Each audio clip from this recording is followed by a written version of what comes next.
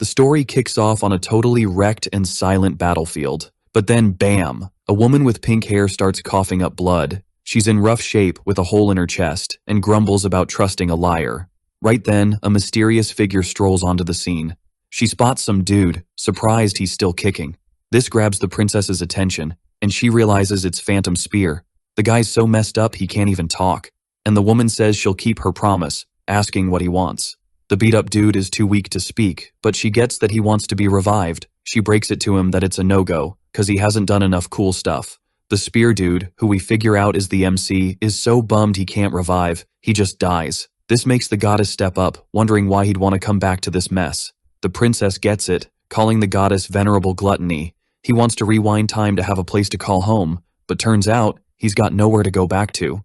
So why didn't Gluttony bring him back, since she seems pretty shook? The goddess just says it's hard not to be sad when someone who could lead others dies. Hearing this, the princess takes off a necklace, catching Gluttony's eye. There's a deal between the royal fam and the goddess, and since the world's already toast, the princess wants to make a wish. She wants the earthling's wish granted. Right then, the goddess spreads her wings and starts channeling some epic magic to revive the MC. It's so intense the princess gets blown away like a sack of potatoes. While the MC is doing his best Goju impression, a crystal pops out of his chest and shoots into the sky, bursting into pieces. Then boom, we're zapped back to the past, with the MC betting everything at a casino. But next thing, he's kicking a trash can, so yeah, he didn't win. Some dudes in the back know him. Apparently he was born lucky cause he used to win all the games. But then he lost it and stopped winning. The guy's ticked off cause he can't see something anymore, and he needs cash to pay off his debt. Then we hit a cafe where a good-looking guy's trying to score the waitress's number, but she shuts him down, and the waitresses start listing his traits to see how good he is. But the vibe gets wrecked by the MC, who storms in, fuming. He plops down, asking for an Americano, and the waitress says she'll handle him.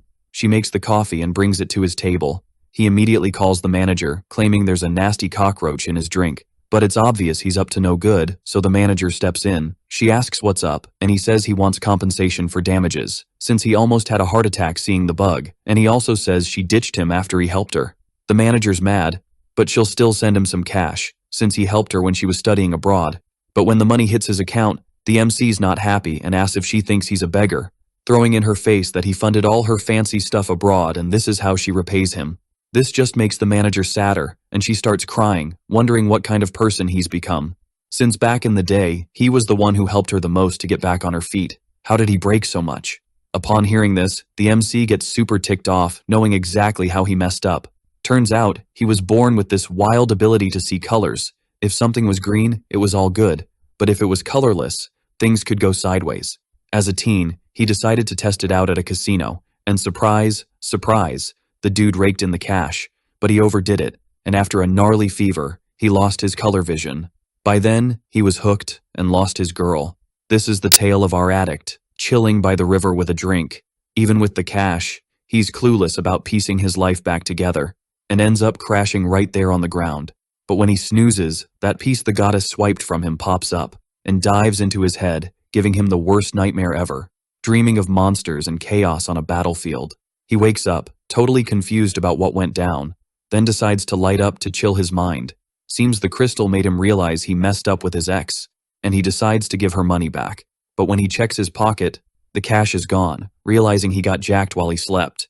He thinks maybe he got caught on CCTV. The dude sees a train zooming by and reaches out like he's gonna grab it, but then he's like, nah, that's a dumb idea. Laughing at himself, he wonders how he'd even pull that off. All this leaves him super frustrated. Then, ticked off, he yells about losing his money. He feels more and more defeated, and starts heading down the stairs, totally bummed out. Entering the water, he thinks the only thing left is to peace out. For him, this choice is better than living like this, and he feels bad for Sunhwa about it. He also says sorry to his parents while crying. The water mirrors his face. Finally, a tear drops from his eye, and as it hits the water, it turns green and glows. The light gets bigger as the tear mixes in. This kind of freaks Jihu Seol out. He finds it weird, not getting what's going on. The light gets even bigger, and everything around starts glowing with green light, leaving him amazed and wondering if the light is back. This time, his tears are from emotion, wanting to know how this is possible. Someone's coming towards him. The woman says the water's pretty chilly these days, then says she came to chat with him. Jihu Seol is totally impressed with the woman in front of him. She tells him again why she's there, and it makes his head hurt again. For him, it's like déjà vu, but he's sure he saw something like this in his dream. She then asks him to come up, despite the view from above. For her, it's a kind of special day. Showing her card, she introduces herself as Hannah Kim, director at Shinyong. The dude then climbs the stairs with his soggy sneakers. As he gets closer, she extends her hand, and he takes the card, checking out the info. Suddenly, he finds it weird he thought of a human shield and wonders why he'd think that now. But Hannah Kim wants to cut to the chase because they're short on time. She takes the bag strap off her shoulder and then shows him the open bag with stacks of 1 bills. The woman then dares him to a bet. Jihu Seol looks at that pile of cash, super curious. It's way too tempting for him, leaving him deep in thought about it. But he says he's done with betting and wants to know how she knows him. But she asks why it matters and says he could win it all in one go. It'd clear his big debt. Being blunt, he says it's none of her business and just wants Hannah Kim to answer his question. Keeping her cool, she says it was data collection before business and apologizes for not telling him sooner. He asks what kind of business it is. Again, she says she's a director and wants to hire him, but Jihu Seol needs to hear her out. This leaves him wondering why Shin Young would hire him and what the bet's about. But that's not the main issue. For him, there's something bigger. Hannah Kim smiles in a weird way, and he can only think of a human shield. And with that, he turns down her offer. The woman seems shocked at what she heard, and she's all, "At least hear me out," thinking he's got nothing to lose, but Jihu Seol's just like, "Nah, I'm good." She's got to roll with it, so she's like, "Wow, you're really sticking to your guns." Then she whips out her phone, and she's like, "Oh, what a coincidence, the spot just got filled." Hannah Kim's all, "Sorry for the hassle, good luck," and she's about to bounce. But then the dude's like, "Hold up," and she's low-key pleased her plan's working. She turns back, "All right, spill it." Jihu Seol's like, "As long as it's not a contract." Without that, he's down to listen. Hannah Kim's kinda confused, and he's like, "I'd rather it be an invite than a contract." Suddenly, a massive monster with a huge iron ball lifts her up. The beast goes for Jihu Seol, and it's all happening at lightning speed.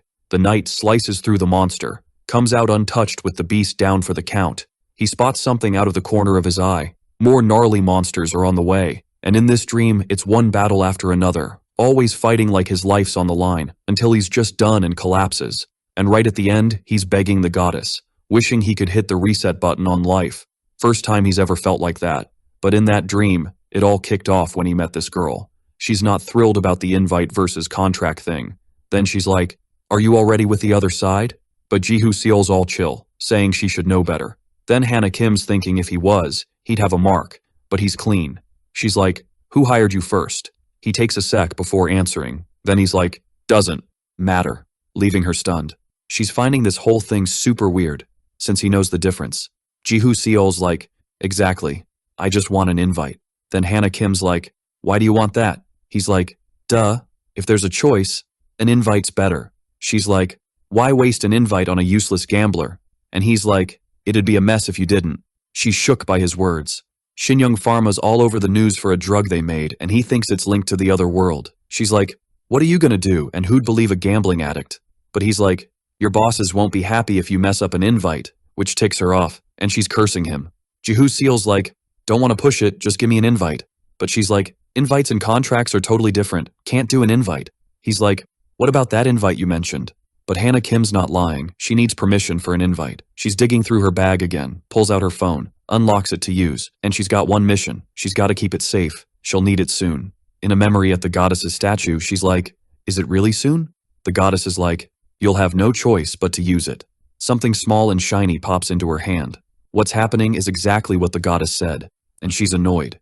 To Hannah, he's got it good, not a slave. More like a vet from the other side with a prophecy. With little choice, she's thinking about accepting, but there are conditions. Then Jihu Seol's like, "Spit it out already." First, he's got to promise he's never been to the other world. And of course, he promises. Second, he's got to spill his secrets, who he met, what he knows, but he can't do that. Then she's like, "Not even for a special invite?" This piques his interest. Jihu Seol's thinking it over, leaving her on edge. "All right, buckle up, 'cause this story's about to get wild." So he's all, "Nah, maybe later when I trust you more," keeping his dreams on the down low. 'Cause that's his secret weapon. Hannah Kim's too wiped out to argue, so she just nods along. Her last deal? If he gets in, he's got to do business with them first. No exceptions. Jihu Seol's thinking, if she said that, maybe she ditched the whole slave contract idea. She's like, "If you're not a total noob, You'll get in, no matter how you do it. So he's like, deal, and she's stoked. She dives into her bag again, and bam, there's this golden glow. It's the shiny thing she got from the goddess. He's all curious. What's that stamp? Hannah Kim grabs his arm, kinda annoyed. It's my life, duh. She stamps his hand, and it starts glowing, leaving him all confused. The glow gets brighter, and the marks on his skin. Then it fades away. Poof, gone. Ji-hoo Seol's mind is blown when it vanishes. Hannah Kim hands him a letter, saying he should read it, and the portal's opening at 10:30 tonight. She's like, sort out your stuff, even if you've got nothing to do.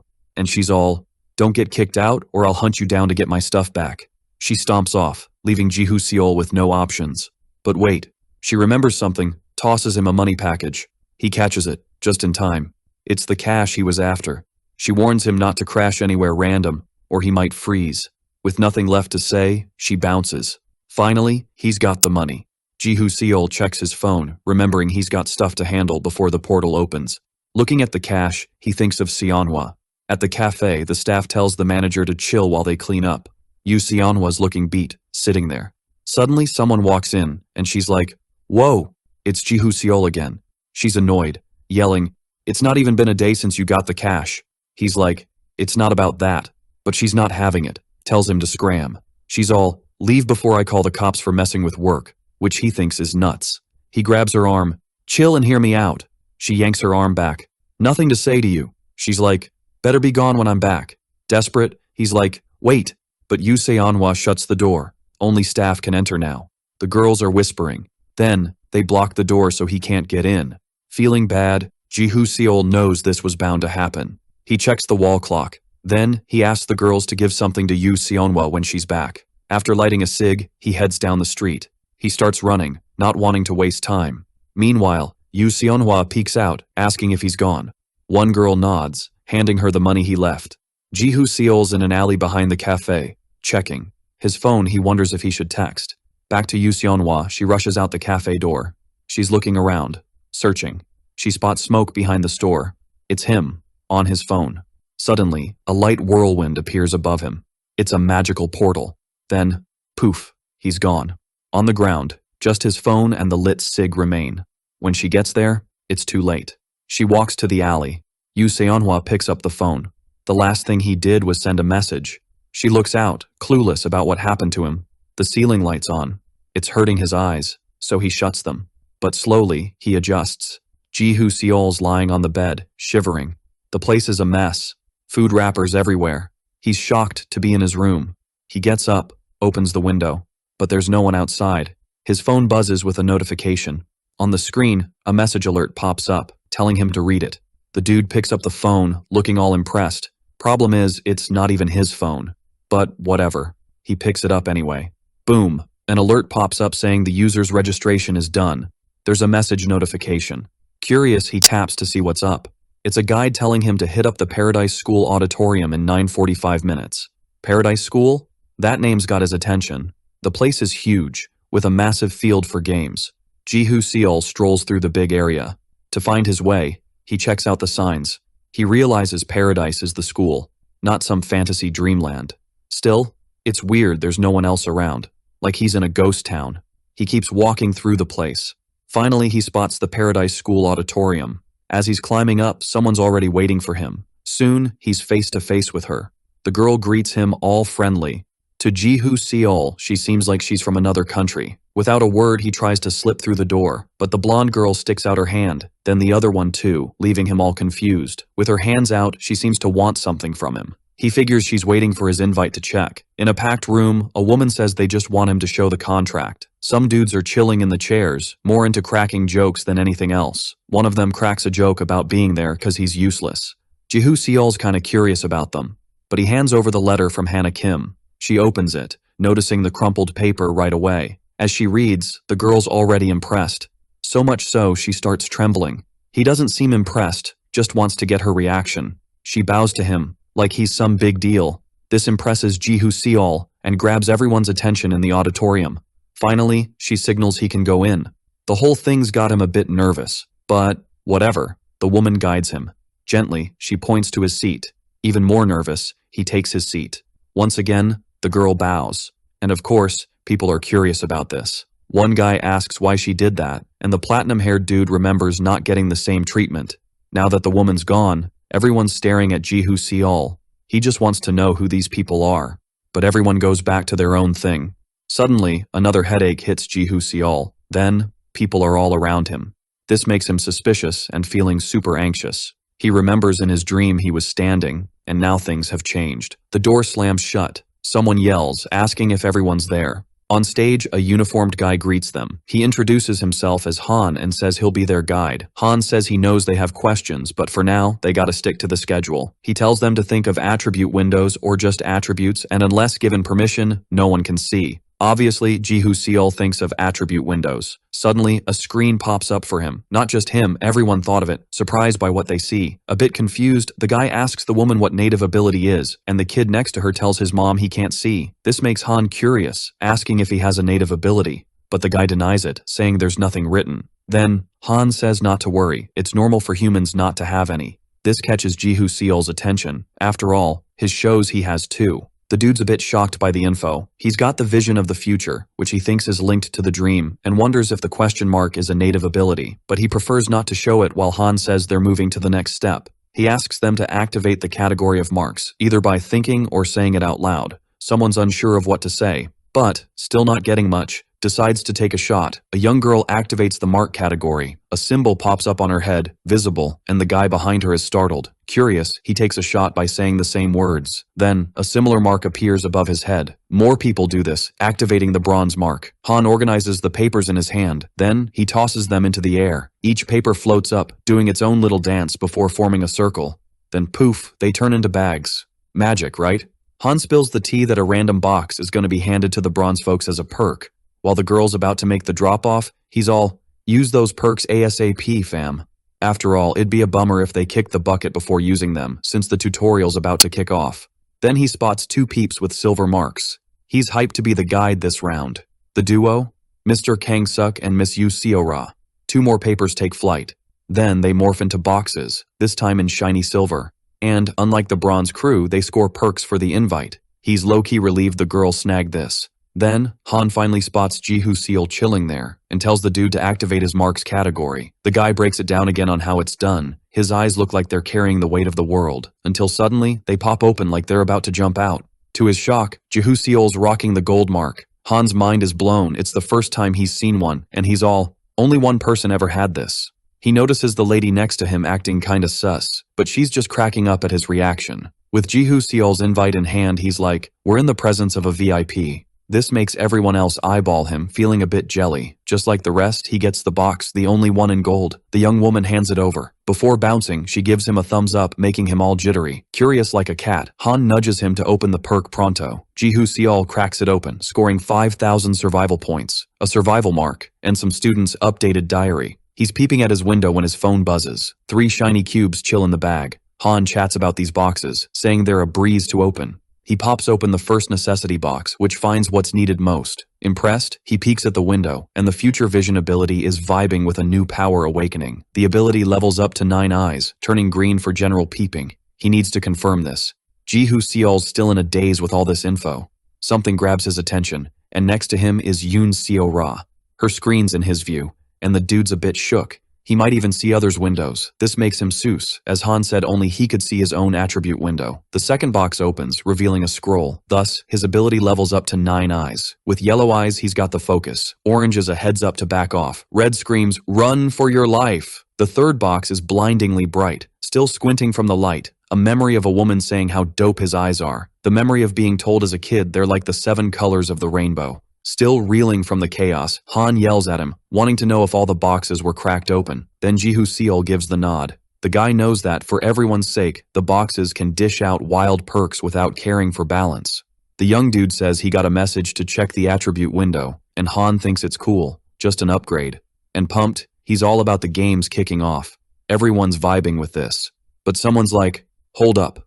A participant's like, wait up, and stretches her arm. Not leaving Han too thrilled as they're about to start, so he's like, what's up? She's like, we didn't get any perk bags. Han explains it's only for the invited ones, but she's like, we got invited too, so what gives? The guy's like, it's simple. The perk squad got invited after a deep dive. As for them, they came through contracts. Then Han's like, besides, she's already been through enough IRL. This hits Shinsang-ah hard, making her shake with fear. The guy's like, enough talk, let's get started. But another person's not feeling it either. The guy's getting heated, saying everyone deserves a better explanation, and he's like, why are we even here? But Han's like, you'll find out soon enough, 'cause it's already too late. He taps his phone screen with a sneaky grin. Everyone in the auditorium gets pinged on their phones. Ji-hoo Seal's got his phone ready. The guide's message says the first tutorial mission, Escape the Auditorium, has kicked off, and his journal's been updated.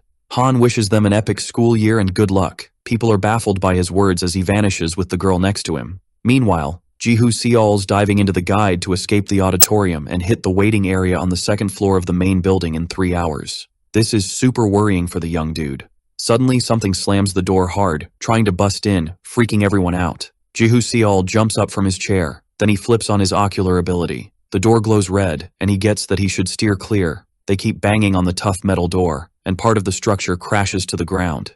This freaks people out even more, but the banging on the door doesn't stop, until someone steps up and suggests blocking it to keep it shut. The girl grabs a chair and rushes to help. She uses it to jam the door, but whatever's out there keeps pushing, and more people dash to help her. The squad's holding the door. One of the guys yells for backup. The force of whatever's hitting is so strong that 3 people get shoved. They hit the ground, totally wiped out, but they still get up to help again. It takes a ton of effort from the crew. Meanwhile, Ji-hoo Seal's hunting for info on his phone. He's reading a journal about somehow blocking the auditorium door. An interesting tidbit in the journal says blocking was pointless, but during the chaos, the person found a hole. The banging on the door stops. One of them asks if they're gone, and everyone thinks so. The worn-out girl collapses to the ground. Kang-suk says it started with a bang from the get-go and that all of this left him buzzing. He tells his crew it's time to scope the place out. Then, that dude calls for him. With a not-so-happy look, Kang-suk glances at him and asks the dude if he was talking to him. The dude just wants to know what his plan is, and Kang-suk simply says to investigate, leaving the dude puzzled. Then, he points to a specific spot. Yoon Seo-ra's on the stage checking behind the curtains. She then spots something and pulls the curtain to get a closer look. The dude's unsure about what they're hunting for, but with the door blocked, Kang-suk says they need to find something useful. It clicks for him, so he offers to help with that. But Kang-suk tells him to do whatever he wants, saying he's not there to boss around. However, the dude says they'd wrap up faster if he and his crew pitched in. Nonetheless, the young dude doesn't seem too interested. This leaves the dude scratching his head. Kang-suk turns away, telling him to do whatever he wants since the matter's already sorted, leaving the dude fuming. Annoyed, the dude calls him a total loser. The young dude pauses and takes a deep breath. Then, it's Shin Sang-ah who calls him a selfish jerk and says he's only thinking about himself in this mess. Kang-suk asks her to repeat what she said. Annoyed, she asks if he didn't notice everyone there. After all, there are women and kids too, but it doesn't seem to bother him much. Many seem as ticked off as she is, while others are pondering the situation. But the young dude gives a slightly sarcastic smile. Then he asks what she wants from him since they've got a lot on their plate. Shin Sang-ah says that's why they offered help, like it's no big deal. He brushes off the help, which seems to tick her off even more. Then, Kang-suk asks why she's dumping all the baggage, annoying her even more. And he doubles down and says he knows they're trying to use him and tells useless people like them to get out of his way. The woman clenches her fists, shaking with anger. But Yi Seola stops a bigger showdown and says they need all the help, and that's why it's crucial to team up. The young dude says whatever and offers her and her brother to join his crew. Suspicious, she asks why he wants to take them. And Kang-suk simply says they seem useful. What ticks off Shin Sang-ah is when he asks how he can know what's useful or not. With a grin, he says it's simple, and explains that it's because the two of them were invited. As for the others, he says they got dragged in because of a contract. His words make the young woman even more ticked off. Then Kang-suk calls out to someone, and it's Ji-hoo Seol, chillin' in the middle of the auditorium. He turns around curious about who's calling him. Kang-suk asks if he wants to speedrun the tutorial, saying it'll be a breeze if he joins them. The dude pauses, deep in thought, while everyone else is staring at him, waiting for an answer. In her mind, Yi Seol-ah is hoping everyone gets a helping hand and isn't left hanging. Ji-hoo Seol shuts his eyes, and when he opens them, boom, they're green. He sees green vibes in people, and the door that's safe is glowing green too. But Kang-suk's vibe is orange, screaming for attention. But the real plot twist is Yi Seol-ah, who's got zero color. This leaves Ji-hoo Seol puzzled, and he's not sure what to say or do. Until suddenly, everything goes red, screaming, GTFO! More rumblings start, freaking everyone out. This time, the thuds are from the ground, and people are like, "What's going on?" Some even think it's an earthquake. But Jihu Seol yells for them to bolt. Everyone listens and dashes as told. People are in full-on panic mode, trying to save themselves. In the chaos, Yi Sung-jin twists his ankle, and bam, he's down on the ground. His sister spots him. She rushes over, freaking out, telling him to get up ASAP. A dark circle appears behind him, and it shatters, pieces flying everywhere. Hooks on ropes pop out of the hole. The dude's startled, like, "What the heck is that?" And the siblings are about to bounce before getting snagged, but one hook's coming right at them. Seeing this, Yi Seola shoves her bro out of the way. He hits the ground, landing hard. Desperate, he looks at his sister. She's acting as his human shield. Then something smacks her hard. It's the hook on the cables, which then drags her toward the hole. Desperate, Yi Sung-jin screams for his sis and begs others to help. The dude tells his wife to grab their daughter and get her out of the chaos. Meanwhile, Yi Seol-ah's halfway into the hole, and the others are struggling to pull her back. Jihu Seol and the crew just watch the drama unfold. Then Hyun Sang-min's like, "Yo, help out. People are frozen, unsure if they should jump in." One woman joins the squad, but for Jihu Seol, it's already game over. Yi Sung-jin's desperate, clinging to his sister, and the young dude notices his look. Then he asks for help to save his sis. The crowd's whispering about someone with the gold mark not stepping up, and Jihu Seol feels the pressure to help, so he sprints to assist. From the hole comes a gnarly scream, and a ton of red goo splashes on Yi Seol-ah. Something starts spinning around her, and the others hit the ground. Another roar sends chills down their spines, and the girl's body starts shaking as the hole closes. Her legs, still outside, drop to the ground. Yi Sung-jin rushes to his sister. Desperate, he grabs her foot, pulling it out. The scene's a total horror show, leaving everyone stunned. Only part of Lee Seo-ah's left, and something's creeping out of the hole. The dude's the first to spot it. A nightmare creature with red eyes and razor-sharp teeth. It crawls out, towering over them. The monster, with its massive mouth wide open, roars again. Its feet, emerging from the hole, have just 3 toes with thick, sharp nails. Terrified, people scatter. Meanwhile, Yoon Seo-ra's hiding behind the podium, shaking like a leaf. People dash for the door. The lady in red tries to yank out the stuck chair that blocked something earlier. Jung Min-woo shoves her, hitting her face. He easily removes the chair, and with it, he charges back at the monster. With all his might, he hurls the metal chair at the beast. The chair flies until it's stopped by one of the hooks. Then it crashes to the ground, missing the monster. People scramble to open the door, and Kang Suk's like, "Hurry up!" But the monster leaps and lands on someone. The creature roars again, and people scatter, screaming for help. With its hooks, it slashes through everyone in its path. The creepy creature shows off its massive tongue. The door finally swings open, and everyone bolts for the exit. Jihu Seol's in the middle of the chaos, but he's chillin'. He's wondering why he's not freaking out, like, at all. Maybe because it feels like a video game, not real life. He stops by this random iron rod and gives it a good stare down, kicks it, trying to jog his memory or something.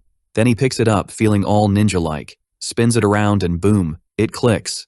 Jihu Seol's got his new weapon, feeling like a boss. He remembers that fighter from his dream, strikes a pose. To him, it's no biggie. Everyone else is running like it's a zombie apocalypse, all heading the same way, like a herd of panicked sheep. But Kang Suk's like, "Nah. Let's go this way." Meanwhile, Hyun Sang-min's just standing there, taking it all in. The crowd splits, like a banana peel. He checks out the wrecked auditorium door, then decides to join the running crew. Meanwhile, the monster's showing off its gnarly teeth. But Jihu Seol's not even phased. The beast charges, all claws and chomping mouth. And suddenly, Jihu's got this orange glow going on. He smacks the creature, stopping it in its tracks. The hit's not epic, but it does the job. The monster's red lizard eye spots something. It glances at the auditorium exit. The iron rod's just chillin' on the ground. Jihu Seol's kind of freaked out by what he just did. Meanwhile, Kang Suk's crew's hunting for a hideout.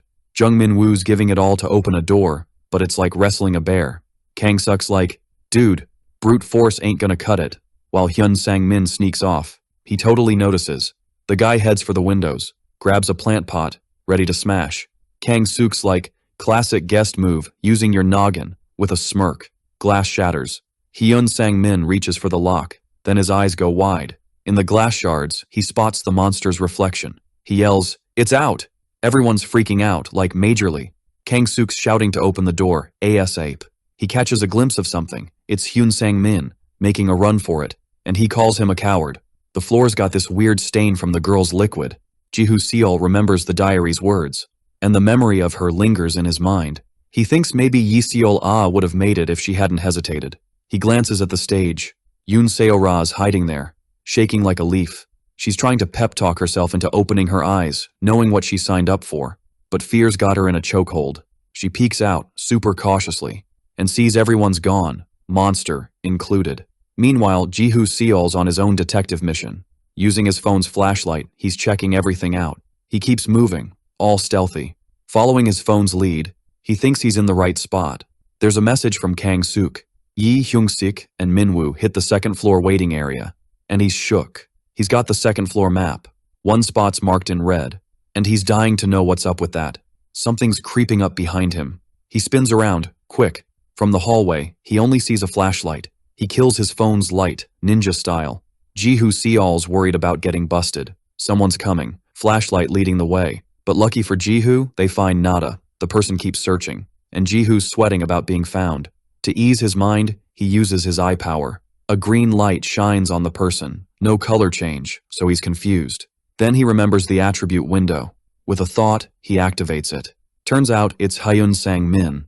The guy's still coming, all chill. So Ji-hoo Seol lights up the lantern and tosses it at him, who asks who's there. Even blinded by the light, he figures it out and asks if it's the gold mark dude. Ji-hoo Seol stays put, and Hyun Sang-min gets closer. Then he confirms Ji-hoo's the gold mark guy, saying it took a while to find him. Suspicious, Ji-hoo asks what he's after. Hyun Sang-min's like, let's team up. It's tough solo, even with the gold mark. But then Ji-hoo Seol's all, why team up with me, dude? You'd totally rock with the silver mark squad. And Hyun Sang-min's thinking, is this a test or something? The young dude's not buying it, so he straight up says he can't stand unfairness, and those guys are on their own. With his 9 eyes power, Ji-hoo Seol checks out his window. The guy finds that kinda weird. He's all about himself, super sharp instincts, and a bit of a show-off. All these traits make Ji-hoo Seol go, gotta watch this guy. Then he tells the dude he needs to ask something. Wants to know why he ran to the girl when she got pulled into the hole. The young dude remembers Hyun Sang-min rushing over, and then yelling for backup, being the first to step up. Then Ji-hoo Seol's like, what's in it for you trying to save her? He also points out he could have been toast if things went south. Hyun Sang-min's like, easy, just trying to win everyone over. The young dude's like, huh? What do you mean? Then he breaks it down, saying if it worked, he'd be the hero and everyone would owe him big time. But he's bummed it totally flopped. Ji-hoo Seol thinks it's all a calculated move to earn trust. Hyun Sang-min says he'll follow orders and risk it all for him too. The young dude gets it's like a pecking order and asks what's in it for him. He promises a shot at surviving, cause in his view, it's the best bet. Ji-hoo Seol gets he's laying it all out and isn't too stressed about it. At least he's easier to handle than Kang-suk. All that's left is to say his name's Seol. Hyun Sang-min jokes it sounds girly and promises to pay him back, but the young dude's like, for what? We haven't done squat yet. Hyun Sang-min asks what the plan is and wants the deets, and Ji-hoo Seol just says he has to figure it out, leaving him stumped. Then he explains that's why they have 4 hours of data. Elsewhere, things are looking rough. Outside, it's a ghost town. Meanwhile, the survivors are laying low. The guy says the main entrance is blocked by an invisible wall and the monster's chilling in the auditorium. His wife asks what to do and he thinks they should hit the second floor like the other crew. Annoyed, the guy's like, if I knew this, I'd have tagged along. He blames his wife for going the other way and she defends herself, saying she was just trying to bail. Shin Sang-ah watches the awkward scene. In the other corner, Yi Sung-jin's whining about his sister's death. Meanwhile, the lady in red asks if he's got any genius ideas. The guy starts brainstorming a new plan. With his eyes, he spots something. He sees the girl in the blue cloak wandering around, and with a grin, he says he does. Ji-hoo Seol explains the mission's simple, even with the monster glitch, and the auditorium's close to the main building. Hyun Sang-min gets it, cause Kang-suk and the crew already nailed their mission. Ji-hoo Seol figures there'll be more missions and the guy wants to know why they got so much time, and he says it's to grab what they need. And Hyun Sang-min asks if it's a monster-busting weapon, but he says he's not sure, he's after something else. Curious, the guy asks what it is then, with the answer that they'll find it there. Hyun Sang-min asked what place he opened the door to, and like it's obvious, Ji-hoo Seol says it's the main building. Meanwhile, the guy asks if everyone got what he said. From their faces, they're not totally on board. Then Shin Sang-ah asks if they really gotta do this.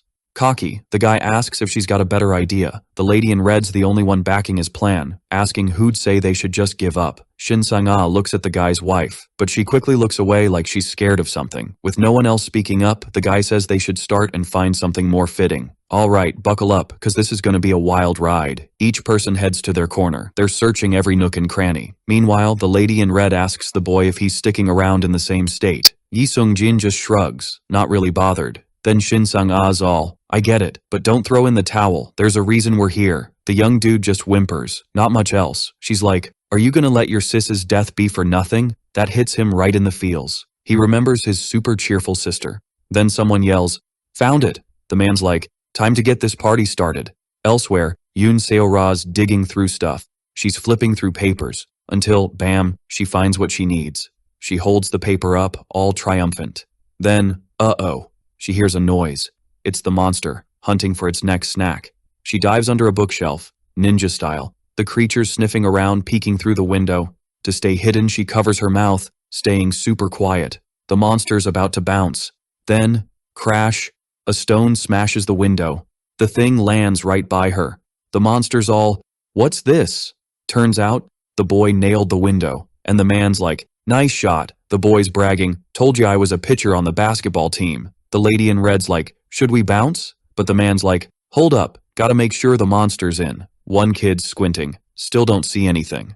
The building's dark, no one's creeping around. The monster opens the door. Yoon Seo-ra's heart's racing, she's freaking out. With its giant mouth, the monster's on the prowl, and the girl's squeezing her eyes shut. It spots the glass shards on the floor, which makes it peek outside, and bam, it sees the squad making a run for it. The monster leaps through the window. Everyone's eyes go wide with fear. The man's yelling, run for it! He's leading the charge carrying his kid. Basketball boy's like, head to the back. Meanwhile, the monster's picking its first target. Someone trips on a rock, face planting. The monster's red eyes lock on. It charges, tongue out, teeth bared. The kid on the ground's terrified. The creature's ready to chow down, but the pitcher hurls something at it. Now the monster's all about him. The rest keep sprinting for their lives. The man spots the iron door. He's trying to open it like before. He gets it open, and the crew rushes in, but Sang-ah's hesitating. She's eyeing the trio in danger, but the bossy guy's like, get in now, scaring her. She's got no choice but to listen. Once she's in, the man slams the door shut, and locks it, just to be sure. Worried, she's like, what are you doing? He points at the monster. Too late for them, but she's like, no need to lock it. He's all, we need every second. Sang-ah tries to argue, but he cuts her off. Think you'll survive without getting dirty? He adds, don't let your justice get us all killed. And he storms past everyone, all grumpy. Sang-ah glances at his wife, who looks away. The woman tells her daughter Hee-jin, let's go. Sang-ah's about to join them. Then she spots Sung-jin standing there. Curious, she asks if he agrees, and the boy's looking nervous. But he just says, we couldn't save them. This hits them hard, feeling the weight of it all. Meanwhile, Ji-hoo Seol and Sang-min are snooping around the building. He's shining a light on a store's facade, and Ji-hoo Seol's like, the guy didn't mention this, no one asked. Then he's like, it's the time limit and tutorial conditions. Hearing this, Sang-mi's spooked. He's thinking, no wonder the guy's got the gold mark. So he's planning to level up, sticking close so Kang-suk doesn't outshine him. Ji-hoo Seol's at the store's door. He's about to open it when the other's like, hold up. Sang-mi's like, let me handle it, who knows what's in there. And with confidence, he's like, use me for this kind of stuff. The store looks chill, no danger vibes or signs of anyone lurking around. The dude lights up the place with his phone's flashlight. He tiptoes through the store, all sneaky-like. Outside, Ji-hoo Seol is just chilling, waiting for him. The young dude is super chill while waiting, and, seizing the moment, he activates his Nine Eyes ability. The store glows all green, like a neon party. Then the door swings open again, and Sang-mi says it's all clear inside, no spooks. Trusting his ability, the young dude just nods. The plan? Hunt for snacks and anything useful for emergencies. While digging through the bag, Sang-mi jokes they could beat the monster, and maybe even delete it. Thinking about that, Ji-hoo Seol rummages through his bag too. Noticing this, the dude jokes even the bags are different, but they share stuff almost equally. Then Ji-hoo Seol gets it. That's the gold mark's worth. As they walk, Sang-mi asks if they're hunting for weapons, and the young dude says they're heading up, got something to check. Telling him to peep the stairs, the young dude says the waiting room's upstairs, leaving Sang-mi curious about how he knows this stuff. Then the phone gets flashed. This surprises the dude with the map he didn't get, but it's all thanks to the perks. Sang-mi asks if they gotta go up there yet. Tapping the screen, Ji-hoo Seol tells him to look. The maps zoomed in, super detailed. He explains the points were blue, but when Kang Suk rolled in with the crew, everything went red, and the dude asks if that bugs him. Then he says the crew's got 3 peeps and there are 3 red points. Not just a coincidence, huh? Thinking it over, Sang-mi gets it. Makes sense. Suddenly a thought hits him, asking if first arrivals get perks. But Ji-hoo Seol denies it, saying they'd have been notified, so Sang-mi says they gotta check it out. The young dude waits at the staircase. From above, Sang-mi scans for danger. Seeing it's all good, he announces it's clear. While one's nervous, the other's super chill. Pointing to the door, Sang-mi thinks it's the first floor corridor door and asks if they should explore. But Ji-hoo Seol says nah, they got what they need, no need to risk it. They climb the stairs, all chill, but the one in front halts. The two are on high alert, and Ji-hoo Seol's chill is gone. Access to the second floor is barred. The two sigh, gotta try the first floor. Ji-hoo Seol says they'd be toast if a monster popped up right there. Spooked thinking about it, Sang-mi gets chills. The only option left is the exit door. The two dudes press their ears against the door to listen. Sang-mi speaks first, saying it's quiet, asks if they should open it. The door creaks open just in case. Soon a nasty stench and red goo hit their noses, making them cover up. The corridor's all red like a horror movie. All Sang-mi can say is the place is not friendly. Ji-hoo Seol steps back from the door. Then he activates his 9 eyes ability. The corridor turns orange, and he gets it's a warning to stay away. The dude asks if they should try upstairs again, even joking the bars might be rubber. Ji-hoo Seol thinks about analyzing stuff with his eyes. With that, he tells his buddy they should try. Back at the second floor entrance, Sang-mi asks if he thinks it might be electrified, and before the dude touches it, Ji-hoo Seol tells him to hold up. Once again he activates his eye power, but surprise, it shows no color. The dude beside him asks what's up, not getting it. The young dude with the gold mark thinks if it's not green, it ain't normal. He reaches through the bars, back to the monster on the loose. The young thrower's still in danger. His girlfriend's scared, clinging to him. The monster's footsteps echo. Having only each other, the couple holds hands. The monster's ready to pounce. And this makes the young couple grip hands tight. The only move? Run while the monster's on their tail. The two are in panic mode, trying to stay alive. The young dude looks back, no monster in sight. But his girlfriend calls out. The creature's closer than they thought. The monster gears up to strike. Then comes the smackdown. No chill. Everyone's watching this go down. The girlfriend's yelling for him, but the dude's totally zonked out. The creature, being extra savage, splits him in half. Its creepy grin gets bigger as the guy's life juice splatters everywhere. A spooky scream echoes through the night, and the squad inside the building hears it. The leader dude's got a mix of fear and worry. He's way ahead, sprinting to the stairs. On one step, he slips on some red goo, maybe from another victim.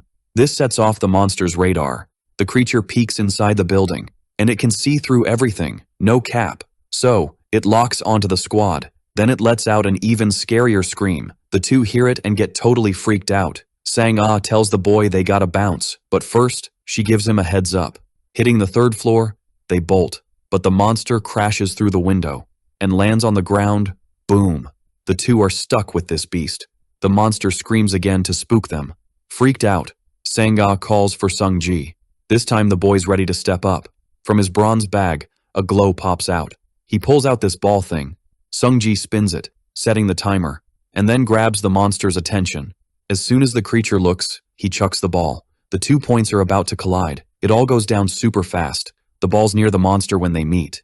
Then it blows up, lighting up everything, giving them time to escape.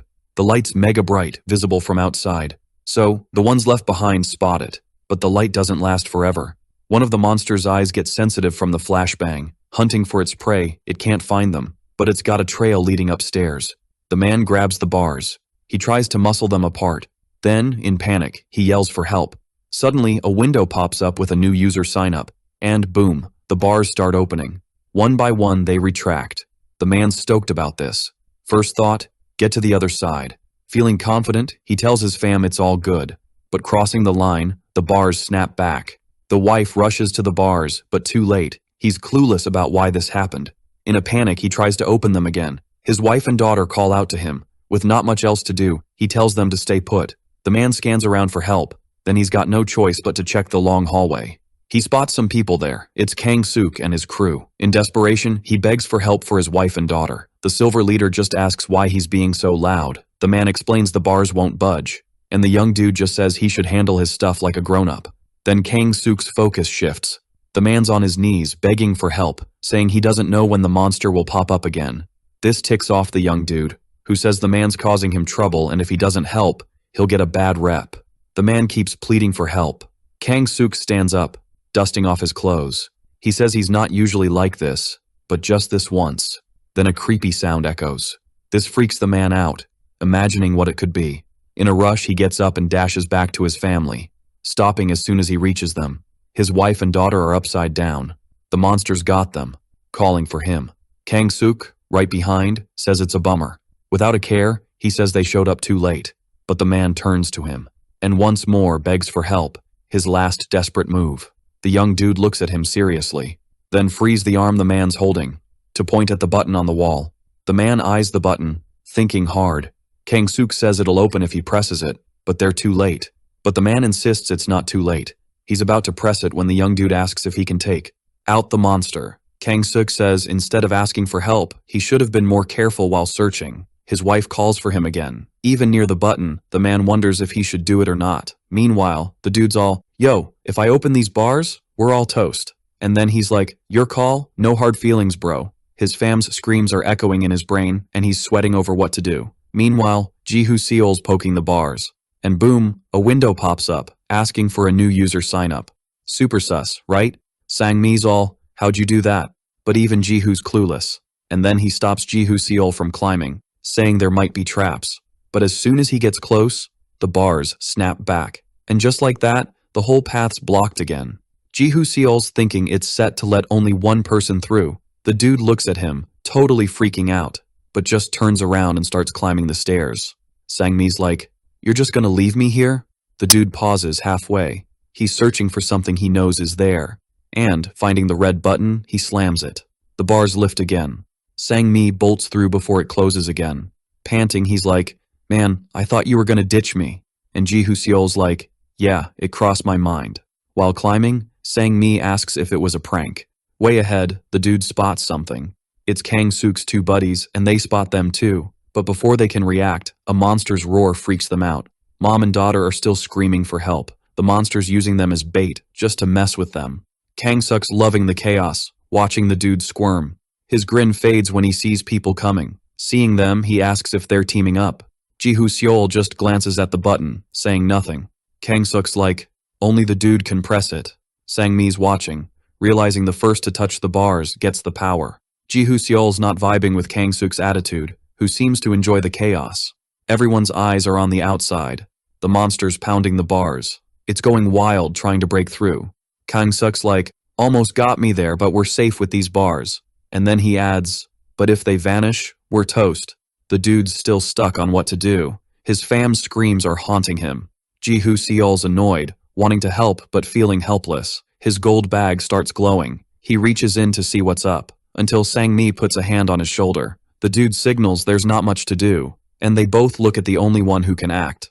The dude's still undecided. He's just crying, totally lost. Ji-Hoo-seol gets that it's not their call. Head down, the dude apologizes to his wife and daughter, Hee-jin, even as they beg not to be left behind. The monster seems to get his choice, and all the dude can do is look away. The creature brings its bait to its mouth, then chomps down, spreading their liquid everywhere. Ji-Hoo-seol's horrified, while Sang-mi tries not to watch. The monster wipes its mouth after its meal, then turns away, finally leaving. Defeated, the dude collapses. He's crying, and Kang-suk's amused by it all. The dude's like, "Tough luck, but you did the right thing," and says they should rest in peace. Nothing could have saved them, and Kang-suk's crew bounces. Otherwise, they all could have been toast for nothing. That's just how it goes. In this world, only the strong survive. But Ji-Hoo-seol's like, the real world's always been like this, and he wonders if he could have done the same. If it was Seon-hwa instead, what would he do? The dude's alone in his pain. Kang-suk and his pals chat like nothing happened. While Ji-Hoo-seol and Sang-mi are bummed out, the dude tells him to stay focused, saying paradise is even wilder. Which shocks the other, asking if they're not already in paradise, since that's the school's name. Sang-mi's shook, not knowing this, even though he's from the gold mark. But Ji-Hoo-seol, feeling a bit nervous, says he just stumbled into it. The other dude nods, saying everyone's got their reasons, so he won't pry. He explains they're not in paradise, but in the portal, hence the whole tutorial vibe. Ji-Hoo-seol recalls Hannah Kim's advice about staying alive, realizing she meant this. Sang-mi looks at the guy, wondering how his whole fam ended up here. He doesn't want to pity the guy, but if he brought his wife and kid here, his life must have been rough. Ji-hoo-seol says everyone's got stories, stuff you wouldn't get unless you lived it. With a smirk, the young dude agrees, saying he doesn't need the guy's life story. Something on the floor grabs everyone's attention.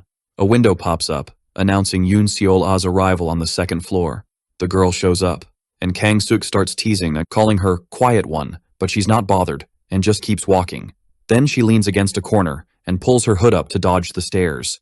Kang-suk comments again, saying she's doing her usual loner thing. Meanwhile, Ji-hoo-seol notes they're now 6. Sang-mi, curious, asks what's up, about the iron bars in the waiting room. They're designed so the first to touch them gets registered as users. That way, they can open or close the entrance. There are 6 entrances total. Kang-suk's crew, being first, snagged 3 entrances.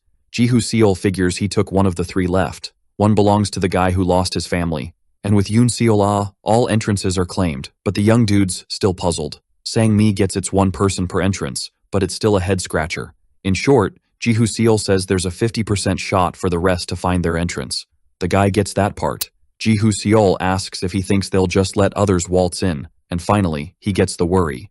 Meanwhile, the rest keep climbing the stairs. Sang-ah spots the issue first. They finally hit the iron bars. Clueless, she asks why it's blocked. The lady in red, impatient, tells her to move. In a panic, she yells for help. The guy behind her freaks out, telling her to hush so the monster won't hear. Soon, the entrance owner comes down, curious.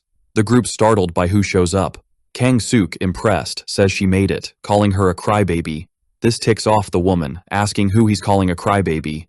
But it's not her, he's talking about Sang-ah. Just hearing him annoys her, but she tries to ignore it, asking how to get in. With a grin, he says it's easy, and points to the red button, saying it'll open if he presses it. He makes it clear it only works if he presses it, claiming the entrance as his. Sang-ah's surprised to hear this, but she tells him to quit messing around and open it. Again, the young dude asks for quiet. Everyone's scared of drawing the monster's attention. The others also head down the stairs. Meanwhile, Sang-ah, desperate, begs for the entrance to open, but Seok-suk and his crew only focus on the other 2. Ji-hoo-seol confirms he's the owner, so he's the only one who can open it, and this makes the guy with the silver mark show off. Once more, Sang-ah pleads for the entrance to open, but he just refuses. Fuming, the lady in red demands he open it now, but, sarcastically, he says it's not his call. Then, Sang-ah asks why he's acting like this, and, holding a grudge, he asks who called him insignificant and selfish. While Sang-ah feels hurt, the lady in red gets mad. She grabs the bars, ready to curse him out, but the boy covers her mouth, scared the monster will hear. The woman's not too worried about that while Sang-ah watches. She sighs, gearing up for what's next. Then she's all like, sorry for the drama in the auditorium, and says her crew's innocent, so he shouldn't mess with them. Kang-seok's like, for real? And she nods, but he's still like, prove it. He's down to let the 4 in, but she's gotta stay put. The dude's like, what if the monster shows up? Sang-ah's just like, ugh, with a big sigh. She's shaking like a leaf. The lady in red grabs her hand. She's like, you doing this for us? And promises to find a way to open it for her. Her stare's intense, like laser beams. Sang-ah steps back from them. Kang-suk's all hyped, calling himself a hero. Finally, he hits the button, bars go up. Everyone bolts to safety. But Sungjin glances back at her. She looks bummed but not sorry, and he just turns away. The other 2 shout for her, but the lady's like, nah. Sungjin zooms past Kang-suk. He's sprinting up the stairs like it's a race. Hits the button, but nada. He's mashing it. Super confused. Kang-suk's like, don't bother, only I can open it. Sungjin charges at him, fuming, but someone holds him back. Minwoo floors him with a punch. Sang-ah's watching, yelling for him. Kang-suk's teasing, asking if she's his new sis, but Sungjin's just like, open it. Kang-suk's throwing insults, saying he might not open it if he keeps bugging him. From the gate, Sang-ah's like, are you gonna open it? He's like, depends on you. Ji-hoo-seol's just watching it all. The lady's like, what do you want? He's like, words mean nothing, apologize for real. But Sang-ah's like, on my knees? Kang-suk's like, cut the drama, it's pointless. He's like, just take it all off. Everyone not in his crew is shook, but Kang-suk's like, I'll feel better with a dance. You can keep your undies. And she's like, you're sick. He's like, no biggie, just use the other entrance. His pals Hyunsik and Minwoo have other entrances too. He's like, what's the holdup? Get lost if you're not going. With no options, she's like, fine. Kang-suk's like, 10 seconds to lose the pants. With a smirk, he's like, Start. Sang A's had enough. Jihu Seol's watching, annoyed. He's thinking of stepping in, but Sang Mi stops him. He's like, I hate this too, but it's survival of the fittest. As the countdown ticks, Sang A's trembling, taking off her clothes. Kang Seok and his crew are loving her humiliation. For Jihu Seol, if it's about being the strongest, he's ready to show them. He's got future vision powers, ready to flex. After losing the bottoms, Sang A's head's down. She's shaking, poor thing. Kang Suk's like, ready for the top? With no choice, she starts. He sees her crying, says it's not the time for tears, reminds her to dance before the monster's back. Jihu Seol surprises him. The dude's like, joining the party? Jihu Seol's just like, open it. Kang Suk's on edge. He wasn't mad, not his style to defend strangers. But hearing what she's asked to do, he looks at Sung Jin on the ground, a small plea from him. Jihu Seol takes a sec to get it. It's like something clicked inside him. He's thinking if he'd acted sooner with Seol Ah, things might be different. But he's done hesitating. Kang Suk's just confused. To him, the whole scene feels super weird, like he's low-key scared. His own reactions got him all worried. He stands up, ready to face whoever's messing with him. Kang Suk's all, why should I even listen to you, just cause you're the golden mark? But Jihu Seol just gives him this disgusted stare. Kang Suk's ticked off, saying he tried to be nice since he got invited too, asking if Jihu thinks he's some saint. But Jihu Seol stays silent. Not a peep. Behind him, Kang's crew's all, we're gonna finish him. The two head down the stairs, closing in on him. Sang Mi follows, even though she's not vibing with how things are going. But Jihu Seol just signals for him to stay put. This leaves him totally shook. Seol just drops his gold bag on the floor. Meanwhile, Kang Suk, calling him homeless, says he's just acting tough cause there's a girl watching, and warns that the more he does this, the less he wants to open up. Only one punch gets thrown at him. It was so quick his friends were left speechless. But they weren't forgotten. Each got a punch too. The three are down. Everyone else is just stunned. Sang Mi's like, how did that even happen? Didn't see a thing. Kang Suk's holding his nose, cursing him out again. Jihu Seol grabs his wrist, dragging him upstairs, and makes him hit the button. Soon the bars start rising, and he tells Sang Ah to get in. The woman's totally shocked by this, but she goes in, leaving her clothes behind. Kang Suk's yelling to be let go, saying it's over. He calls for Min Woo, who's watching with his nose also busted. Then Jihu Seol tells him to bring her pants. Remembering the missing piece, Sang A's like, I'll get it. But that's not how he wants it. Tells her to stay, and the other guy should fetch it. Min Woo's like, why me? Then Jihu Seol says it's what he gets for hitting younger kids. And making Kang Suk feel worse, he says, as the man said, I'm a saint. Kang Suk, even more embarrassed, tells his guy to hurry up. And to make it worse, the lady in red's like, hurry before the monster shows up. This just freaks Min Woo out more, and Jihu Seol gives him 10 seconds to do it. The big guy bolts at the countdown. He snags the missing pieces and rushes back, barely dodges the bars. Jihu Seol, controlling everything, holding the other guy down. Soon he lets Kang Suk go, who still has the nerve to curse him, but the young dude stays quiet. Still crying, Sang Ah thanks him for what he did. Even in silence, Sung Jin does the same. Sang Mi's looking at him, totally freaked out. The young guy's got this whole different vibe. The anger inside him still not cooled down. There's an annex leading to another building. The whole squad's gathered. The notice says to head to classroom 3-1 on the 4th floor of the main building through the 3rd floor annex with a 2-hour limit. Jihu Seol checks the message on his phone. With nothing else to do, he heads through the glass door. On the other side, he walks down the long hallway. Meanwhile, images of what's happening are on a big screen for some people. One of them's like, the second mission's starting now. They chat about how 20 people already failed in the first phase, thinking they won't last till September. Hannah Kim, sitting right in front, just watches them. The guy seems kinda intimidated, while the woman just plays. It cool. The man looks back, asking if the other knows about the other area's performance. The young guy says, speed-wise, areas 2 and 7 are tougher. The answer doesn't sit well with him, saying he gets it if it's Europe. But what's up with the Chinese? Apparently, they're finishing missions and sacrificing contracts when needed. Worried, the man asks about Area 2, and the young guy says a French girl named Delphine's carrying everyone using her initial bonus and taking out the Spectre. He also wants to know about the rest. Area 5's fighting well, but nothing crazy, and their second mission started 30 minutes before theirs. This makes the man sigh, saying at this rate, no one's gonna be left by the end of the tutorial. But the woman reminds him they've got someone with the gold mark, though he's not buying it, and she reminds him she scared off the Spectre just with a look. Hannah Kim's just chillin', not saying a word. Meanwhile, Jihu Seol's out here kicking glass. The dude's like, bro, what's up with you? Think before you act. And the lady in purple's all, did he even read the mission deets? Then he turns to Hannah Kim. Should we trust this guy? Annoyed, she's like, zip it. But even she's wondering if Ji Seol's worth the drama. The afternoon sun's painting the building orange. 2 workers are on a smoke break, and the bald guy's like, what's up with Hannah Kim? To him it's wild she gave a gold mark to a dude supposedly under a slave contract. The young guy nods. She must know who he is. And the bald guy's like, he's the type to gamble while his fam and girl suffer. Gold mark? Makes no sense. The gold mark's Hannah Kim's personal thing, so he's scared to ask her and get roasted. The young guy warns, keep talking like that, and you're toast. Then jokes their leader's almost 30. The bald guy's not feeling it. He's like, why so defensive? Anyway, he tells them to get back before they get busted for slacking. The young guy gets up to join him. He throws a little grin. The bald guy opens the door to head back, and thinks some fool's setting off all the traps. His eyes go wide at the screen. The crossbow trap's gone off.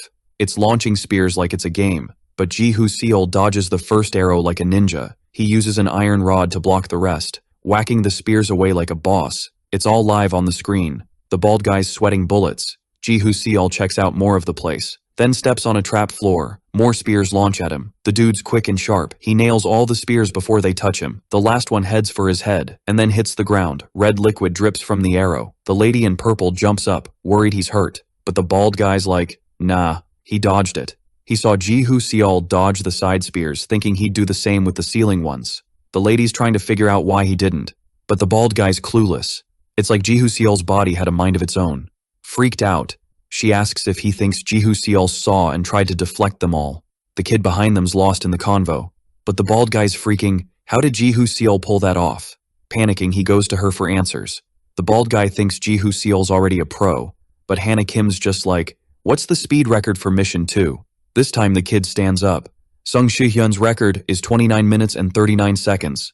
She's like, that's insane, catching the other lady's attention. What's up? Suddenly, mission 2 of Area 1's done. They wait for the time count. In the room, jaws drop. Except Hannah Kim, who's smirking, thinking he was just a nobody.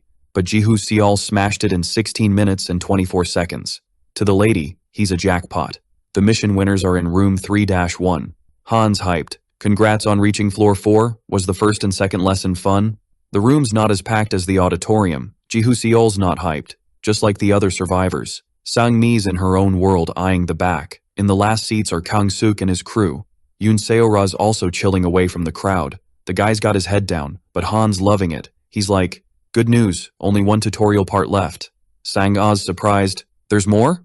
Han nods, don't sweat it. He says it's an easy mission, might even be fun. Some are sus about what's next, given the supposed ease. Han's all, yo, just stick to the rules and we're golden. He makes it clear, everyone's gotta play by them. Sung Jin and Sang-ah are giving each other those sneaky side eyes. Han's like, alright, here's the deal. Get from the 4th floor to the 5th, then hit up the 6th. But plot twist, there are rules. He grabs some chalk and draws a circle on the board. Ever heard of a treasure hunt relay? He asks. Crickets. Everyone's just waiting for the deets. Han sighs, alright, let's just dive in. He spills that there are coins all over the 4th and 5th floors. Tonight's mission. Grab as many coins as you can. You'll need them for the toll and the roulette. The lady in red's all, what's up with the roulette and toll? Han's like, 6th floor, that's where the magic happens. Everyone's ears perk up, especially Ji Seol's. But Han's like, no free rides, the toll's 100 coins. Even Kang Suk's stressing about snagging that many coins. Han's all, chill, there are 3,000 coins out there, and 100's a breeze if you've got a map. Yoon Seora's just fiddling with her hoodie pocket. Han continues, roulette's on the 5th floor. Got coins? Use the machine. Score some items that'll be super clutch. Sang-ah's curious about what they might score. Han's like, food, essentials, maybe even gear, weapons, and magic spheres. And catching Sung-ji and the other dude's attention, he hints they might find something to bring the dead back. He warns, it's possible, but don't treat life like a game. One guy tries to sneak out but gets busted. Han's like, nope. Mission kicks off 30 minutes after my spiel. The guy just accepts he's gotta wait it out. Ji Seol asks why the roulette's got such wild items, and Han flips it. Why not? The young dude's like, why need all this if it's supposed to be easy and fun? Han grins. Smart question, you're thinking. He taps his phone. That's your answer. Everyone's phones buzz, and they scramble to check. Han drops a hint. Watch out for the hour of the dead. They hate the living. This grabs the attention of the mourners. He stresses, Teamwork makes the dream work, but only if they really team up. Everyone gathers and Sang-mi's like, something's off. He wonders if opening the 6th floor also opens the 2nd, letting the monster loose. The girl suggests opening it and chilling for 30 minutes. Sang-mi's like, what if it's waiting there? He's almost losing it. This ain't easy or fun. Ji-Hoo-seol surprises everyone. Maybe it is. He suggests racking up coins till midnight, then hitting the roulette for weapons. Then open the 6th floor entrance. He stops, sensing something's off. Everyone's confused. Ji-Hoo-seol's got that look. Something's fishy. Rules drop for the treasure hunt. First, use room 3-1 as base. 2. Spirits and monsters are active from midnight to noon. 3. They can't enter the base. 4. Use 199 coins for a key or 499 to open the 6th floor door. 5. Portal pops up 30 minutes after the 6th floor door opens. 6. Opening the 6th floor door deactivates the 2nd floor bars. Some are spooked. The lady in red notices some peeps are MIA. Ji-Hoo-seol knows cooperation's the first big hurdle. Meanwhile, Sang-mi's like, wanna grab a bite? We've got time before the mission kicks off. So, this dude's thinking it's a solid plan, and Sang-ah's totally eavesdropping on their chat. This lady pops in, asking if there's any grub around. Boom, everything edible is laid out on the table. Everyone's jaws drop at the smorgasbord of snacks. Sang-ah's all, where'd you score all this? Sang-mi spills the beans, saying Ji-Hoo-seol had a light bulb moment. If it's a simple mission, why give us 4 hours? So they hit up a convenience store. Everyone's mind is blown. The girl's all hard eyes, saying he's not just a combat pro, but not everyone's vibing with it. The food's getting demolished. Ji-Hoo-seol's inhaling everything in sight. He's not just munching, he's chugging drinks too. Dude's feeling pretty content. Sang-ah's watching him, says he eats a ton, and offers her sandwich, catching him off guard. Even though he's a bit shy, Ji-Hoo-seol takes it and thanks her. The lady in red's not thrilled, thinking the other chick's crushing on him. She slides in between them and gives them a secret signal.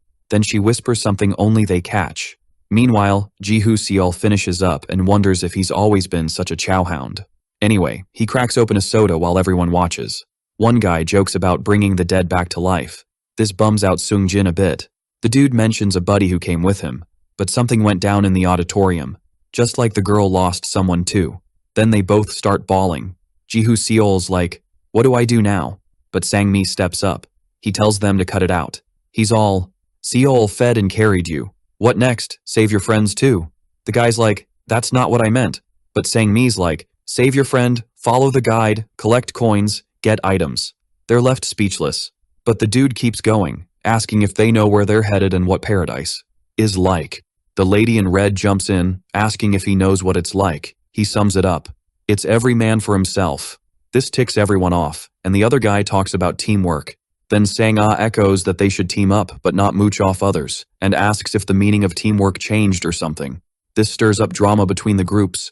Sung-jin's just chilling, oblivious to the chaos. Then Ji-Hoo-seol yells for them to chill. It works. Everyone goes silent. He tells them to check the clock before throwing down. They all peek at the clock, stunned, then at their phones, realizing only 5 hours till midnight.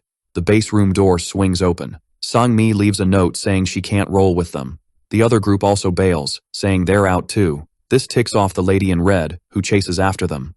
Sung-jin and Sang-ah hang back. She asks the boy to tag along. So Ji-Hoo-seol's left solo in the room. He's all about the first task. Coins first, everything else later. He's pondering where to start. His phone buzzes in his pocket. He checks it out. What he sees makes him jittery. He gets a message from some mystery sender with coin locations, even in the teacher's podium room. He eyes the spot where Han was laying down the rules. He heads over to search, finds at least 4 coins. Score. But he's thinking, that was way too easy. In room 3-8, Yoon Seo-ra's on a coin hunt too. Ji-Hoo-seol strolls into the same room. His eyes are locked on certain people. Then Ji-Hoo-seol thinks Yoon Seo-ra's got a map, but it's weird she's searching everywhere. Something catches her eye. She finally snags a coin, impressing the dude. While Ji-Hoo-seol's lost in thought, Yoon Seo-ra gets all shy realizing she's being watched. She turns to leave, and he thinks she manages a smile. Then he checks his wallet. He scores more coins, totaling 12. While he's celebrating, he spots something. Yoon Seo-ra's staring, blinking back tears. A bit awkwardly, Ji-Hoo-seol wishes her good luck, leaving the girl a bit puzzled, until a light bulb moment hits her.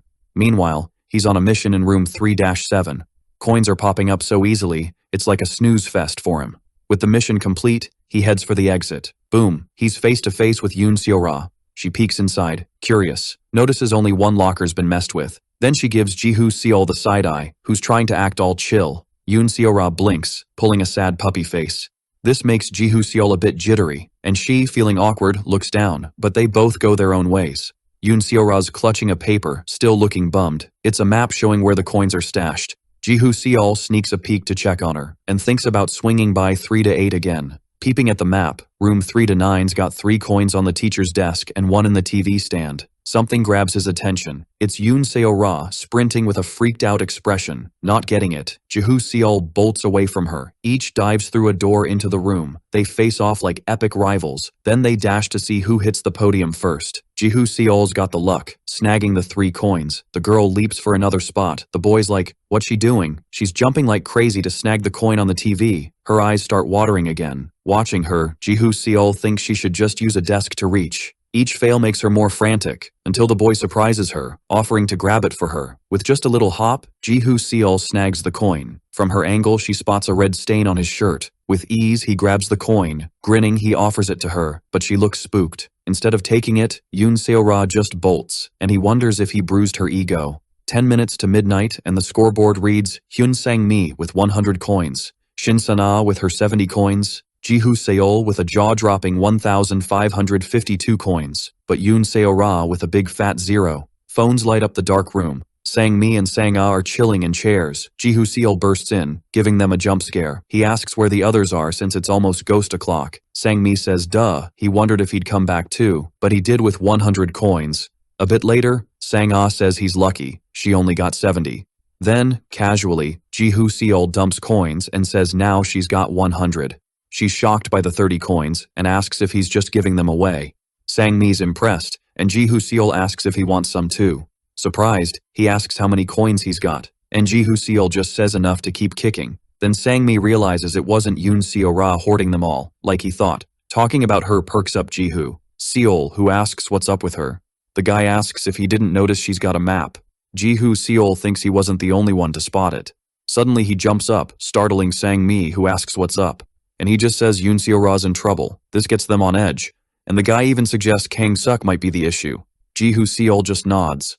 Suddenly, phones start buzzing. Not just his, but everyone's. The alert says it's ghost hour. The moon lights up the whole room.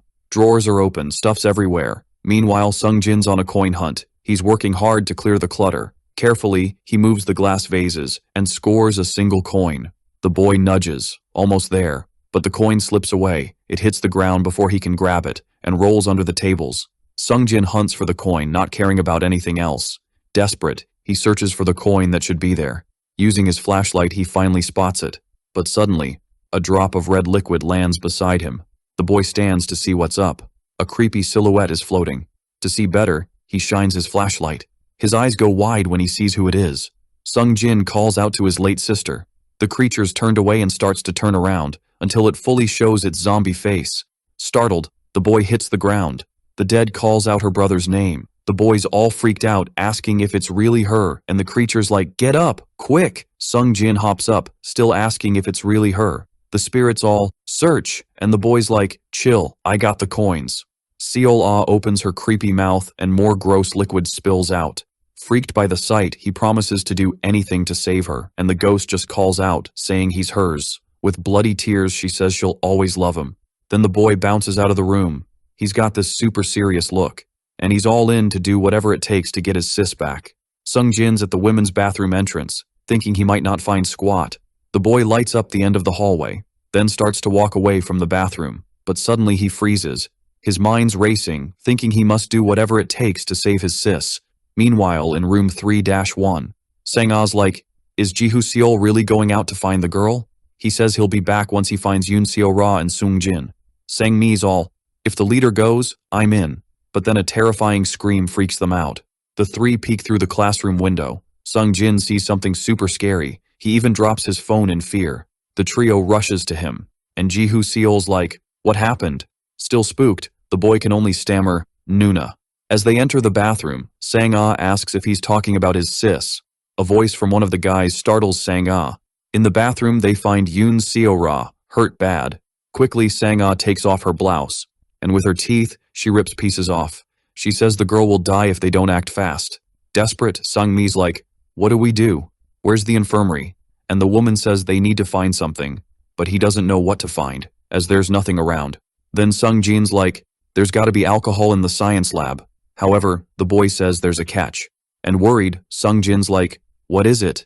The boy talks about his sis, and Ji-hoo Seol gets that when they mentioned the dead, it was about those who died there. But Sang-mi remembers they were warned to be careful but claims the boy is fine, and the other says it's because they are siblings. Sung-jin defends his sis, saying she doesn't hurt anyone and that he only found Nuna because she asked him to search. Seol still thinks it's dangerous. Sang-ah's like, alcohol won't cut it, we need to prep in case she goes into shock. Desperate, Sang-mi's like, how do we do that? There's no pharmacy nearby. Staying chill even with the chaos, Ji-hoo Seol's like, there's a way. Then he remembers the roulette. Sang-mi's phone buzzes, alerting a message. The locks on the 6th floor door are deactivated, and the bars on the 2nd floor too. The portal will open in 30 minutes. Sang-mi's like, got an idea. They head to the bookstore, and the coins are used on the roulette. An object rolls out. This time it's a disinfectant. They just keep healing items for themselves. Sang-mi's like, I'll take these for now. And Ji-hoo Seol's like, go ahead. I'll grab more. The man says he'll deliver the meds, and if he doesn't return in 2 minutes, something's up. But Ji-hoo Seol doesn't seem to care about that. Then the guy bounces, alone. The young man's wondering what's up with him. But to him, they're strangers, and it doesn't matter if they live or die. The image of his beloved pops in his mind, asking how he got to this state. He sighs and puts the coins back on the roulette. The boy manages to snag a bunch of meds, but his face is super sad. Concerned, Ji-hoo Seol thinks more than 2 minutes have passed. He then heads down the stairs and spots a group gathered. This makes him curious about what's going on. At the entrance of room 3-1 are Kang-suk and his crew. The man welcomes them. Noticing the approach, Sang-mi's like, it's an entry denial spell. But without a word, Ji-hoo Seol steps up. He punches, hitting a magical shield. With an item in hand, Kang-suk's like, it's useless. He says he activated it with a special scroll, so no one can enter without his say-so.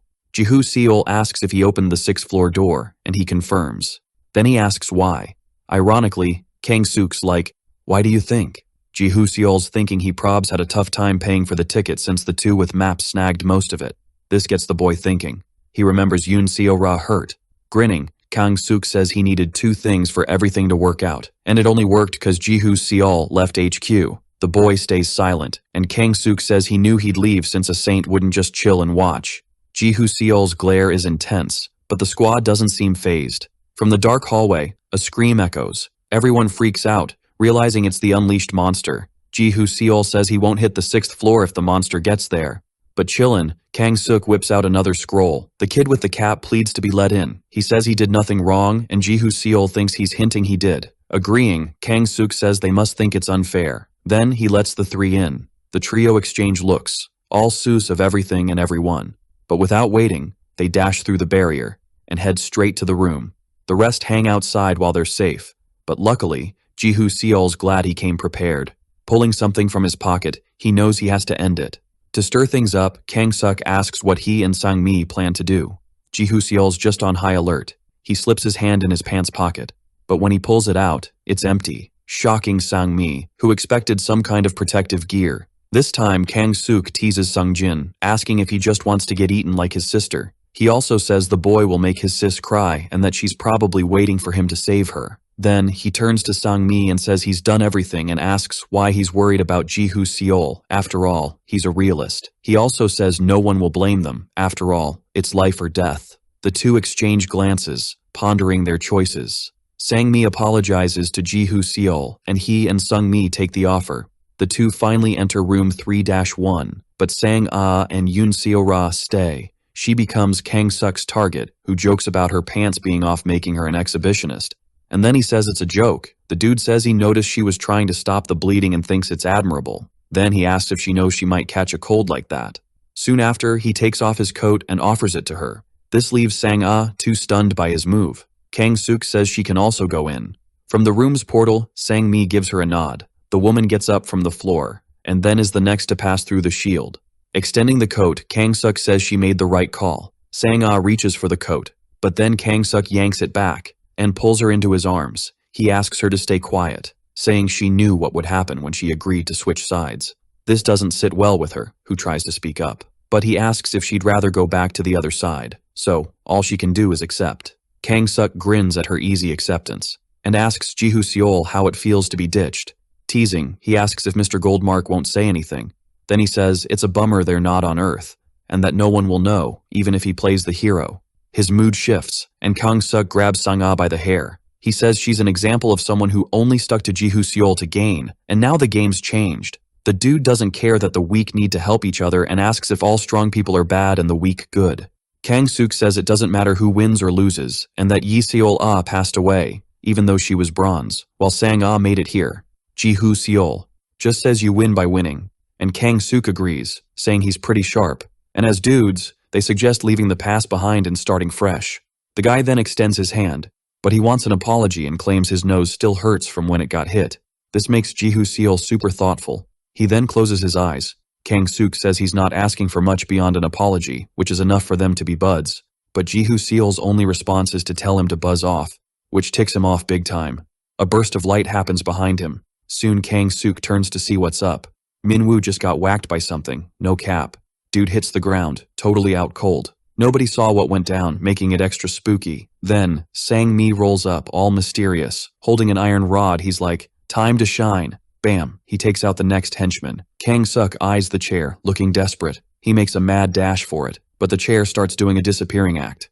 Poof, it's gone, leaving him shook and confused. Then, he gets clobbered next. Sung Jin's the one who did it this time. Annoyed, he's like, who are you to diss my sis?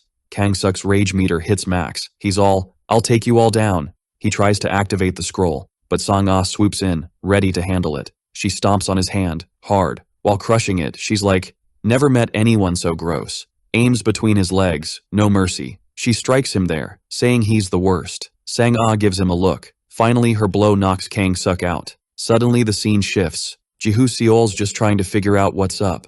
Sang-mi spills the tea, explaining the disguise spell. He's still quiet, processing it all. Sang-mi's like, thought you were betrayed? The young man's unsure. The man wants to ask something. Sang-mi mentions the magic sphere, curious why he hesitated. Ji Seol's like, wanted to see it for myself. Everyone's puzzled by this. He's like, wanted to see how you'd act under pressure. Sang-ah's annoyed at being tested. The young man just shrugs it off.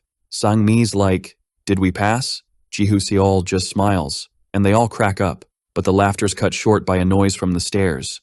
The young man turns, and Sang-mi's worried. Something's coming up the stairs.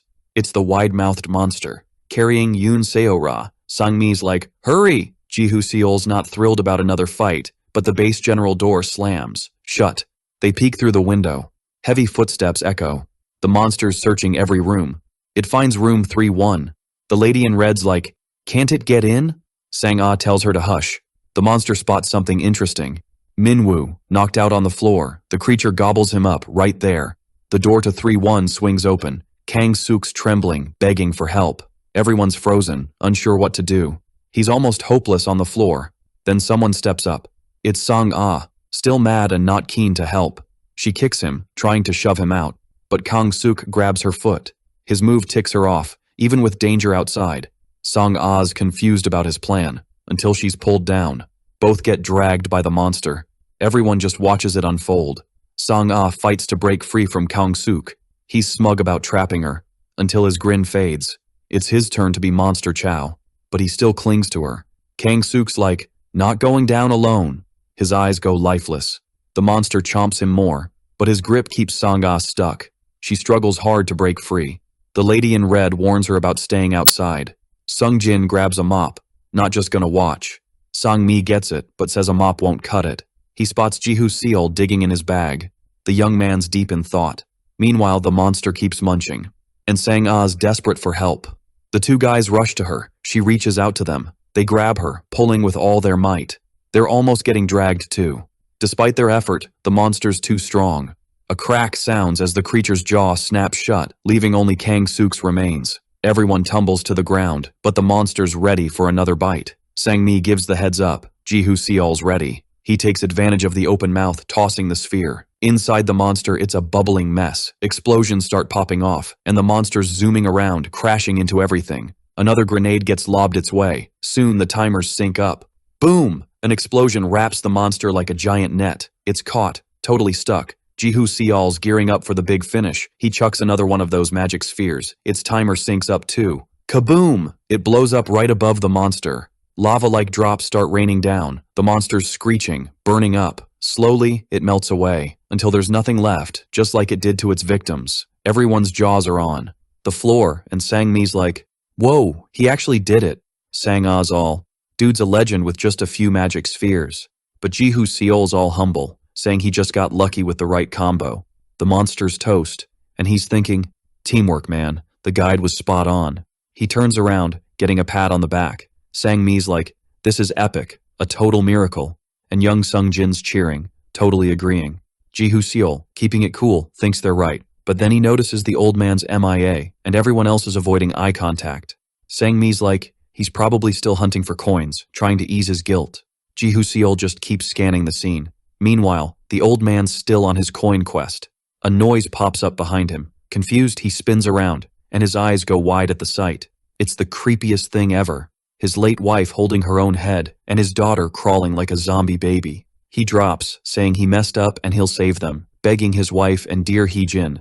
But they're not here to forgive. Jihu Seol's chilling with his head down at a desk while Sang-mi's munching away in the back. Feeling groggy, he gets up. Everything's clear now. He checks the wall clock, asks about the others, and Sang-mi's like, "They're treasure hunting." He asks if Yoon Seora's with them, and the guy's like, "Her arms hurt, not her legs. Even Sung-jin's out there." Then he asks about Sang-ah, and Sang-mi's like, "She's helping them." And Jihu Seol's like, "What about me?" The guy's like, "Someone had to watch you." And Seol remembers there's 3 hours left till the dead's time is up. Sang-mi's like, "The dead won't spook us now, we've handled the specter," and asks what he'll do with all the coins.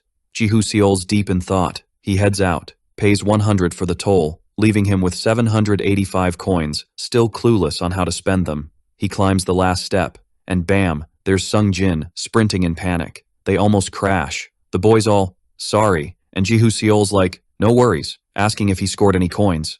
A bit sheepish, he says he only got enough for his passage, and Seol's like, "Bummer, gotta go." Jihu Seol then muses that desperation makes people impulsive, and impulsive folks miss the obvious. He spots 2 coins, surprising the boy. Tossing them to Sung-jin, he tells him to go, leaving the boy puzzled. Then he's like, "Let's go find that treasure." They're back at the bookstore. Jihu Seol's like, "I'll try my best, but no promises." With his 800 coins, he figures the Renaissance should be special, so he can run the machine twice. Sung-jin's only thinking about his sister, but as they open the door, they see someone already at the machine. It's Yoon Seora, using her coins. Worried, Jihu Seol asks if she's okay, but she's just there, tears in her eyes. Sung-jin offers his coins. The young man notices she can't even move. Yoon Seora's shaking, barely holding the coins. Even closing her hands is tough. She's still pretty hurt. Sung-jin looks super bummed for her, but Jihu Seol pats his shoulder, reminding him they've got stuff to do too, and that it'll take a while. The coins are stacking up, hitting 299. Finally, they get to 300 coins.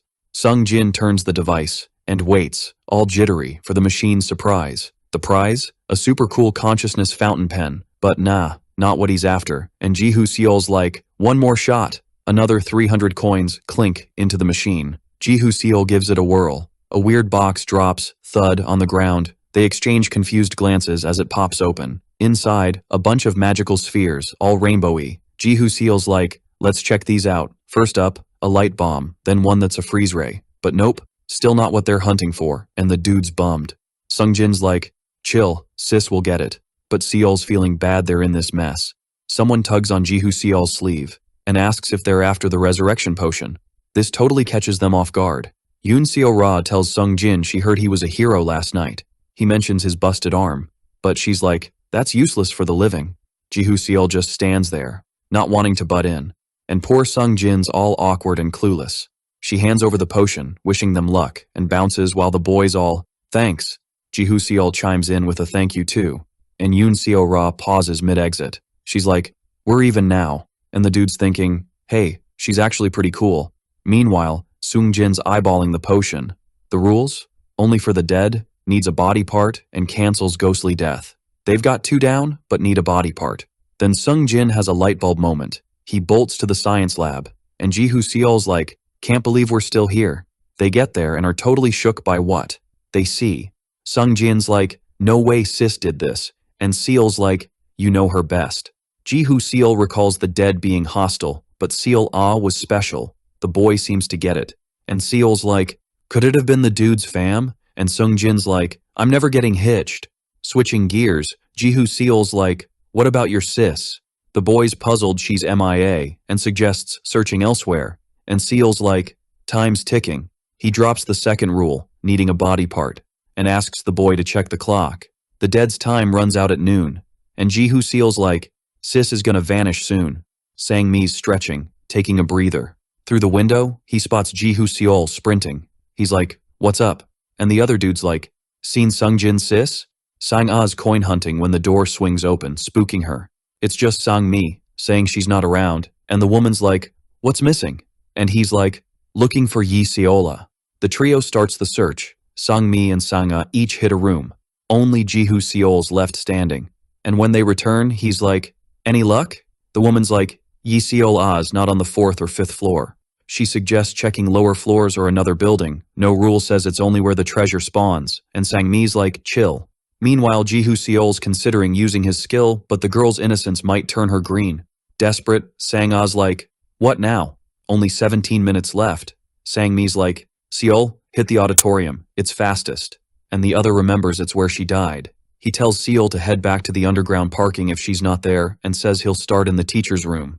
Sang A's like, what about me? And he's like, 5th floor, talk to Sungjin, wait on the bridge. She's all, got it. Meanwhile, young Sungjin's on the hunt for his sis. Sang A finally finds him, just like she said.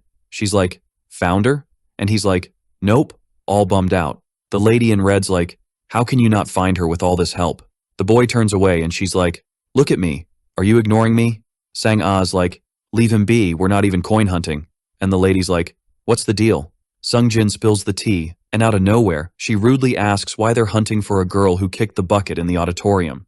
The two exchange glances, and the boy's face screams, help me out here.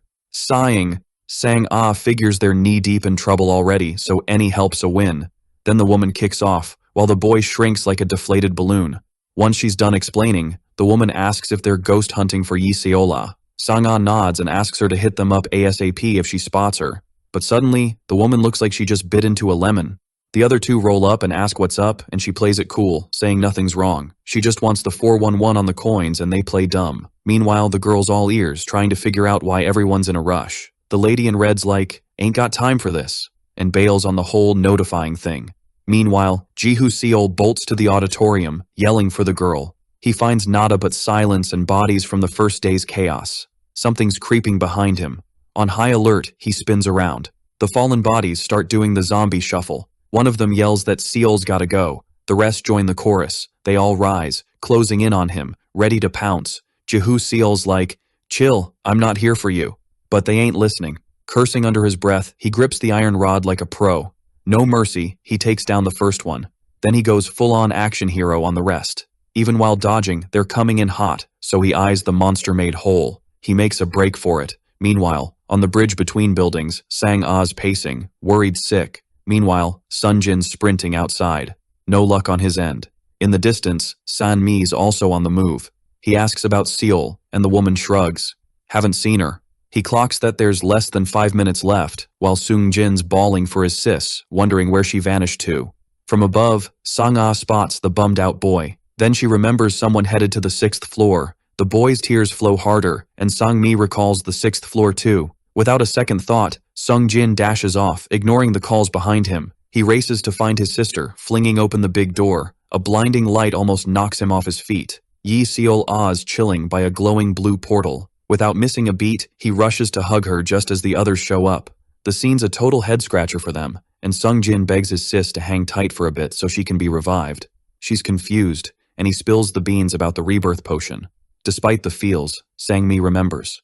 Something crucial. He yells, they're out of time. Soon he and Sang A are shouting for Jihu Seol. Meanwhile, the young dude's running for his life, but the undead mob's hot on his heels, not fast enough to dodge the bomb that goes boom, turning them to dust. Seol's main mission is to link up with Sungjin, pronto. He sprints across the field, clueless about where the others went. With just a minute left, Jihu Seol bursts through the glass door. His eyes scan the place, but it's a ghost town. Just before Ji-hoo Seol shows up, ghost Yi Seol-ah tries to tell her bro he can go on without her. But with tears streaming, the boy pleads with his sis not to leave him. Sang-mi and Sang-ah watch, feeling helpless. Back to Seol's grand entrance. Finally he gets what's up. The squad split cause they're on the other building's terrace. Only 10 seconds left and Sang-mi's thinking it's game over, even though the boy's here. But Ji-hoo Seol's not about to let it end like this. He remembers Sungjin saying he'd deal if they couldn't make it, but he's not down with that. The boy starts backing up. Everyone's watching and Sang-ah's like, "Wait, what's he up to?" But Ji-hoo Seol's not just gonna stand there. With 10 seconds ticking down, he takes a running start. 9 seconds and he flips on his future vision power. With 8 seconds, he leaps. Everyone's watching, jaws dropping, feeling the danger. In 5 seconds, he lands on the other side. With 4 seconds, he sprints to reach her. And in the 3rd second, he pops open the potion. A pink specter floats out of the bottle. With just 2 seconds left, a wild pink light beams down on Yi Seol-ah's lifeless body. She's glowing like a neon sign at a pizza joint. Everyone's jaws drop, caught in the pink light show. The girl floats up like she's on some invisible elevator. And something wild is happening to young Yi Seol-ah. Sungjin's got that worried big bro look as a tiny pink glow hits her chest. Her heart's like, surprise, I'm back. And it shines so bright, everyone has to squint. The pink light spreads everywhere, lighting up the sky like a disco ball. Ji-hoo Seol's peeking through his fingers, trying to catch the action. Slowly, the girl floats back down, until she lands right in Seol's arms. Yi Seol-ah blinks, looking all kinds of confused. She's like, wait, who's holding me? Blushing, she steps back while everyone stares like she just pulled off a magic trick. But no time to chill. Sungjin hugs her tight, asking how she got there. Sang-ah's like, you remember anything? But Yi Seol-ah's memories stuck on the monster in the auditorium. Sang-mi notices Ji-hoo Seol's looking rough. Helping him lean, he spills the tea. You died. Seol saved you. Sang-ah elbows him. Dude, you almost gave me a heart attack. He just grins, all tired and sorry. Treasure hunt. Done and dusted. Behind them, a voice claps. Congrats on finishing the missions. Everyone's here. With applause, Han wraps up Area 1 of the tutorial. Seol's like, wait, some folks are MIA. But Han's all, not a race, but we gotta move. Suddenly, the terrace door swings open. It's Yoon Seol-ra, looking beat and limping. She hands over a coin bag, and Han's like, I'll take the toll at the entrance. Sang-ah helps her, while Seol regrets not offering a hand earlier. Sungjin panics, remembering his sister's toll. But good guy Ji-hoo Seol's like, chill, I got extra coins. Yi Seol-ah beams at the help. Then the trio shows up and the lady in red's like, what about us? She's annoyed, and Seol's not thrilled either. The two beg, promising eternal gratitude. Sang-mi's like, they're sketchy Seol, you sure? Even Sang-ah's like, don't give 'em squat. The lady in red snaps, zip it, not talking to you. She tells Seol, help me, forget the others, I'll make it worth your while. Everyone's shocked. Seol asks, how many coins? They need 30 coins each. The other guy needs just 25. Ji-hoo Seol shows Yi Seol-ah a coin bag. Here's your passage, making her super grateful. He's got 85 coins left. The woman says that's enough to help them. But then Seol does something wild. He tosses the coin bag across the room. Coins fly everywhere. Chaos ensues. The lady in red's fuming, but before she can react, Sang-mi's like, hurry, time's ticking. The woman glares at Ji-hoo Seol. The trio scrambles, trying to grab the coins. Laughing, Sang-ah's like, that was epic. Then Sang-ah spots something in Seol's hand. Seol's like, I only tossed 80, the rest's a fee for risking our necks. Han grins, seeing it as a step to becoming an earthling. He calls everyone, ready to dish out points. Meanwhile, the trio's still scrambling for coins. The two women bicker, elbowing each other. The guy's like, chill, there's enough for all. Annoyed, the girl snaps, where's your confidence from? Thinking we'll find them all. The lady in red thinks the girl's clueless, not knowing Seol didn't toss all 85. Han starts announcing scores. Yoon Seol-ra's got 317 points. Next, Hyun Sang-mi with 302 points. Yi Sung-jin with 114 points. Shin Sang-ah with 116 points. Yi Seol-ah with 46 points considering her auditorium performance.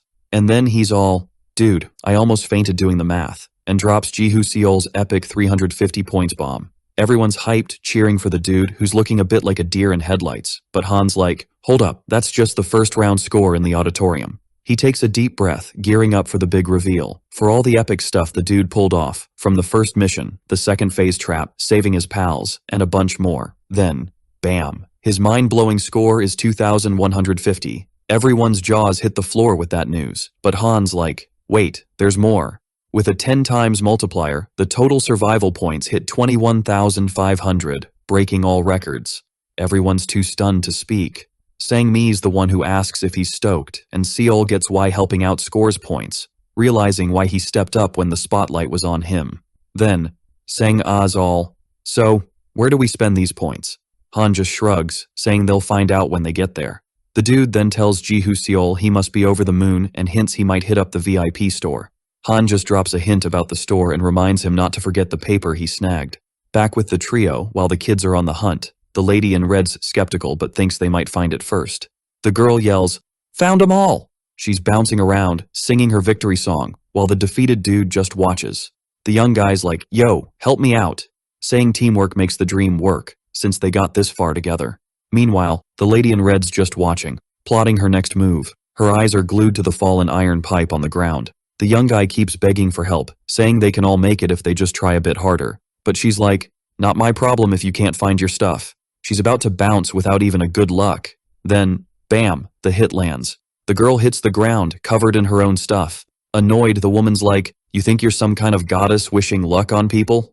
Rifling through the girl's pockets, she says, "This is the quickest and safest way," calling them suckers for falling for sweet talk.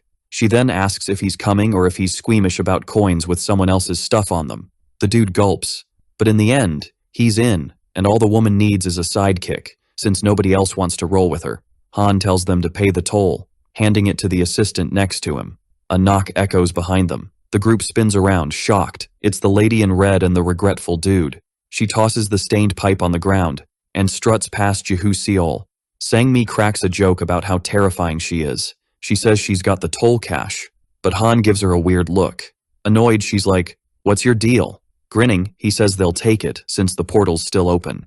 She drops the cash and heads for the portal, but Han says her survival points are 35, making Min Young, the infamous lady in red, freeze. She turns and asks what these survival points are, and the dude spills that she got them for her earlier aggro behavior. Even shaking at his words, she steps through the portal. Then it's the dude's turn, and Han's like, "No need to explain," and he goes through too. Sang-mi's up next. Then the rest follow, with Ji-hoo Seol needing a little push from the assistant into the portal. Han's bent over, watching the survivors go in. He wishes them luck in the neutral zone. Everyone's blown away by the Grand Hall's beauty. Sang-ah's shocked by all the foreigners, and Sang-mi tells her not to embarrass them. They're shown where to sit. Ji-hoo Seol, while sitting, spots something super interesting.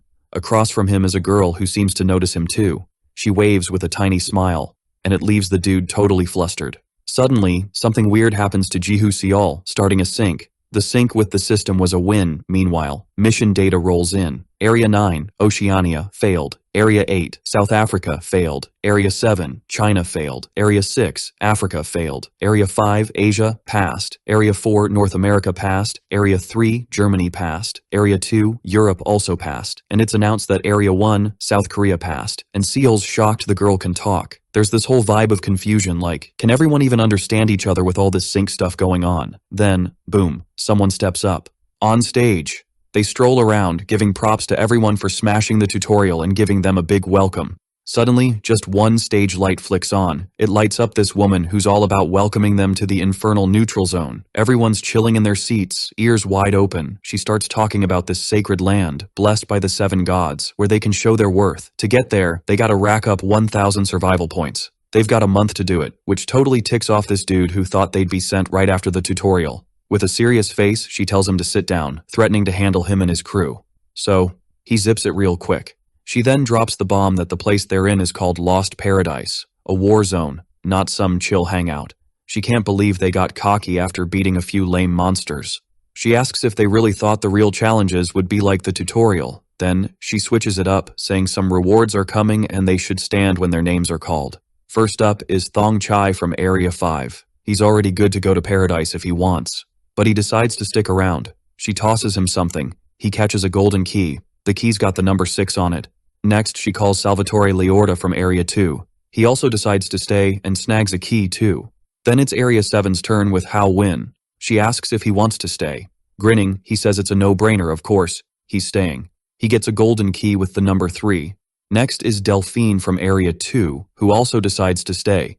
No shocker there, so she tosses a key to the girl. The girl catches it and then asks for a sec. she thinks the key number's off. The woman says she didn't give it, and even though the girl racked up 7,500 points, she didn't top the charts. The girl figures if second place has 7,500 points, there's gotta be a higher score. Finally, she calls Seal from Area 1, who quickly says he's staying. Everyone's buzzing about the boy who snagged first place and wants to know his score. Jiho's choice to stay was based on what everyone else decided, which to him means something's still missing. His key gets handed over. A woman is watching everything. With the last key given, she snaps her fingers.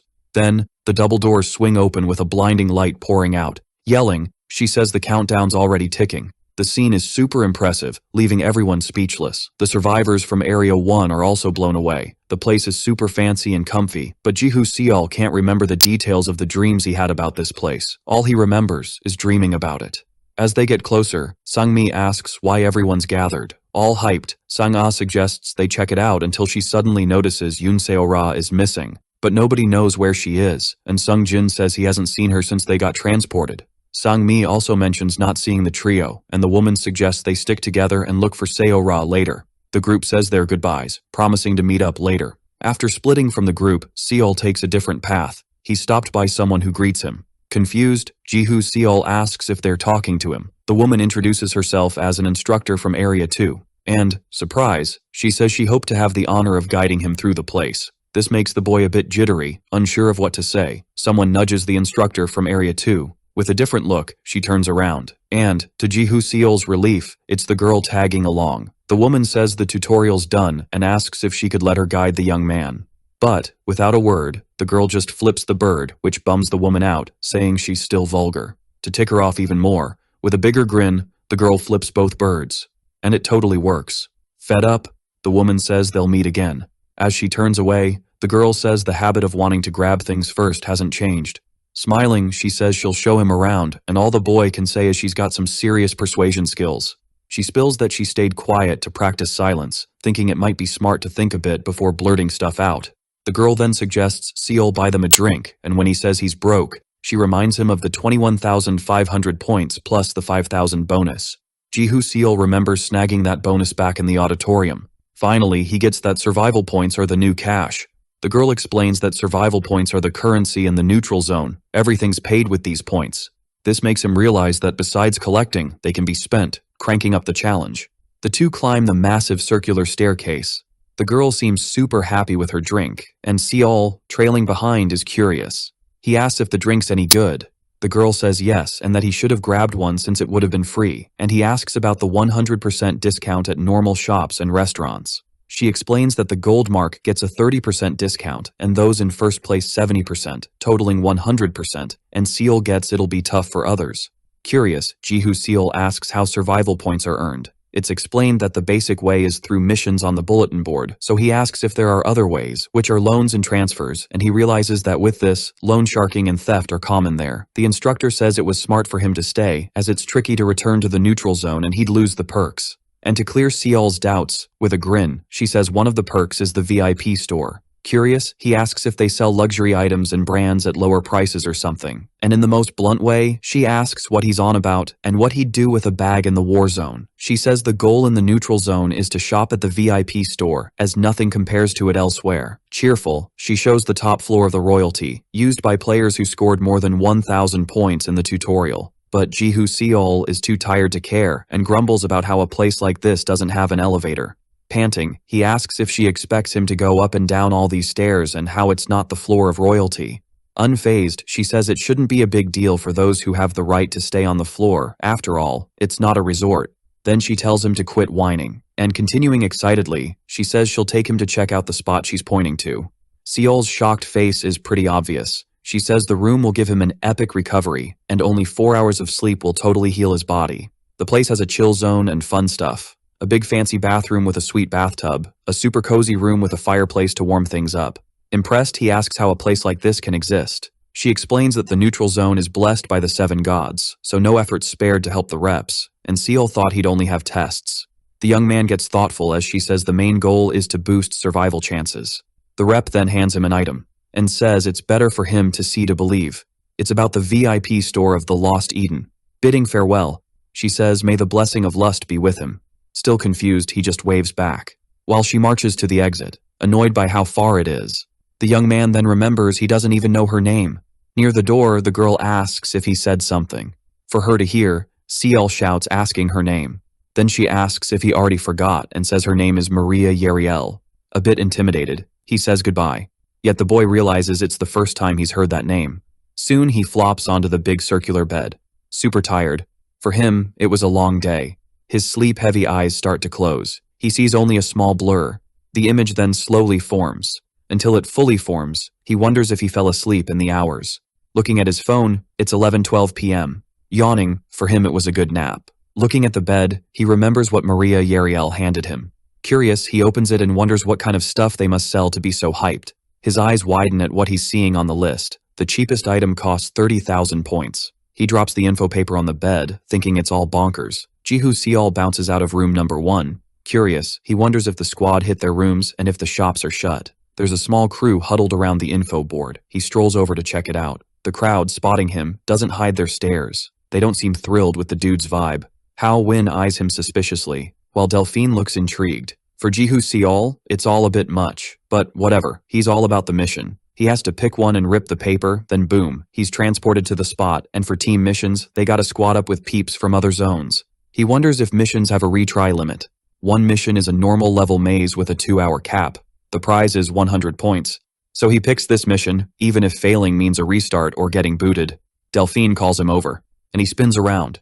With a cheeky grin, she invites him for tea. Suddenly, a bright light zaps the dude. Then the ripped mission paper flutters down. This ticks off the girl for being totally ghosted. Crying, she insists that's not what went down. Meanwhile, Jihu Seol finds himself somewhere else. First thing he spots are weird structures lit by torches. He scopes it all out, and then shuts his eyes, activating the 9 eyes ability. Each eye glows different colors with just 1 green, 3 oranges, and 1 red. He picks the green one. Meanwhile, back in the neutral zone. Suddenly, Jihu Seol pops back. Everyone's shook by the speed. Only 20 minutes passed. He thinks about trying another, maybe one with a juicier reward. The dude then spots one with impossible difficulty, but a sweet reward of 172,800 points. But something grabs his attention. To figure it out, he activates the 9 eyes. A paper stands out among the reds. It's a mission worth 1,000 points and can have up to 6 players.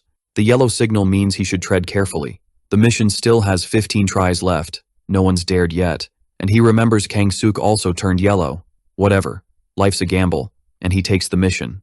Delphine calls him again and asks if he remembers Thong Chai. Jihu Seol asks if it's the dude who snagged 5th place. Whispering, she says he got booted trying the maze mission. This leaves the dude super shocked. Then he notices Hao Win's presence. Jihu Seol knows it hints at danger, but asks why she thinks that. She says she's not sure, but it's been 2 hours and he's still MIA. However, Jihu says the mission seemed chill. The girl echoes his words, saying it's not chill, with a sad look. Once more, she invites him for tea. Her eyes light up when he says yes, but again, he rips the mission paper and says to save it for later. Rejected again, some even chuckle at the harshness. Hao Win picks up Seol's mission paper and is shook to see the mission he tackled solo. Curious, Delphine also thinks he's nuts for that. With that, Hao Win declares they lost players from 5th and 1st place just on day 1. The girl feels bummed about it. Meanwhile, elsewhere, Jihu Seol's on another mission. It's pitch black, and he can't see squat. The fix is to use his phone's flashlight. To level up, he uses the 9 eyes ability, then sees some super weird shapes. Using the flashlight, he lights up the dark zone, revealing creepy and gnarly figures. There's a bunch, and in the middle, something even bigger. This freaks the dude out big time. One skeleton raises its weapon, calling for an attack. Jihu Seol steps back a bit, but there's no escape now. The skeletons start closing in. Quickly, he digs through his bag for the leftover magic spheres. The lead skeleton then yells for the attack, and Jihu Seol scrambles in panic. He uses the flashlight to light up these things. One skeleton's closing in. With a leap, he dodges. While lighting up a part of the place, Jihu Seol spots something, and to test, he lights up the monsters, but he has to dodge another swing. Quickly, he rummages for something in his bag. He pulls out the sphere and chucks it at them. The blast hits them all, but it doesn't do much, and Jihu Seol thinks it's 'cause he didn't combo it right. The creatures are ready to attack again. Seol's speed is insane. He chucks another one. The magic orb's got a web to snatch up those creatures. Next up, he tosses hydrochloric acid, melting those monsters like ice cream in summer. Jihu Seol's cornered, and more monsters are rolling in. He throws another orb, thinking now's not the time to cry over spilled magic. The magic orb smacks them. Bones scatter everywhere like a spooky piñata. But the fight's far from over. This has the dude shaking in his boots, the skeletons dragging a massive axe, the monster's huge and ready to pounce. He thinks it's game over. The hit comes with a blinding light. Jihu Seol's bag gets whacked and his stuff spills everywhere. He's thinking it was just a mission needing focus, and now he might bite the dust in the lamest way. The giant skeleton's gearing up for another swing. Meanwhile, in the neutral zone, everyone thinks he's toast, and Hao Win's like, what a waste of time. Then, a light pops up behind him. Surprise, Jihu Seol's back in action. This leaves the dude shocked, thinking the kid's got some cheat code or something. But then he spots it. Seol's looking wiped out and spooked. In his room, he's crashed by the door. His face shows pure terror. He can still replay the mission in his head after the monster smacked his bag, the mirror that fell with his other stuff, and when it hit the ground, reflecting a mega bright light. That zapped the big monster, and slowly turned it to dust while it screamed. It was the item he snagged from the library machine. At that moment, he grabbed the mirror from the ground and aimed it at the beast, making the light even stronger, obliterating the monster. Out of the corner of his eye, he saw something. More little creatures were lurking.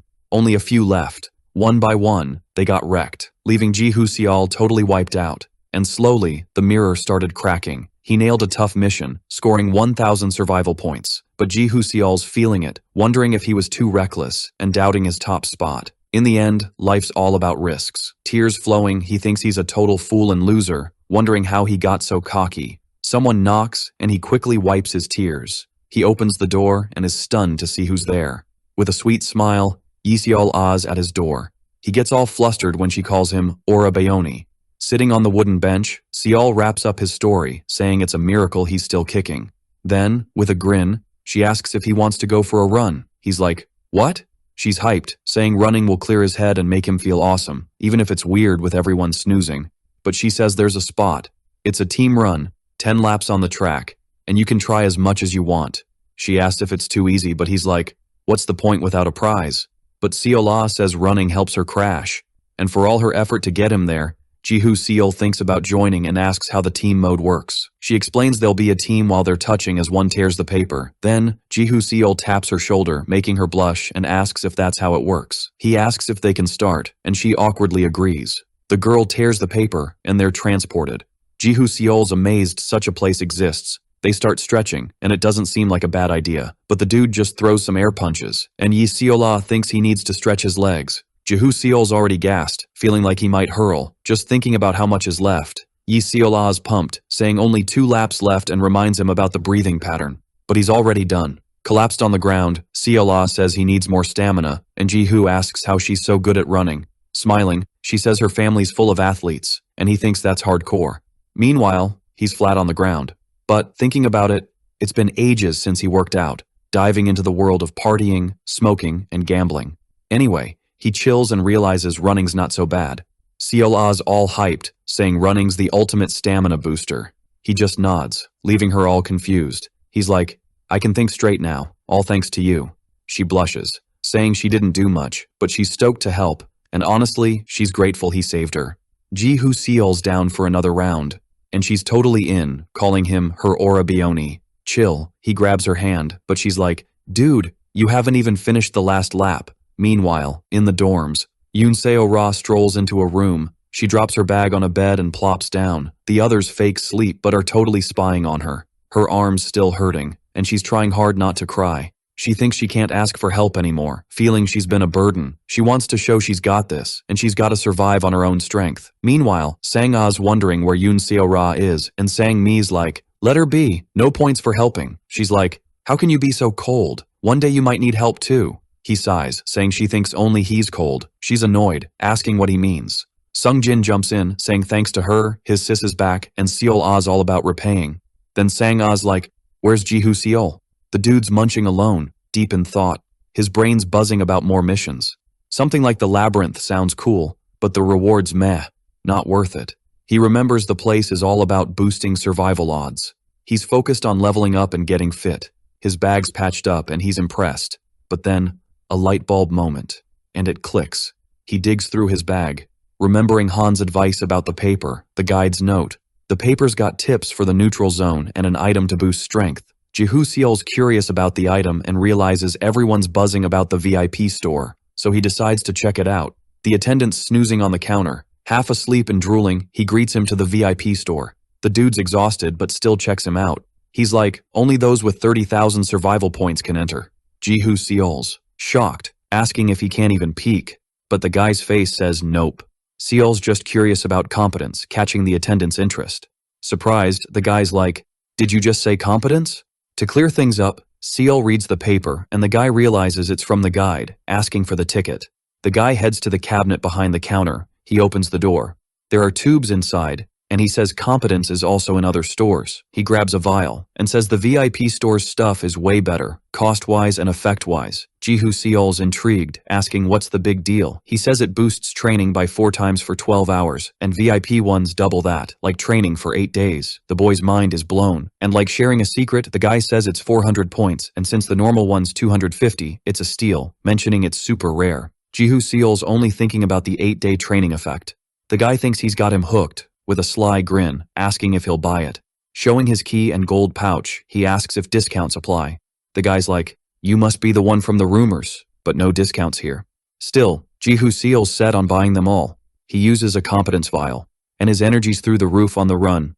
Meanwhile, 2 survivors are duking it out, and one dude's all, I almost bit the dust because of that kid. Min Young's just chillin', watching the drama unfold, same as everyone else trying to figure out the tea. Little Delphine's all ears, super curious about what went down. Lorda spills the beans about his teamwork issues, saying they got picked by score and faced some serious struggles. The guy mentions Thong Chai went through something similar, firsthand, but the other dude's like, nah, my story's different. I just did the challenge out of pure curiosity. And Delphine's like, everyone thought you got booted cause you took forever. Thong Chai's all, my bad, I'm just a wanderer at heart.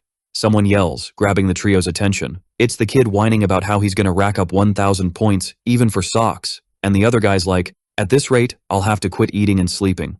Min Young spots someone coming over. It's Maria Yeriel, sipping her drink. The lady in red calls her over. She asks if the deadline's in 2 weeks and wonders if they're planning to disqualify everyone, causing chaos. The kid suggests using Earth money and everyone's on board. But the girl shrugs, calling them broke for not affording vending machine coffee. This ticks people off and they ask who she thinks she is to talk like that. Fed up, the girl says, if they've got beef, take it up with the boss. Just thinking about that woman gives everyone the creeps. Finally, Maria's like, stop wasting time with this arrogant girl, go on a mission. Hao wins chilling with the crew, while Maria Yeriel strolls with her drink. In one facility, they're worried about Seol, thinking he's dumber than expected. They also think the kid's nuts. And he spent half a month training. They didn't expect someone like him to show up. The woman in charge says the deities must be pretty pleased. Then the Area 2 rep asks if it's time to spill the beans. She asks if she means the deadline. The blonde says the neutral zone's a mess. Can't imagine the survivors' reaction to the real deadline. But the boss says she's sweating the small stuff, just say they felt bad and extended it. Then she asks what if she said the deadline was 3 months. To her they'd slack off, needing only 30 points a day. Not a pretty sight. She says even the most useless will finish normal difficulty in time, and with gradual growth, the talented will ace the tougher missions. To her, with the tight deadline, they're taking missions seriously, but soon they'll hit their limit. The boss remembers when she completed missions like a madwoman, and says if she trained hard like him, she'd be twice as strong. With that, the rep agrees. The boss tells her to go ahead, help him if she wants. The woman tries to argue, but the leader says she knows he was recommended by Miss Foxy. However, she found out something interesting. Ji-hoo Seol's still running, lost count of laps. But who cares? He's running till he drops. He wonders if he should pause, but thinks he can start again if he walks to catch his breath. In the end, no point overthinking, no one's judging, and he wonders if coming here was smart. The kid's exhausted, wondering if thinking like this means running's getting tough. He thinks he's pathetic, and that's why Xianhua dumped him and his family bailed, so he screams. This distraction makes him trip. He loses balance and faceplants. The kid's down but fights to get up. He needs to keep going. A pain hits his stomach, like a punch, and, as a result, he pukes. Ji-hoo Seol's drenched in sweat. He's wiped out from all the effort. Still, he nailed a basic mission, scoring 10 survival points. The trait of lacking determination got wiped, and his vigor level went from low to low intermediate. The light hits Ji-hoo Seol, and he's transported. He's back at the neutral zone HQ, ready to rock. This young dude spots someone chillin' right in front of him. The person's holding a drink, looking all casual, and then, boom, offers it to him. Turns out, it's the instructor he met on day 1. Needing a pick-me-up, he grabs the cup and thanks her. No time to waste, Ji-Hoo-seol gulps it down like it's a race. But then, plot twist, she says it cost 10 points. She admits she never thought she'd say this as an instructor, but tells him to cut down his training time. He's all, why would I do that? Surprise. She says his training's gone way over what his body can handle.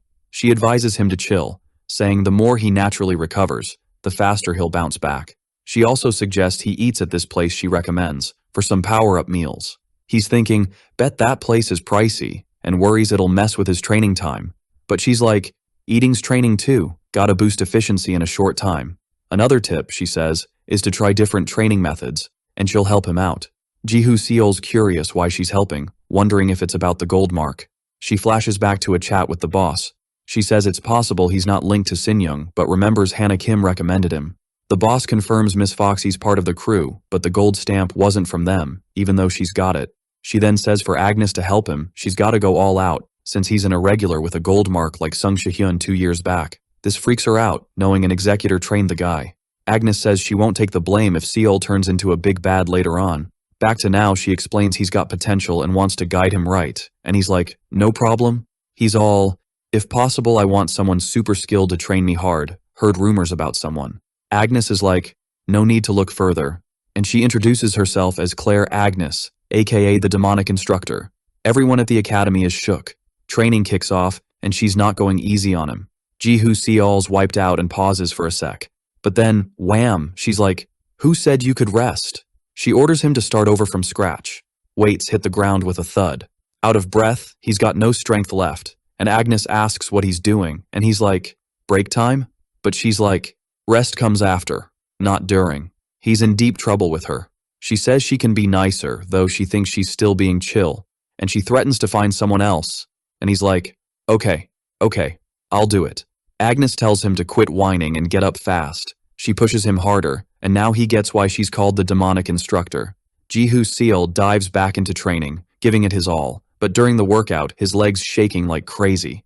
She yells, told you to watch those knees. From the infirmary, the doc's already saying it's getting worse and needs proper treatment. The woman wraps Yoon Seo-ra's arm, saying a basic fix holds for now, but a better one costs 2,000 points. But the girl's broke, and the woman suggests borrowing from the gold mark dude. The girl's super shy and the doc's like, no time for embarrassment. Yoon Seo-ra bows, grateful for the help. The doc reminds her to use the reagent to stop infection and beg for survival points. Suddenly Maria pops up, sarcastically commenting on the advice. She says priests should look out for each other before awakening, but Maria's just talking about the arm. And Maria seems to agree with that. Yoon Seo-ra checks the reagent's price. She's only got 23 points, but she might be toast without it. Sadly, she thinks if that happens, her dad would be bummed. The girl remembers the woman saying now's not the time to be embarrassed. She crumples the paper nervously, just thinking about it. Someone spots her and calls her over. It's Seol-ah, all cheerful and bubbly.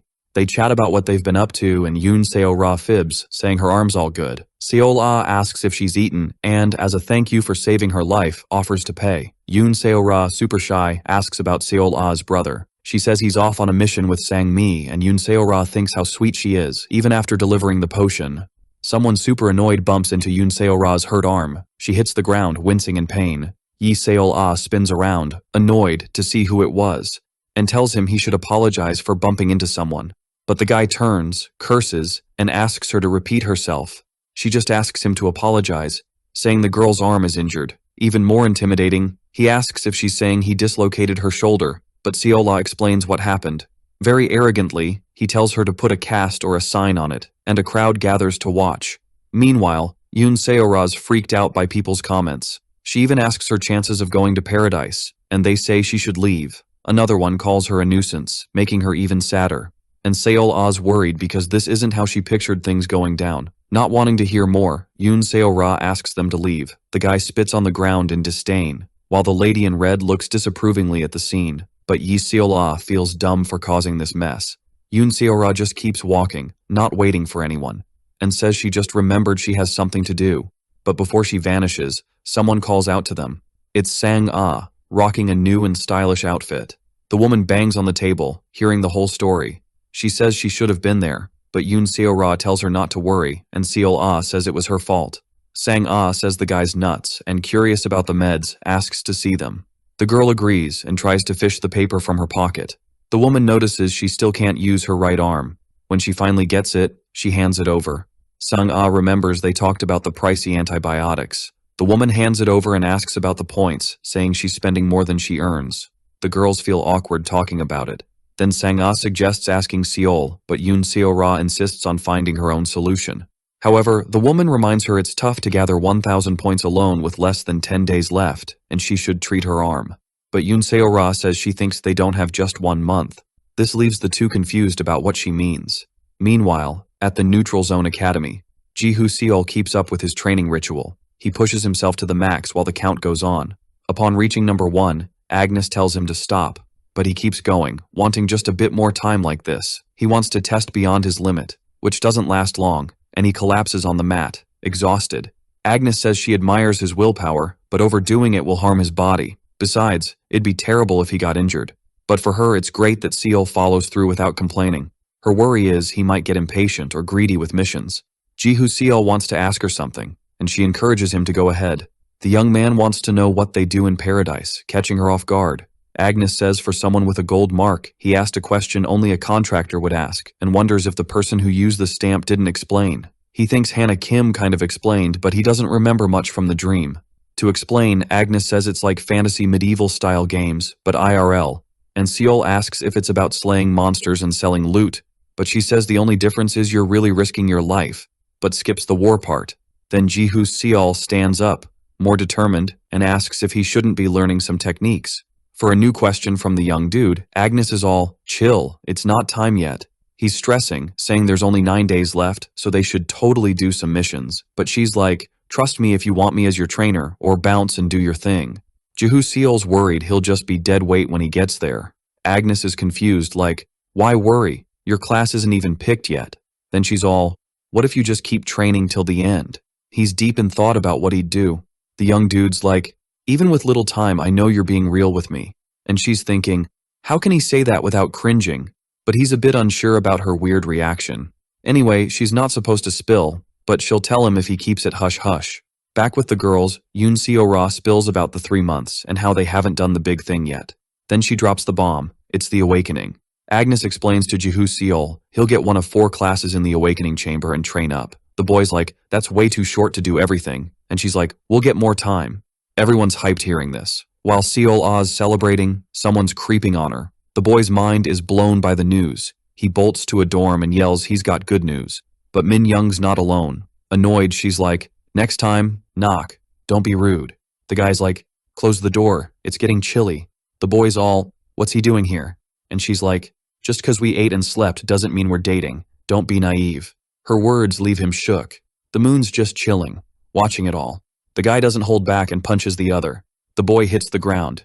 Min Young's like, ready to cooperate now? The young dude's like, I couldn't get all my points. She gives a signal and the other gets it quick. So she punches him again, right in the ribs. He's down, drooling from the pain. Min Young steps on his head and she's like, wanna keep going? We can do this all night. But he's done. Begging her to stop, he'll hand it over. And she's like, see? No need for round 2. They only get 70 points, which ticks off Min Young, who's like, we need 500 more. The guy's like, what now? No one left to take from. The whole thing's stressing her out. On the morning of day 30, instructors gather, and Cinzia makes an announcement to all survivors in the plaza. And obviously not everyone's thrilled, and the guy's like, what's this about? Cinzia's like, are you deaf? Anyone without 1,000 points failed. Even annoyed, she's like, here's who passed. The names are Ji-hoo Seol, Delphine, and Liorda. And finally, Hyun from Area 1. Only a few made it. A bit salty, Sang-ah calls him stingy, but the guy's like, every man for himself. But Hao Win from Area 7's like, that's not what I heard. Cinzia's like, don't care what you heard. I'm the boss here. He and his crew aren't happy. Then Yoon Seo-ra from Area 1's like, what about the awakening? With sass, the woman's like, you think the 7 deities bless those who can't get 1,000 points? But this just confuses everyone. And they all want to know about the awakening and the gods. Hao Win's like, what if I get 1,000 points now? This gets Shinzia curious, and she's like, how? He orders his crew to send all the points, and they do it. No fuss.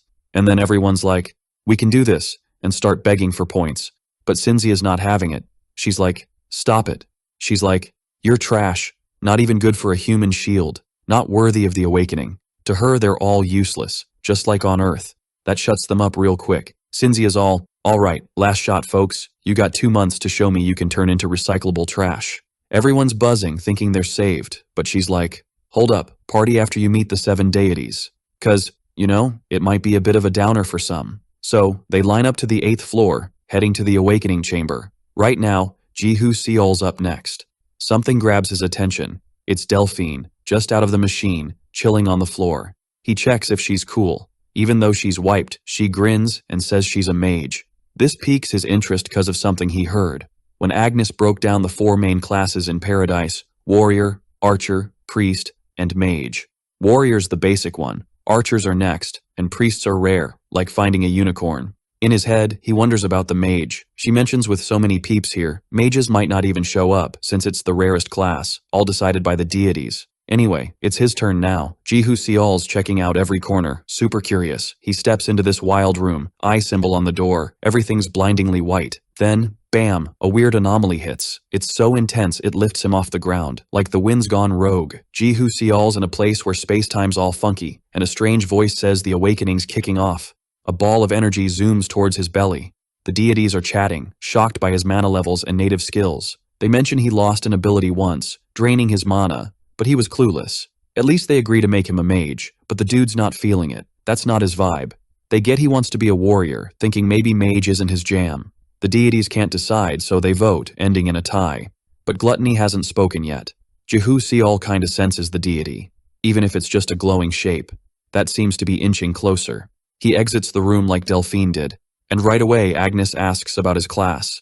Even though he's still catching his breath from the whole ordeal, they celebrate with toasts. At least some of the Area 1 crew is there. Sangmi teases, saying Sang Ah's on cloud 9, and she jokes he should think about what to say to a priestess. Jihu Seol notices Seol Ah's not too thrilled, so he says the archer class is awesome too. She says she's worried about her brother, but Sung Jin says he's not the only warrior.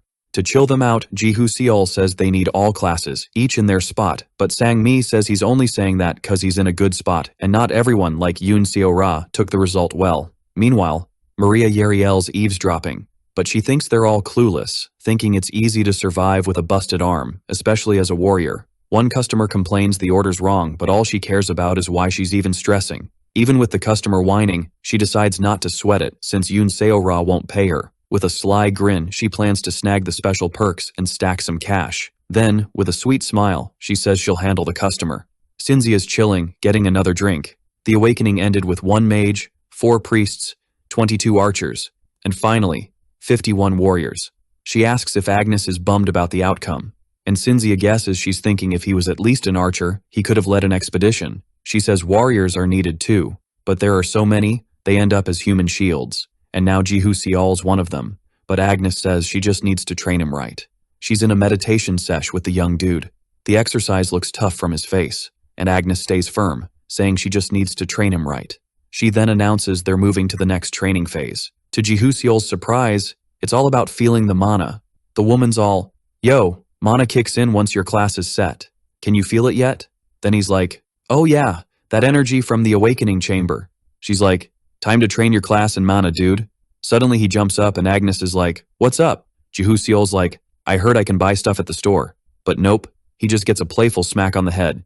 She's like, sure it helps, but if you don't train, you'll hit a wall. The mana kicks in when he tears the mission ticket, zapping him to the chosen spot, and she's got his back for a week. She's like, remember that awakening chamber vibe. You've got a week. The boy's all, huh? But he gives it a shot. Boom, hit by a blinding white light. Something super weird's going down. Jihu Seol's feeling like he's in a whole new world. He's trying to figure out if it's mana. It's like breathing in a sauna. A wild energy smacks him. Then, bam, he's wrapped in a bright light. And just like that, he's back. Mission complete. No sweat. Agnes is like, how'd you pull that off? Even he's like, did I finish it right away? The message popped up after. She's like, try making the mana flow. But he's all, how do I even do that? But he feels that familiar vibe. The energy flows through him. For Seol, it's like an old buddy, and boom, class skill mana application unlocked. Agnes gets it. He ditched the mage class. He's like, I wanted to rock a spear. They're at the bulletin board, and he's picking a mission. Agnes is like, he picked the perfect mission for spear skills. She's just nodding along. Then Jihu Seol rips the mission paper, and poof, he's gone before Agnes's eyes. Seol's mana is so epic, the deities wanted him as a mage, but he's all about being a warrior like Sung Shihyun. He's in an open field, holding his shiny new spear. Jihu Seol grips it tight, trying to vibe with it, and he's like, this is the feeling I wanted. He's practicing thrusts, no mana yet. He remembers Agnes saying without the right stance, counterattacks are a no-go. So he's got to do it 1,250 times. It's training, just like when he did the 8x effect of competence 10,000 times. And for the whole time he's grinding, following Agnes's advice on repetition. He lands the final hit on the wooden dummy. The basic spear thrust skill is born, and his native skills all, hey there. In the bathroom, one stall's taken. Yoon Seo-ra's munching on a cookie with her good arm. She's savoring it, making it last. Someone knocks, and she jumps. Then they call her name, and she's like, I know that voice. No answer, so she's like, oops, wrong person. But just as she's leaving, Seol-ah stops her. Yoon Seo-ra opens the stall door. Seol-ah orders a sandwich and 2 hot milks. While eating, Yoon Seo-ra's super hungry, and Seol-ah totally notices. Seol-ah's like, how's your arm? The girl's like, it's gone. Seol-ah's like, ask Jihu for help, you gotta train, but like this, you might not. But Yoon Seo-ra's like, I can't always lean on him. Seol-ah's worried about the dangers and mentions a uni student from Area 1 who got knocked out during a mission. This shocks the other girl. Seol-ah's like, Unnie, don't leave me. She's like, you're my hero, let me repay you. The girl's touched by the sweet gesture. Jihu Seol's picking a mission from the board. He grabs one, and everyone's like, whoa, he's just doing basic stuff. Some say it's smart, he's racking up points, while others risk it all for missions. The 2 dudes are like, man, we're so jelly. Meanwhile, Seol's thinking, what if I don't do any missions before the time's up? Even though he trusts Agnes, he's all about those results. His spear training's still going strong. He's getting way quicker with that spear, but he's stuck thinking about whether he can actually beat those things with his current skills. The dude just flops to the ground, totally wiped out, and he's like, man, it's been ages since I got a haircut. Especially when he couldn't even afford ramen because of those gambling debts. Anyway, he decides to roll with Agnes, realizing sometimes slow and steady wins the race. After his mission, he's back, and he's flying solo because no one's around looking for a mission. But he's not totally alone, because Yoon Seo-ra's watching him. She's got this sad vibe and seems like she's mustering up the courage to talk to him. Then someone pops up, calling her a cripple. A woman steps out, accusing her of trading favors for her body, saying she can't do much else. Yoon Seo-ra's like, I never did that. Then the woman grabs her hurt arm, hard. She tells her to stop making excuses and asks if she wanted to replace the guy who just died. The girl's freaked out and shocked by the news. And Min Young's like, he was being supported. The woman lets go, wishing her luck, hinting maybe she likes a cripple. The news hits her hard, and she fights back tears. She bolts, not wanting to believe it. Meanwhile, Agnes is cruising through the halls, finally finds Jihu Seol, who she's been hunting for everywhere, and she gets why he was MIA. Dude was just getting a fresh cut. Jihu Seol's like, yeah, took a bit, but she's cool with it, and thinks he's trained enough, holding up without shortcuts. Hopeful, he asks what that means. Agnes says he's gonna start doing missions. In a forest, Jihu Seol's got his spear ready. He downs another competence booster, chucks the empty bottle on the ground. In the trees, red eyes are peeping at him. On alert, he's already got his spear out for whatever's coming. 2 massive, furry beasts show up. They're chatting with each other. Then they split up, trying to surround Jihu Seol. The boy's thinking if he should wait, but if he does, they might hit him from both sides. So he goes for the best move. He charges at one beast, striking with his spear. His best move was taking the lead. Other survivors are chatting about him hogging all the easy missions, while another says he's smashing the hard ones super fast. Delphine rolls up and sees the group huddled. She's curious about what's up. Meanwhile, Jihu Seol's becoming unstoppable, hunting for new missions. He's caught off guard by Delphine, who says he'll need a team someday. She explains that handling missions way above his level solo is a no-go, and even if he's not feeling it, he needs teamwork experience. Jihu Seol gets she's got a point, cause these missions, though tough, offer 10,000 points. But he says there's something he needs to handle alone, and without waiting, he rips the paper, ignoring her again. Delphine figures out where he went. Transported to his chosen spot, Jihu Seol grins at seeing them again. He's back where his fears kicked off. The creatures are charging at him. No escape, no retreat, only one thing left to do. This time, Jehu Seal's not standing still. He charges to attack. With his spear, he takes down everything in his way, his weapons glowing with mana. A few more fall easily to him. The Monster King roars, trying to intimidate, and with a huge axe, it goes for the attack. It comes from behind while Jehu Seal's dealing with a smaller skeleton. He's been waiting for this day forever. With fire in their eyes, the two face off. Jehu Seal's been waiting for this moment forever. Their weapons clash, but Seal's not about to lose. He gives it all he's got. His spear pierces the giant skeleton, splitting its top half. Mission accomplished, earning 1,000 survival points, totaling 85,280. But Jehu Seal's points drop from 128,780 to 38,780. He figures it's worth it, cause only a few can shop at the VIP store. Alright, so check this out. Jehu Seal's got this magic potion, right? But he's saving the super strength one for later, cause right now, he's all about those 9 eyes. He just lets the empty bottle drop, no biggie, and boom, his skills level up, unlocking this epic runaway now warning. He's stoked, just needs one more potion to max out. Then, Jehu spots someone in his room. It's Hannah Kim, and it's been a hot minute since they last hung out. She's going on about some letter he didn't read, saying he's got an assistant perk, but Seal's like, nah, what's up? She's got a warning and needs help, but thinks he's chillin' and doesn't need a pep talk. Hannah's all, find some squad mates, suggesting Delphine or this big shot, Hao Win. Jehu jokes about her being his mom picking friends, then asks what she really wants. Turns out, she needs him to help Yoon Seo-ra. It's a favor from her boss. They want Seo-ra to level up naturally, but things are messy right now. Seal's smart, says since they invited her, they owe him big time. He's like, what's in it for me? Hannah drops a Bible verse. Treat others how you want to be treated. Seol's like, huh? She explains debts always get paid in paradise thanks to the golden rule. As she bounces, she leaves the choice to him, and Seol's just thinking about sorting his own stuff first. He eyes the potion. Everything's spinning around him. Another potion down, and his 9 eyes skill levels up again. The golden color, the golden rule, is unlocked. He stumbles out, noticing the timing with Hannah's chat. He's wondering how to use this new power. Activates the 9 eyes. Only one floor in the whole building glows gold. The door looks busted open, and he's hyped to see what's inside. He steps in and sees the glows coming from a person. Gets closer, and it's Yoon Seo-ra. Her room's all cozy with a fireplace. Meanwhile, Maria Yariel's saying they gotta chop an arm off. But Jehu remembers she's a top-tier healer, a level 4 priestess. But she's like, I can't reverse time on a dead arm. Agnes jumps in, saying if she hits level 5, she can learn this mega healing move. It's called the Colossal Wound Treatment.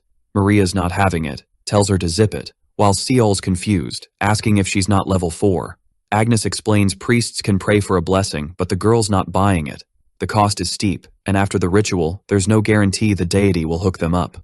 If it fails, the priest's stuck in bed for a week with a fever and can't cast spells for 2 weeks. Plus, if she bails from the neutral zone early, all her points vanish, and the materials are pricey. Jehu gets that if he adds up the points, Maria can make it happen, revealing she's got 30,000 points. The girl's an area assistant, so she's got the freedom to ask if he's easily swayed. She's like, if you've got points, hit up the VIP store or hand them over. Why waste them on this? Seal's a bit freaked, says it's a request from the person who invited him. She figures Hannah Kim's visit was about this. She sighs, dropping some choice words about the hassle. The girl mentions 82,000 points, leaving them all puzzled. Then she spills that's the total cost for the ceremony materials. Only 10 tough missions left, and she's got 10 tries. Delphine checks the mission board, thinking only the top-ranked could handle it. Someone asks if she's down for coffee, but she brushes it off, thinking it's just a scout. Then she notices something and turns around. Jehu Seal's the one who invited her. He's like, I want to roll with your crew. The squad's together, and Hao wins shocked at the 82,000 points price tag. At least with Seol joining the squad, the endless chatter about his mission obsession might finally chill. Plus, he can tackle those mega-hard challenges. Anyway, Hao wins all in, wanting him on the team, and promises they'll help him rack up those 82,000 points. Thongchai thinks they're going overboard, suggesting finding another skilled warrior might be smarter. But Delphine argues he's awesome enough to handle missions solo, though the dude's not totally convinced. Then Leorta's like, Seol, show us what you got, needing proof to believe. So, Jehu Seol's ready to step up and prove himself. The siblings feel bad about the whole situation, feeling guilty for dragging Seol into this. Meanwhile, Seola's freaking out about how to score all those points. Suddenly, the door swings open with a bang. The siblings jump, surprised by the visitor. Maria Yariel bursts in, all hyped, with her crew, announcing she's here for the ritual. Meanwhile, the rest hang outside the room. Sung Jin calls out for Jihu Seol. The dude's curious how he snagged almost 80,000 points in a day. Hao Win, puffing away to chill, asks what he's on about. The guy says they only managed around 40,000 points. The room's so lit up, the golden glows peeking through the door cracks, freaking everyone out. They all want to know what's going down inside. Finally, the door swings open. Maria Yariel stumbles out, exhausted, with the other priestesses helping her, all beat up and worn out. She reminds Seol he's now in her debt. Then, he remembers the golden rule, as Jihu. Seol watches her leave. Everyone stares in awe at the door. It's Yoon Seo-ra, fully healed. Yi Seo-la rushes to her, super happy she's okay. Yoon Seo-ra then glances at Jihu Seol. The young guy just gives her a nod. That's all she needs, and she smiles back in thanks. Watching the scene, Hao Win wonders if this is love. With Seol and Delphine's crew, they crushed every mission they took on. Seol paid back all the points he borrowed in just 2 days. And as a bonus, Seo-ra, Seol-ah, and Sung Jin started training with a certain instructor. Agnes, showing no mercy, tells them to whine during breaks and orders them to start over. The trio agrees she's basically the devil in disguise. Only 1 day left until the neutral zone's deadline, and another team mission's done. Just one left, the impossible mission. Leorda says it's nuts, and Hao agrees, warning not to mix up stupidity with courage. And the girl sighs over the lost VIP store coupon. Jihu Seol grins watching the scene. Then, the moment arrives, and they wonder if it's time to split up. In room number 1, the trio gathers while Seol checks his stuff, like 3 spheres, a consciousness fluidity pen. Among his things, he finds a scroll that's been forgotten forever. It was what he got in the auditorium. Yoon Seo-ra says it's a shame he hasn't used it yet, but he insists it'll come in handy someday. Then, Sungjin mentions the rumor that when the neutral zone ends, items gained by privilege vanish, and they'd have to give up their phones too. Jihu Seol sighs, wondering if at least the activated magic is random. Curious, Yoon Seo-ra wants to know what kind of magic it might have, and shares hers was the imprisonment type, but he doubts that's what the scroll's about. With the end near, the place is deserted. Meanwhile, Jihu Seol eyes the lone mission on the bulletin board, thinking about another gamble. He grabs the mission paper. Ripping the paper, he's ready to do whatever it takes. For him, this time it's a sure thing. The mission's a one-shot deal, needing to wipe out the Guardian race and wreck the fortress in 48 hours, with elimination on the line. A blue card slides under Jihu Seol's room door. Yoon Seo-ra's there and curious about what it is. She picks up the card and sees it's for her. It's a mission scroll for sword training, but there's another one that makes her eyes pop when she sees what's inside. The corridor's empty and dimly lit. In the room, the lady in red's bummed the boy's gone. With him there, she feels she wouldn't be in this mess. She notices something happening outside. Her room door swings open, and she stands up, on high alert. A hand reaches out from the shadows and grabs her. The woman's super scared. It's Yoon Seo-ra who grabs her by her dress. Suddenly, a light shines on them. They're whisked away to another place. The girl's staring, trying to figure out what's up with her. Yoon Seo-ra's all, "Grab the sword. Here's your shot." But the woman's like, "Nah, deadline's tomorrow." The girl's like, "You started this whole mess." That night, everyone was chilling together. Min Young spilled the beans to Burrito, and the college kid was like, "Something's fishy." Nobody was around that day. Burrito messed up, told her to zip it, said he might toss her some points, but someone was watching the whole drama unfold, and told the dude to scram. The young guy's all, "I want a rematch." Then the dude's like, "Want to get kicked out?" and opens the door, super annoyed. Ripping the paper, the young guy's like, "Don't mess with a Korean army sergeant." Poof, they're gone from there, leaving the hallway totally empty, and Yoon Seo-ra's free to bounce. Finally, she can leave in peace, but the woman's like, "No way the kid did that." Yoon Seo-ra's like, "You know it, just scared to admit. Without Burrito, you're lost." Annoyed, the woman grabs the sword, tells her to zip it, yelling that the girl's clueless while she charges, but Yoon Seo-ra's ready with her own sword. Then they're facing off right there, and Yoon Seo-ra gets the upper hand. Bam, sword to the chest. Reluctantly, the lady in red's like, "Not how I wanted to go."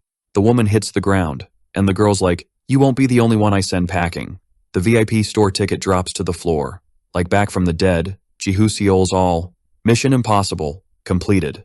The prize?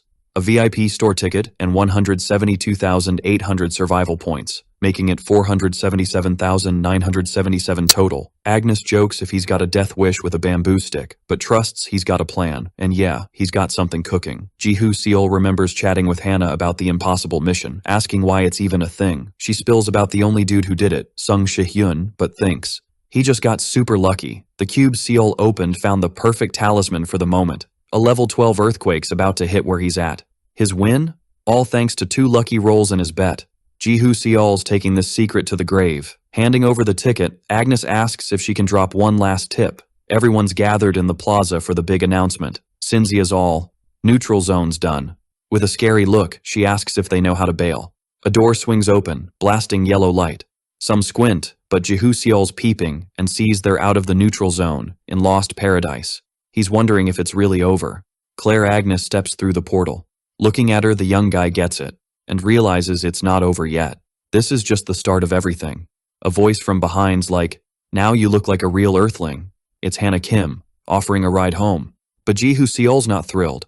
The woman's freaking out, saying time's slower here, he's been gone 3 months, asking if he wants a missing person report. Each survivor gets an assistant, and he's wondering if he'll see everyone again. But he's hopeful, as long as they stay alive. Ji-Hoo-seol's taken to Scheherazade, the Temple of Lust. Hannah Kim says Yoon Seora's staying at Sinyoung HQ, suggests it's goodbye time. Grinning, Seol's like, it was fun while it lasted.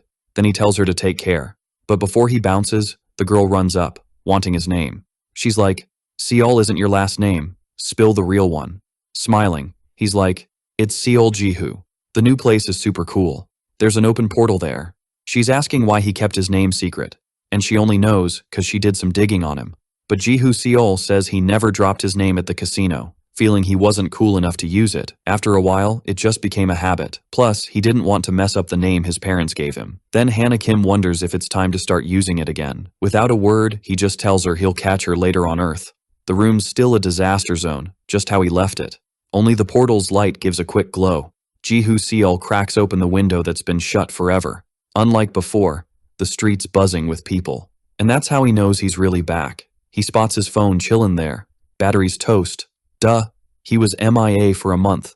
Time to juice it up. From a total flop, the dude's now cruising in a fancy ride.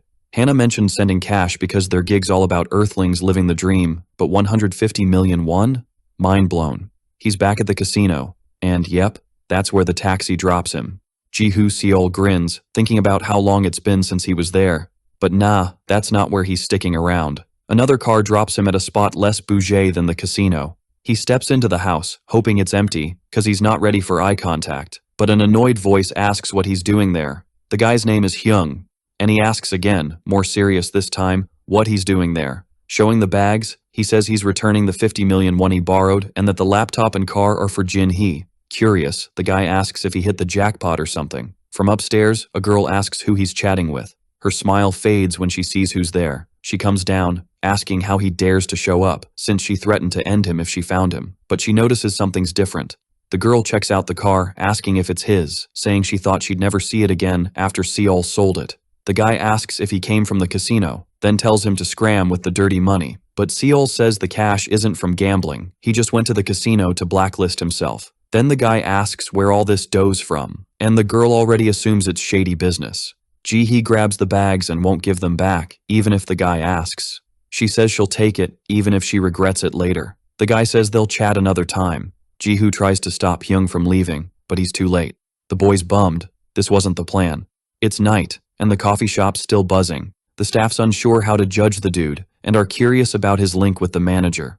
Seonhwa says she got a call from Wooseok asking if she lent money for gambling, but Ji-Hoo-seol says he earned it through work and a bonus for his skills. She asks what kind of work, but Seol says it's top secret, so Seonhwa just has a hunch about what it might be. The woman asks if he went there by any chance. Ji-Hoo-seol dashes through the busy street in a rush. He heard they go abroad and then return. The chat with his ex where she asks about organ sellers, which leaves him totally confused. She asks how he scored such a big amount in just a month. Being compared to those kinds of people wasn't fun, especially from her. Hannah Kim's waiting for him. The young dude's not as chill as before. He then rests his head on her shoulder, leaving her speechless. In a panic, Ji-Hoo-seol begs to go back. The carriage has got some folks on board. One asks how much longer till they hit Haramark. and the guy says if he knew it'd end like this, he'd have waited for a girl to join. The knight asks if he agrees, but Alex says it's not bad having a bro trip. Since the ride's gonna take a while, the guy introduces himself as Priest Alex, level 3, and the other is Hugo, the level 4 barbarian warrior. He says the spear's epic and must be at least level 2.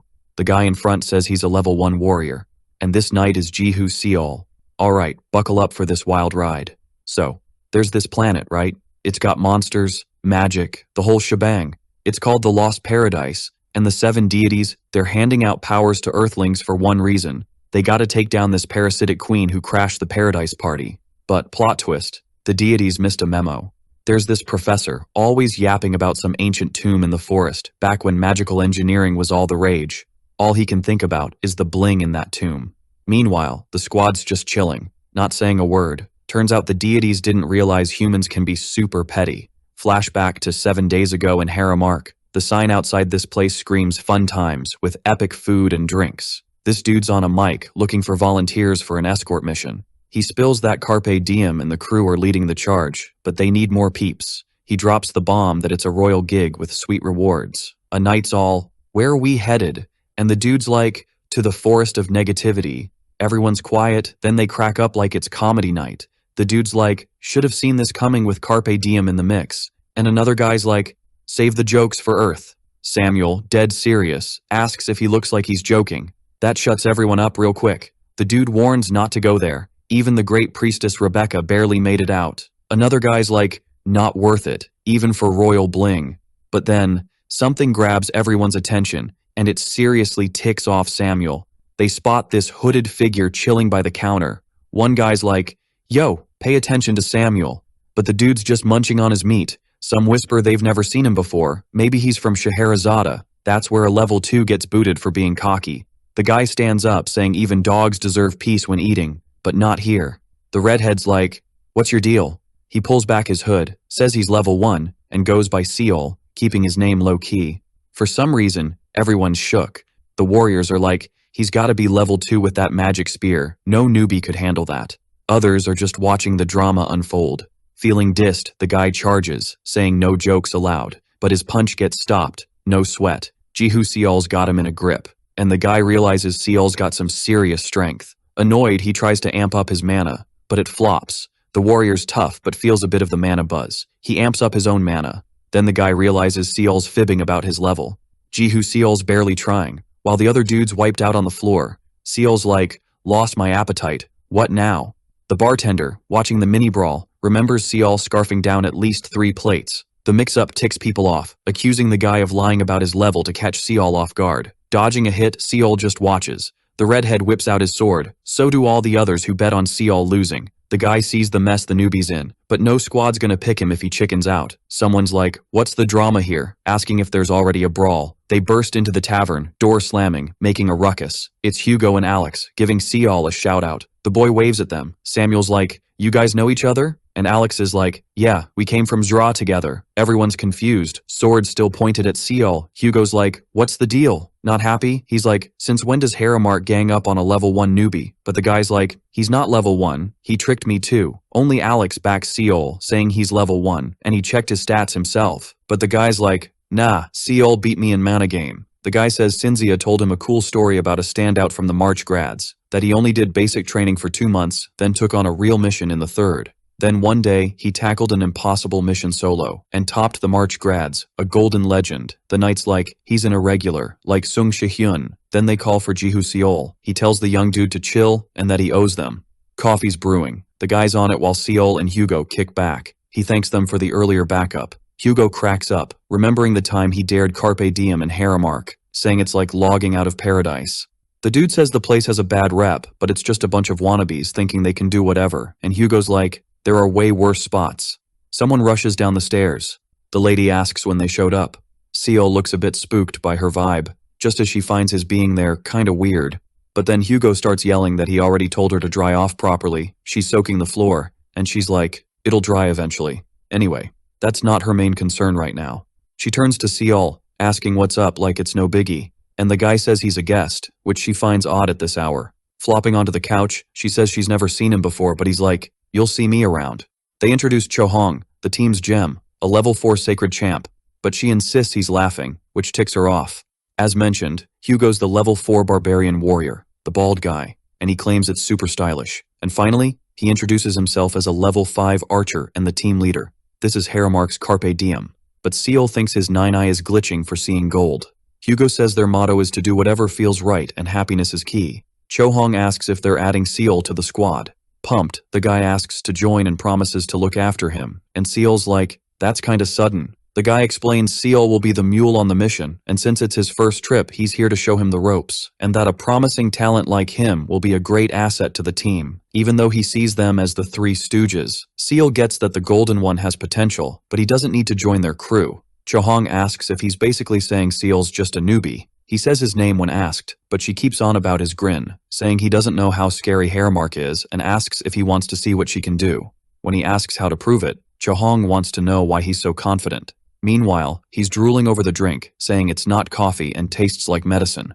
Hugo asks what the plus alpha in the mission is, something they can snag even if it's not the main goal. He explains it's the same for Samuel's group and it's not just a simple escort gig, revealing they're heading to the depths, smack in the middle of the forest. The guy says they found a way to wrap up the forest of negativity. Bright and early, they gear up to leave.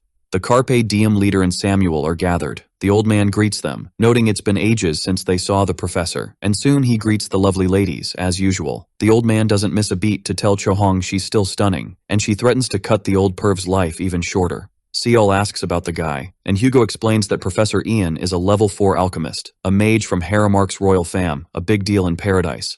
Soon Samuel tells everyone to get ready. Each of them braces for what's next. Then, the guy declares it's time to roll out. The group splits between the two carriages that'll take them, and Jihu Seol can only think this is his first big adventure. The young dude can't shake off what he heard about being a gold mark at the top, but irregular. He wonders what it was all for, since in the end, a level 1 warrior's just a pack mule. Jihu Seol thinks maybe he should have hit up Sin Young, but if it weren't for the golden glow, the team keeps moving, until Samuel signals everyone to halt. There's an Etten cave, 30 of them at 12 o'clock and 10 at 10 o'clock from their spot. Then, all the troops get ready to rumble. You can already feel the massive creature's presence, and Samuel warns they're coming. Giant two-headed beasts start showing up, all fierce. And the signal's given to kick off the showdown. Jihu Seol's eyes are locked in, his spears ready for action, but Cho-hong asks why a pack mule, wants to fight and tells him to chill and watch. Samuel leads the charge, hurling his weapons at them. The shurikens are lightning fast, and make a clean and precise cut on each monster hit. His move just made the monster even more ticked off. They start roaring, charging like they're in a monster derby. But then, arrows zoom in, and land right in their eyes bullseye. The team's archer grins, totally proud of her shots. Meanwhile, another warrior shows up. The dude uses his shield to knock down the Ettins like they're giant bowling pins, and just strolls right through the creatures. Banging on his shield, he gets the monster's attention like, hey, over here. Some Ettins are all confused by the noise, but they didn't even have time to react before losing their heads. Hugo swings his axe like a boss. The guy's grinning at his epic win over them.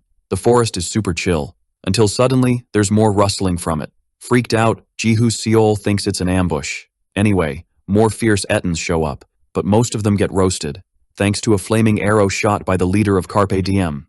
Cho-hong gives Dylan props, and he tells her she's in charge of cleanup. And with a smile, she goes to do her thing. Some leftover Ettins are still dazed from the hit, but soon the woman's heavy weapon ends one of them. She smiles, just admiring her work, then takes out the rest of the Ettins. Impressed, Seal realizes this is how high rankers roll. Ian, watching, tells the young dude how awesome Cho-hong is, and she wastes no time telling the old creep to keep her name out of his dirty mouth. Hugo asks her to be nicer to the master, but she tells him to back off. To Jihu Seol, they act like one big, weird family. His smile catches Ian's eye, who says even a smile is something. The professor notices they didn't do intros right, so they swap names. The day rolls on during the trip. Hugo's all happy and calls Seol over. The young dude heads over and catches Samuel's eye. The guy sees the other pack mules are totally wiped out. Annoyed, he asks if they're dumping everything on Seal, and the woman says the locals always slack off. They claim they're tired, and even with magic to help, it's too much since they weren't blessed by the gods. But Samuel's not having it. However, Seol says he's cool with carrying. The guy asks if it's heavy, telling him not to overdo it since they'll be climbing a hill soon, but Seol sees it as training. Samuel's cool with that, as it's no biggie for him. They watch the young dude head to the other mules. He doesn't go unnoticed by Carpe Diem, and Hugo comes over saying he fits right in with the team. Chohong says he's not as weak as she thought. Curious, Hugo asks what Dylan thinks about it, but the guy's like, no way. Hugo tries to argue, saying Seol's got potential and works hard, but that's why Dylan's not into it. This leaves them both pretty puzzled. For the leader, this is a crucial time for Seol, who needs a team that can lead and back him up, and Hugo says that sounds like their team, but Dylan says the old man's retiring and isn't too confident, and he reminds them they need a solution ASAP. Hugo tries to get Chohong to help, but she seems to ignore him. But she says Dylan's the leader, handpicked by the old man. She says there's no point in arguing, even with Hugo asking if she's really gonna leave it like this. The guy wonders why she had to act all mature right now. Chohong walks past the mules and gives Jihu Seol a quick look, but then just keeps going without a word. It's almost dark, and the caravan keeps moving. Samuel spots the forest of negativity. It's like a gateway to anywhere, even the Federation or the parasites. Pointing out a direction, Samuel says this is the southernmost human region, and Seol notices the border.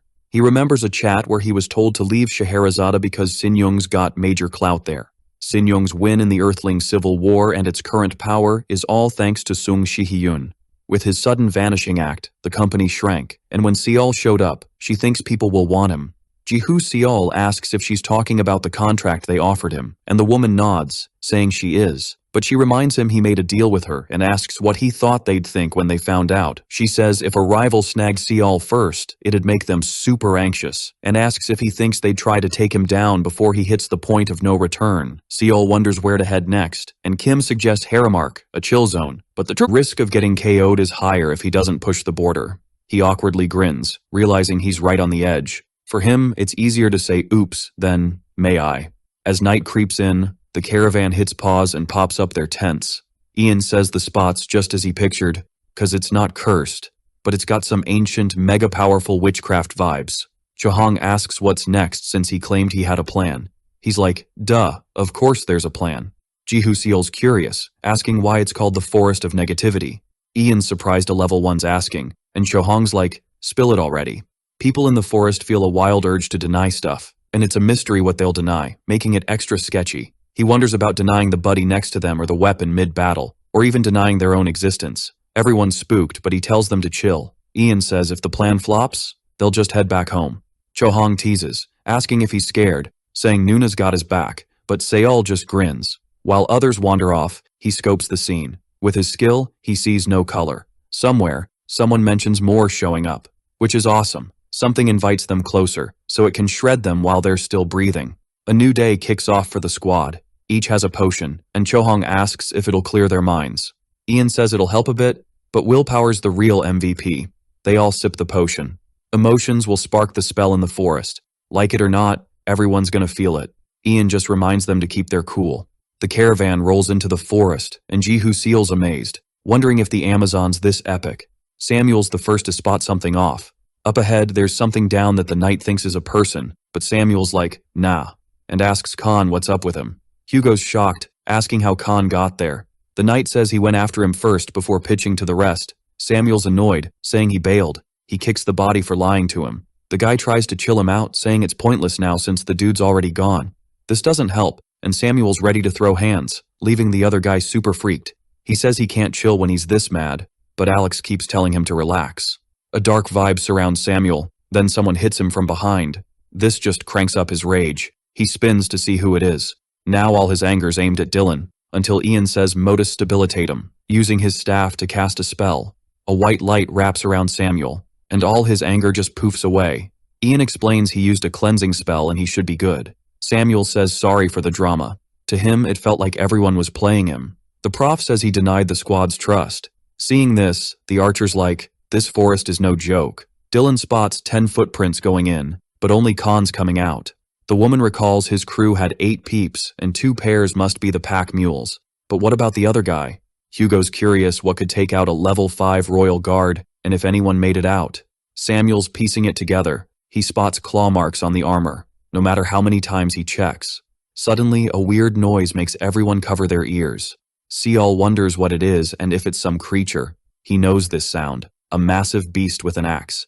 Hits the ground, shaking everything. With a lion's head, it roars like crazy, making Ian yell it's a lioner. Freaked out, everyone grabs their weapons. A bullet's fired at the beast. It blows up, sending it flying. The shot came from Dylan the shooter. It's hard to see what's up with all the smoke. But when the dust settles, it's clear the monster's weapon blocked the hit. Hugo spots Khan's halberd in action. More lioners roll up, surrounding them like it's a party. Even with all the chaos, Samuel wonders if it's migration season. He's puzzled why mountain beasts are crashing their scene. Dylan's all, "I'll handle the front, no sweat." Hugo and Clara are on left side duty, while Samuel and Grace take the right flank. And boom, Dylan calls for an all-out attack. Each duo charges to their side like it's game time. The giant lion-faced beast charges in, all roar and fury, but the Carpe Diem leader's got eyes on it. He fires again, aiming true. The lioner halts, noticing it's got a new boo-boo. Its gaze locks onto Dylan, the Carpe Diem boss. The monster roars, charging at him like it's personal, but Dylan's faster, slipping out of sight. He fires more arrows, aiming for the beast's back. The creature shields itself, but some arrows hit home, and it howls, a mix of pain and rage. Luckily, Dylan's not just a shooter, he's a combat pro. His moves are slick, no wasted steps. Dylan lands behind the beast, ready for round 2. The creature spins, roaring in his face.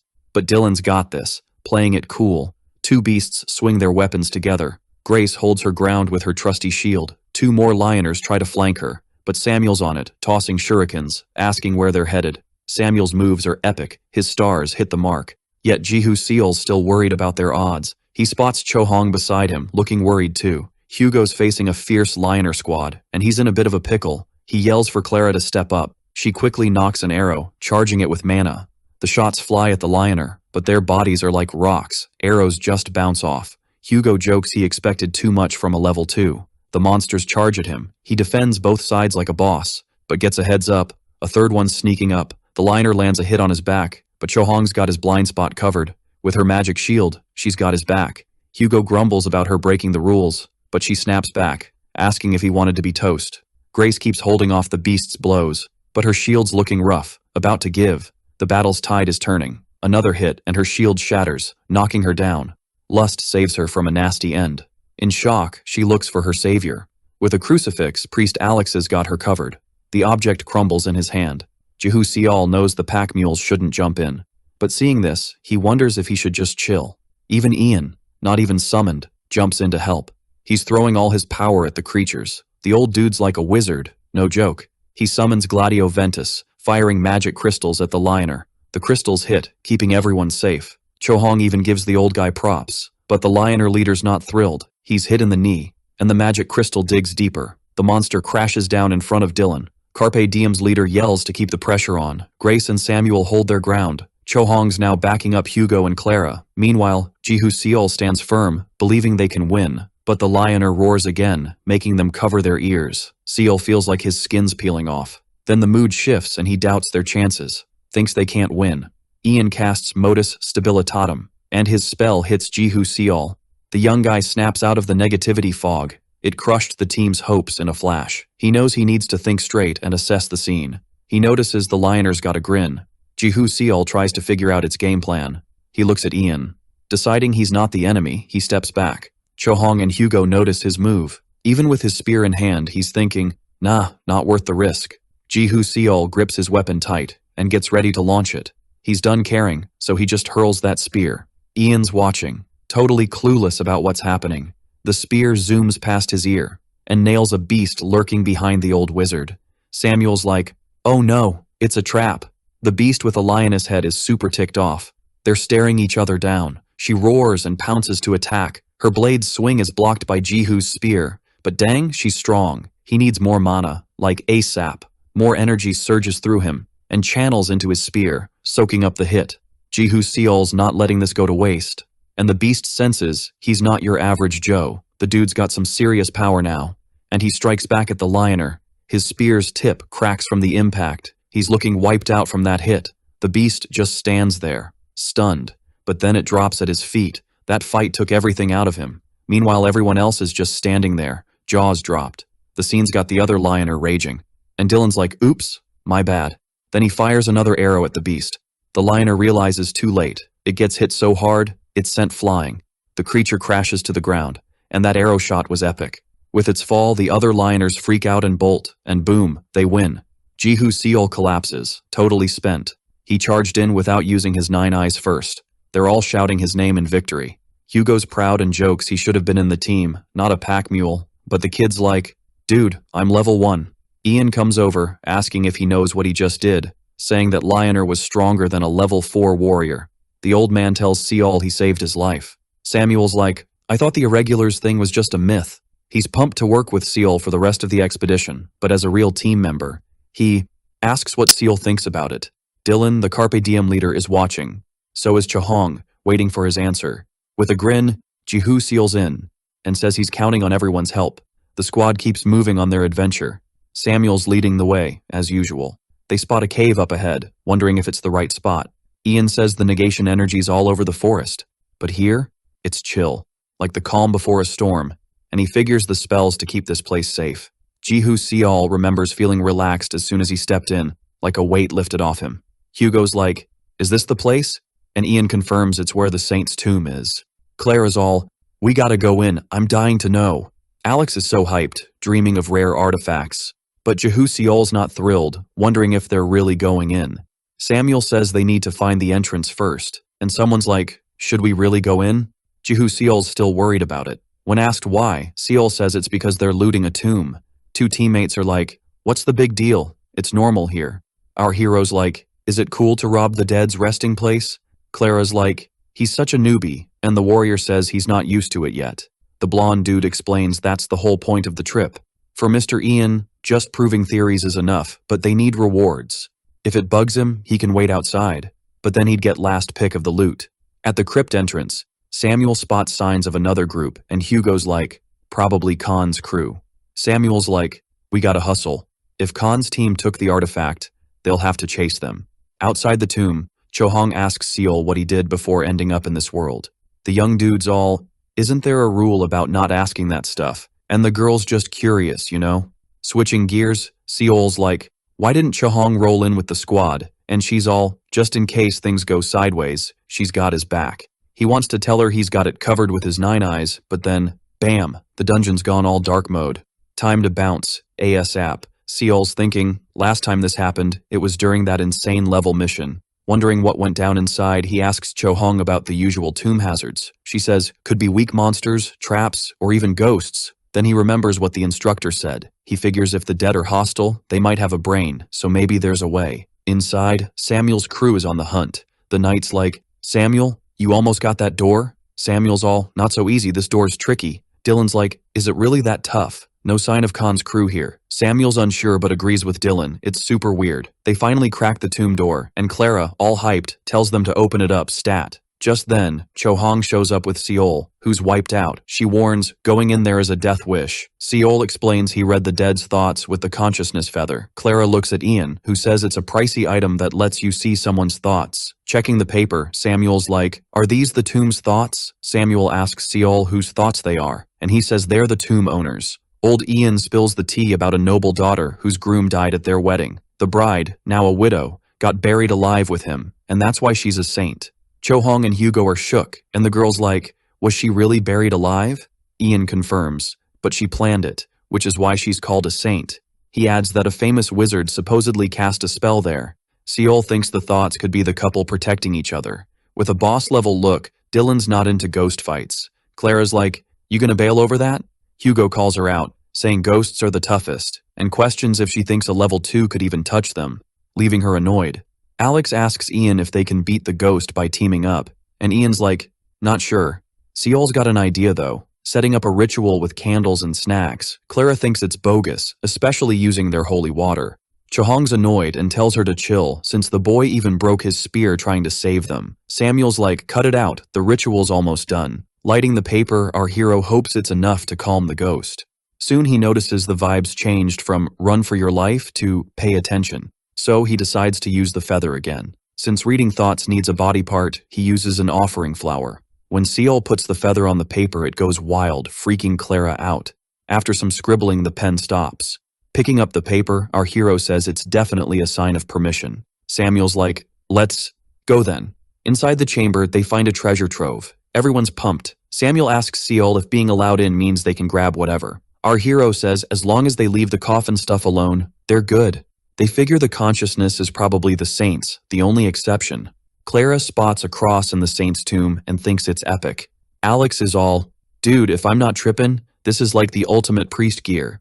Old Ian jumps in, saying it's some artifact that lets you cast spells without any offerings. Alex, sweating bullets, asks if it's really what he's thinking. Ian confirms, saying it's the proof given to the saint for being super pure.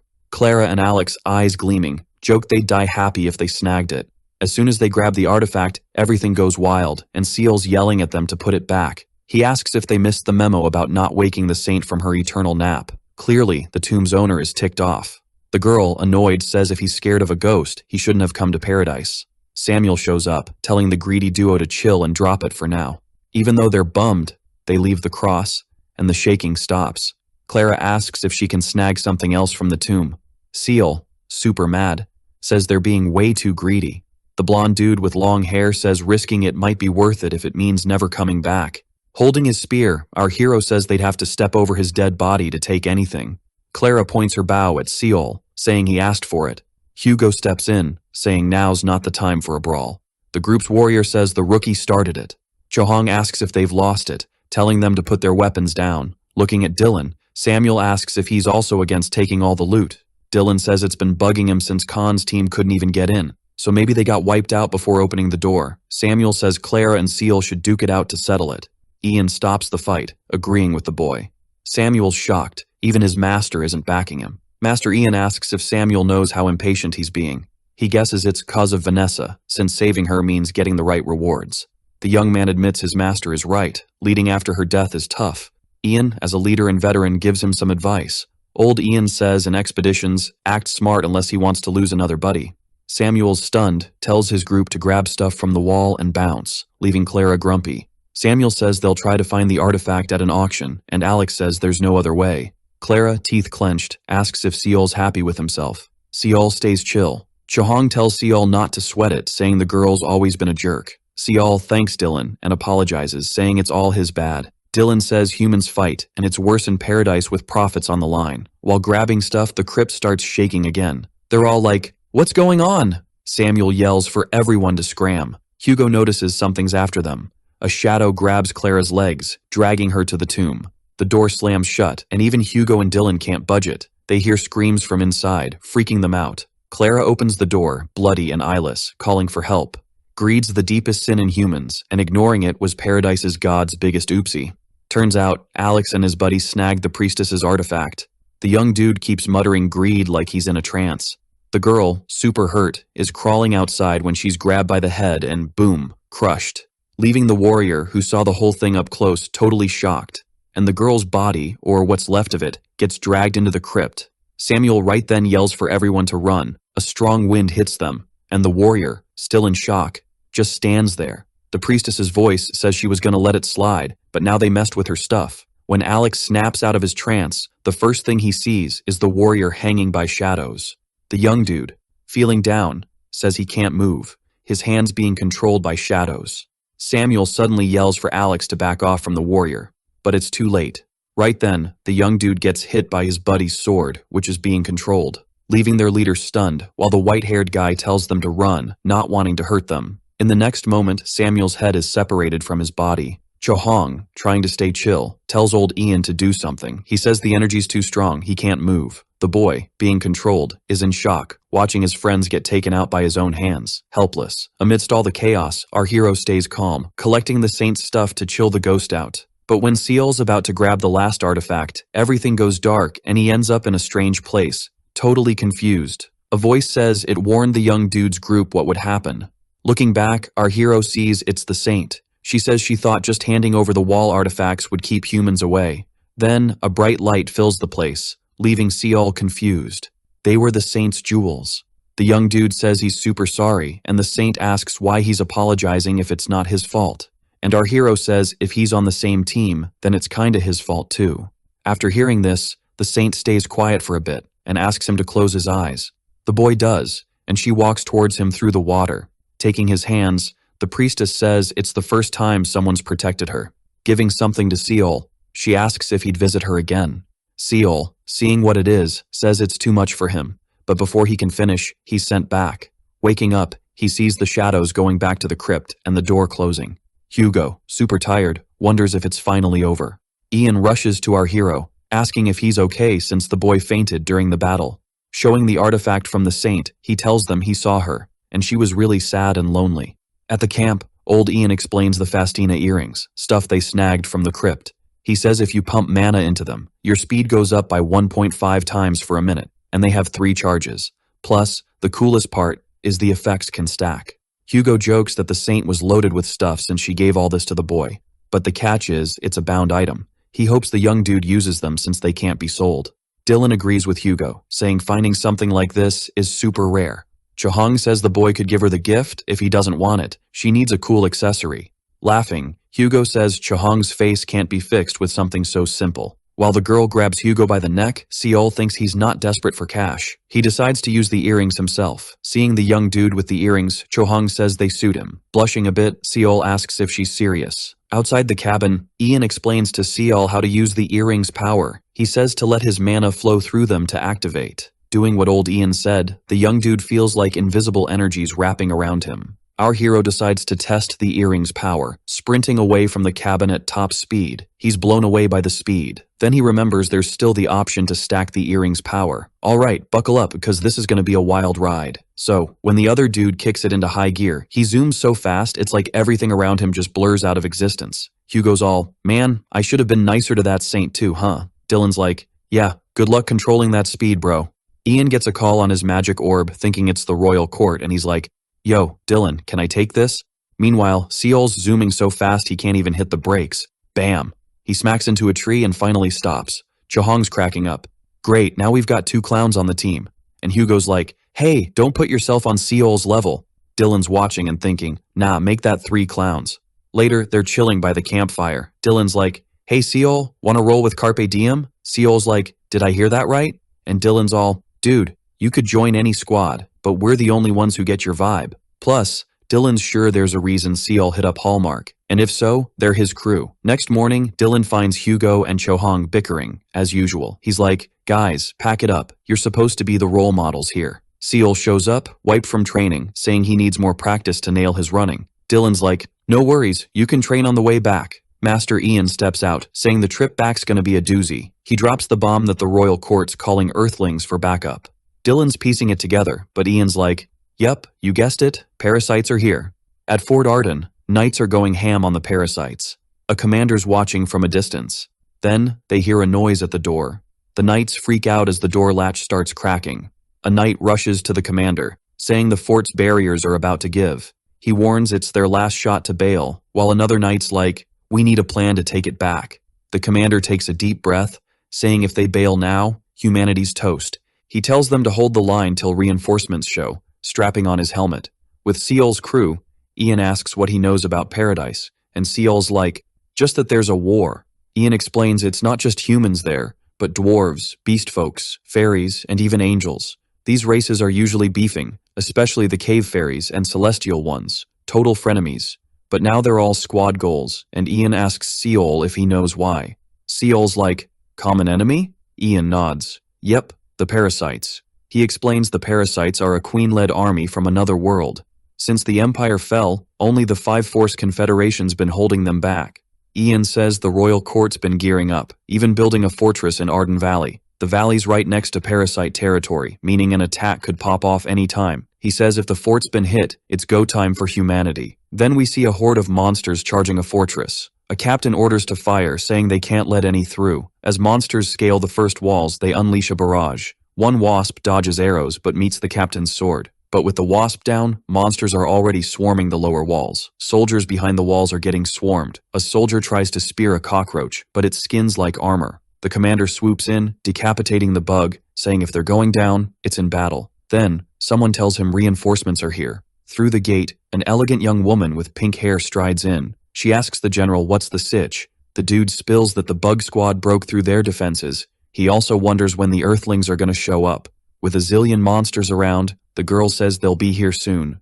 Helmet on, she mentions that, as the general knows, they'll only jump in when the odds are in their favor. She and her crew head towards Fort Arden.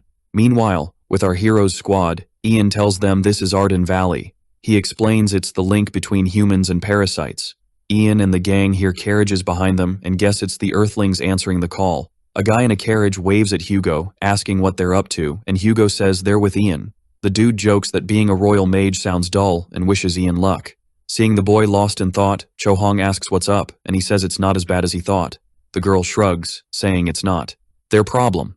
Ian, eavesdropping, says the 7 gods would love that. She replies it's up to each person if they want to risk it. Hugo nods, saying, YOLO.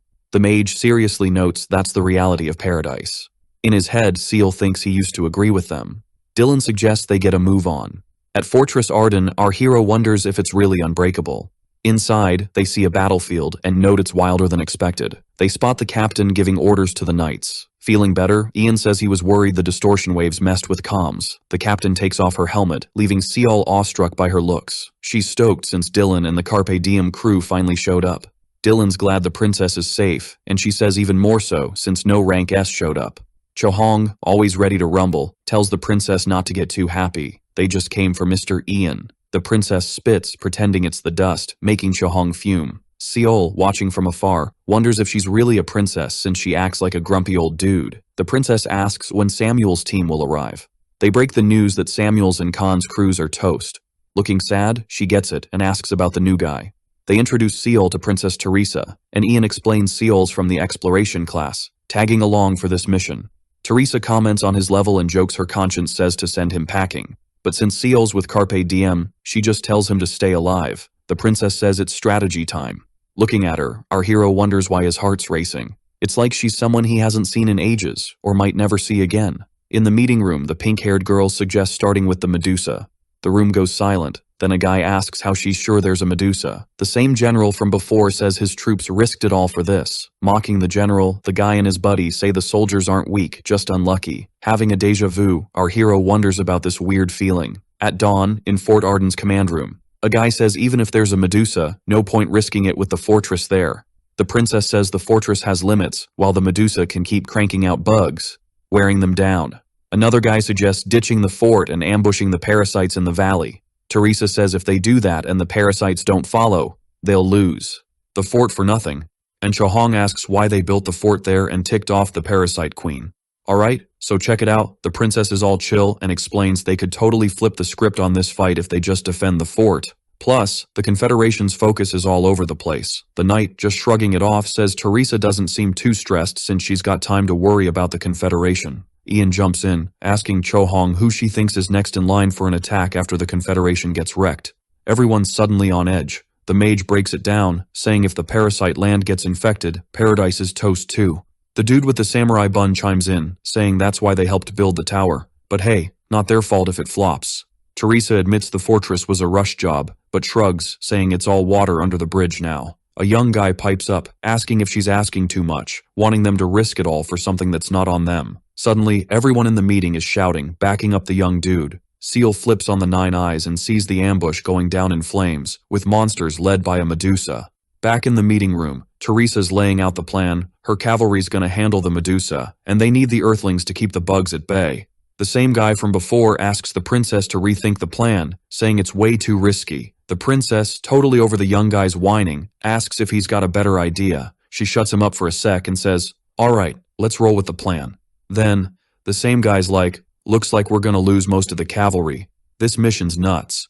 Meanwhile, Seol, who's seen how this plan's gonna crash and burn, thinks he should protect the fort, but the girl's plan is a total bust. Teresa's scratching her head, worried, thinking this isn't a place for a level 1.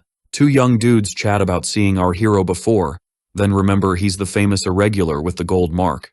Ian introduces the young guy, saying our hero was the MVP in their last raid and even took down a lioner solo. The crowd's like, no way, can a level 1 really pull that off? A guy's like, don't you need to be at least level 4 to take on a lioner? He knows the kid's irregular, but this is next level. The elder's like, even though he's old, he saw it all go down, looking at Dylan. Dylan's like, sure, the kid's strong, but the battlefield's a whole different beast, and Ian's like, don't forget the kids from Region 1. Hearing this, the young guy finally gets what the mage was on about. The crowd's buzzing, saying if the kid's really from Zone 1, he's got army cred. Then, Teresa rolls up to Seol. She's heard about his epic feats and says if that's true, they'll hear him out. By dusk, everyone's outside the fortress, ready to kick off the plan. The princess checks if the kid's sure about going, since no one's got his back if things go south. Our hero's like, it's cool, he's used to flying solo. She asks why he's even here, since no one would blame him for bailing. The kid glances around, searching for words, and says it's because the fortress and paradise need saving. Teresa thinks if more Earthlings were like Seol, there's still hope. Then, it's announced the baddies are coming, and the girl's like, it's go time. Hopping on her horse, the princess wishes our hero luck, hoping he makes it back in one piece. Seol nods, all in. On the way, Chohong tells Ian not to screw up this time, and the elder jokes she's got a thing for the kid. This makes the girl all flustered, snapping back, asking if he's losing it. He tells Chohong to chill, saying it's in moments like these that luck shows up, and he's got a knack for it.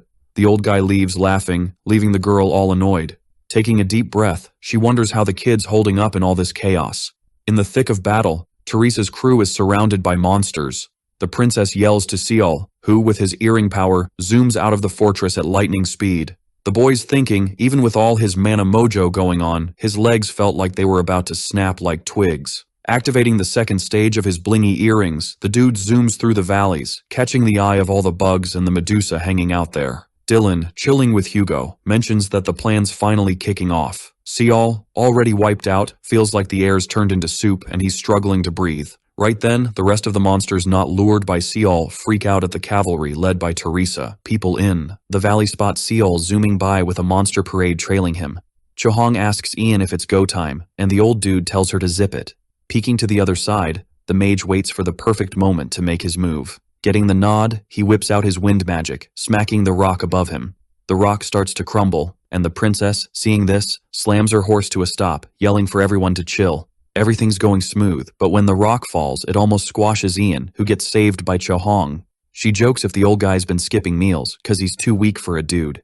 He teases back, asking if she finally sees him as a man, making her crack up and call him a goof. The rocks start raining down on the monsters below, hyping Hugo up cause the plan's working. Seeing the monsters cornered, Teresa orders the knights to charge. While sprinting, Seol remembers someone saying the roaches can only hover for like 10 seconds. Tossing a net sphere, he figures this is his one shot. Bouncing out of there, the boy was warned the Medusa would be chilling under the dawn peak, where the sun's all shiny. He spots the place and upon arrival, gets a not-so-warm welcome from a swarm of roaches. With mad skills, Seol dodges the roaches' attacks, but leaning on a rock, he accidentally triggers a landslide. As he tumbles, he spots the Medusa enjoying the sunset. Glancing back, the boy sees the roaches closing in, so he's got to hustle. His feet are screaming and his heart's about to burst. Still, he decides to wrap this up, charging at the Medusa. Hearing a boom, Teresa realizes Seol's throwing down with the Medusa. Facing the Medusa, the boy whips out a red sphere and chucks it at the creature, hoping to score some damage. But the creature, with zero effort, snags the sphere and lobs it back at him. Seeing his miss, the young man thinks he's toast, and then, boom, the sphere explodes. Hugo spots something he thinks is Seol's signal and says it's Dylan's turn now. Chohong, a bit doubtful, asks if they're sure the creature's gonna be toast just like that. Ian says it'll only work if the three hit. Dylan gears up his lightning arrow. Pushing himself, Dylan knows he needs to give it all he's got, cause everything's riding on this shot. Then, a water sphere flies at the Medusa, followed by Dylan's arrow, which nails the Medusa right in the chest. Seol, somehow dodging the earlier blast, thinks since his sphere missed, it won't cut it. So, he cranks up Fastina's earrings to stage 3, slicing the Medusa's head clean off. After that, Seol crashes to the ground, totally spent. The general tells Teresa the Medusa's bug control is toast. She says it looks like the boy nailed it, which gets her super pumped. The princess then orders the knights to finish off the leftover monsters. Chohong comments that finally they can wipe out those pesky critters. As they open the gates, the Earthlings who were waiting rush out, hunting the croc-like monsters. Back to our main dude, Seol, who's stumbling, trying to make it back to the fort. The boy spots someone heading his way. It's Teresa looking for him. First thing he asks the princess is if the fort's safe, catching Teresa off guard. Hugging him, the princess says he's quite the charmer. Back at the fort, someone wonders if there's gonna be a party. It's Chohong telling Hugo that with a new member, they should totally throw one. The guy asks how they'd pull that off. She admits she has no clue, cause they've never had a new member before. Hugo's all, why not just chill and party all night? I'll spill the tea on all the girls here. This totally ticks off the girl, and she's like, what do you mean by that? While giving his face a foot massage, but not the relaxing kind. With a serious face, the dude's like, so, Seol's into Scheherazade girls, huh? The girl hears this and goes full ninja, knocking him down with a flying kick, and his axe goes flying like it's got wings. Right then, Teresa rolls up, all Merry Christmas everyone. The two fighters pause, look at each other, and are like, is she nuts? Christmas is in December, not now.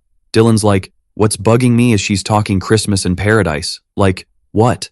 The girl whips off the cloth from her back, revealing a spear with a bluish tip, saying, it's basically Christmas, duh.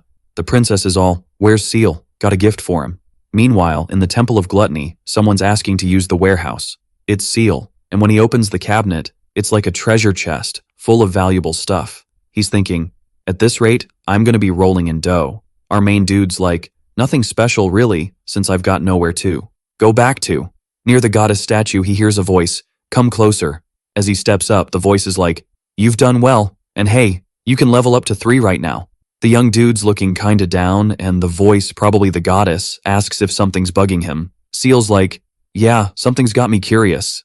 The goddess is like, you're talking about the dream, right? Can't spill the beans now, but maybe someday. With a hand on his chest, he's like, you're being harsh. You know what it took to get here. The goddess explains, even gods can't mess with the heavens' plans, but when the stars align, I'll tell you. He asks, when's that? And she's like, a dead star doesn't shine again, but for you, things might change. These riddles leave him scratching his head, and he's like, I don't get it. But the goddess says, when the time's right, it'll all click. The goddess then says, right now, let's talk about your future. With a dazed look, he's like, you mean becoming a level 3 Lancer? And she nods, but she's like, want to try a path no one's taken before? In a place where you can see the universe. A goddess-like figure notices a light's gone out, but she's thinking, maybe it's just a dead star. Back with our main dude, he's trying to shape his mana. Chohong's like, what are you doing? And he explains he's trying to make a throwing spear with his mana. The girl's like, must be a pain, but that's what you get for picking such a weird class. We flash back to how he got the class, the goddess asking if he's sure he won't regret it. The boy's like, yup. And the goddess is like, by my power, I grant you the Mana Lancer class. Our hero's looking up, wondering if he's been played. Hugo strolls by, asking Chohong what the boy's up to, and she explains he's learning his new class. Seeing it's a magic class, Hugo's like, I know someone who can fix that. With eyes sparkling, the young dude grabs Hugo. Who is it? Dylan, watching from afar, says it's the person who created Carpe Diem, the top trainer in paradise. Seol's like, where's this person? And Chohong, arms crossed, wonders if the old guy's retired. Running her fingers through her hair, she's like, Seol, you can buy this with karma. You've earned loads from the fortress. Hugo's like, remember what the old man used to say? Our hero remembers his master saying learning this way's easy, but limits your path. The boy suddenly bolts out, leaving them puzzled, saying he'll be back soon. At the Sicily headquarters, Seol was on a mission to find his master. A red-haired general spotted him and joked about the lion cub visiting his mom. Agnes turned around, spotting Seol searching for her. Taklana, leaving, teased that Seol should stop treating Agnes like his actual mom. Agnes adjusted her glasses, curious about Seol's visit. Seol spilled the tea about his unique class and lack of info. Agnes reminded him it wasn't a neutral zone anymore, not ideal for training. From now on, he'd have to learn solo, which bummed him out a bit. She quizzed Seol on his class knowledge, making him sweat since he knew zilch. Agnes bombarded him with questions, almost frying his brain. She explained Seol was trying to use mana without a clue, like running before walking. Seol, hand on chin, admitted he might have rushed things. Agnes, turning to the barracks, was impressed he hadn't caved to the karma method. She promised to handle his training when she got back, sparking Seol's curiosity about her plans. She brushed it off, saying she'd catch him later. At Carpe Diem, Seol showed up with some spear tips. He heard a ruckus, then Chohong stormed out, fuming. Seol asked what was up, and she blamed him, slamming the door. Dylan, making coffee, explained it was over a new mission. Seol wondered what kind of mission ticked Chohong off. Dylan, lighting a cig, said he wanted Seol and Chohong on it, while he and Hugo did a king's escort. Seol asked if they'd be going far, and Dylan confirmed. Dylan said they'd need new teammates, but wanted Seol as leader. Seol asked why not Chohong, and Dylan said she wasn't leader material. Seol pointed out he was only level 2. Dylan reminded him he was a fortress-saving hero, leaving Seol no choice.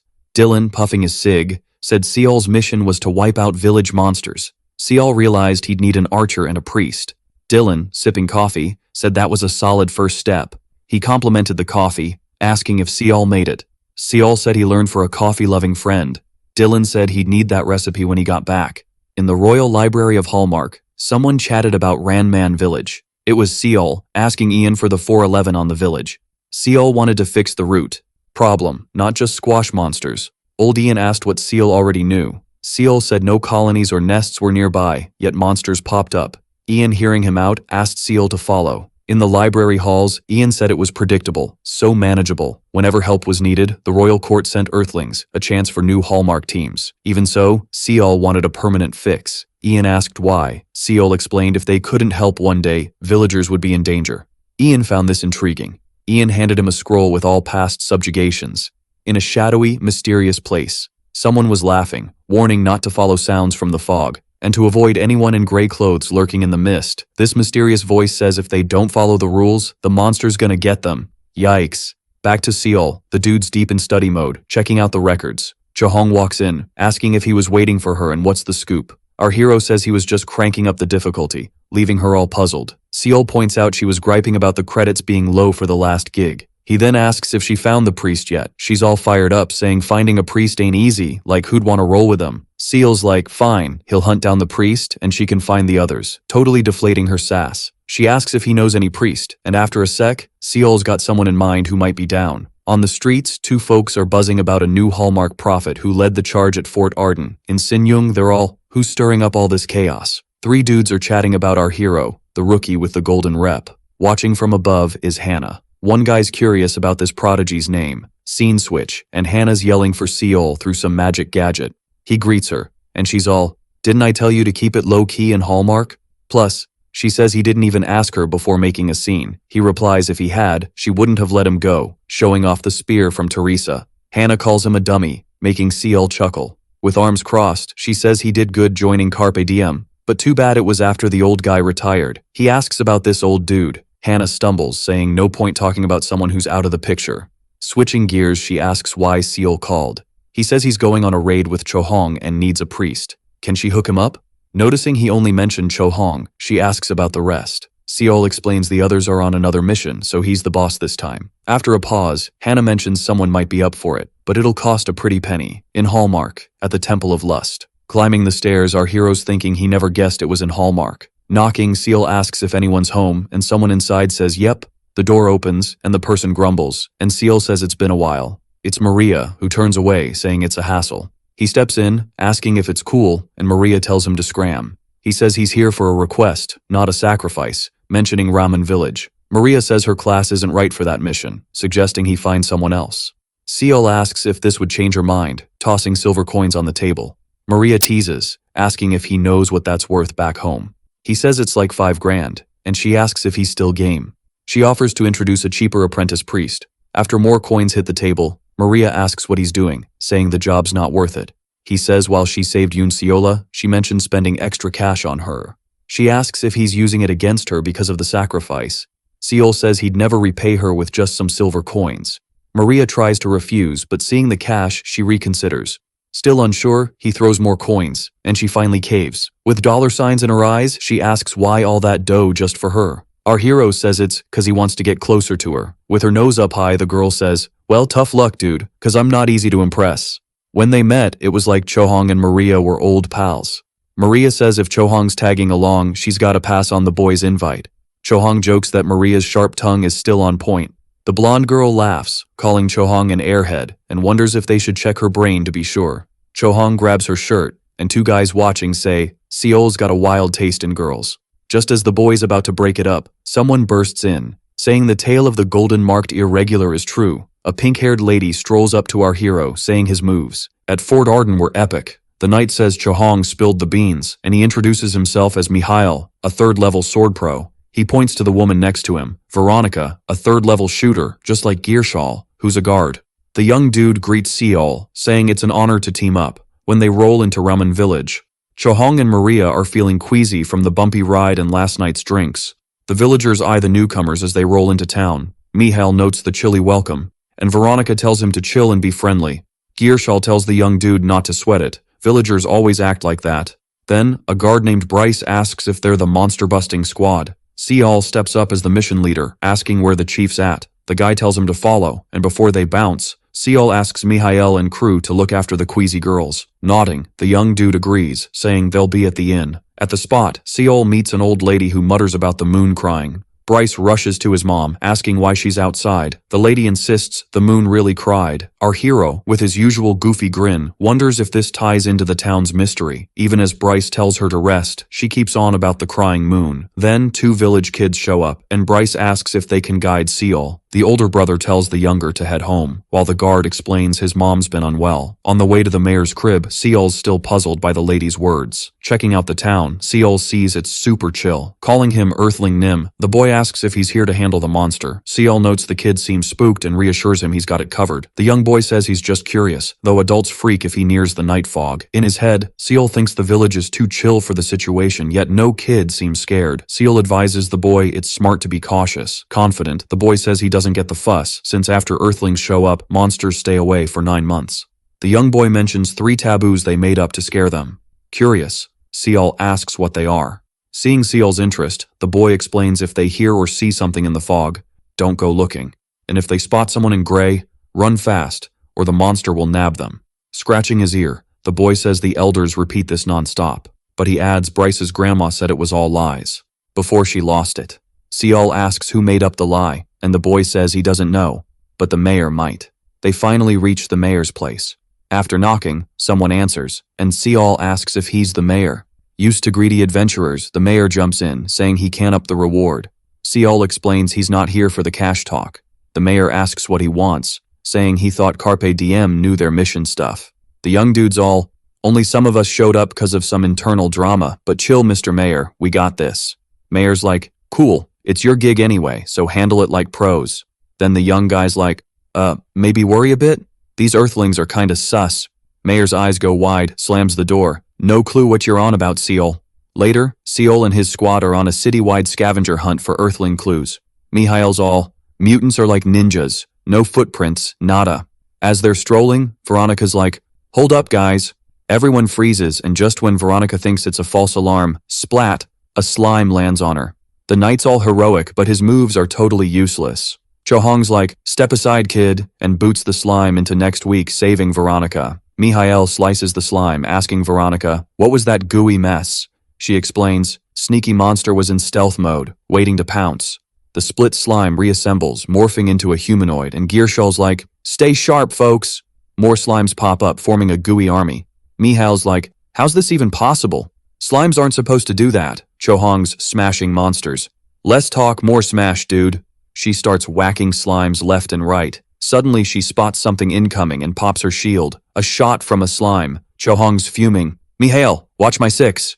She turns, realizing the slimes are regenerating despite her hits. The slimes swarm the group tending to Veronica. While healing Veronica, Maria's like, we're such noobs. She activates her artifact, creating a shield that the slimes can't crack. Maria's like, bought us some time guys. She adds, if the rumors are true, Fort Arden's hero can clear us a path.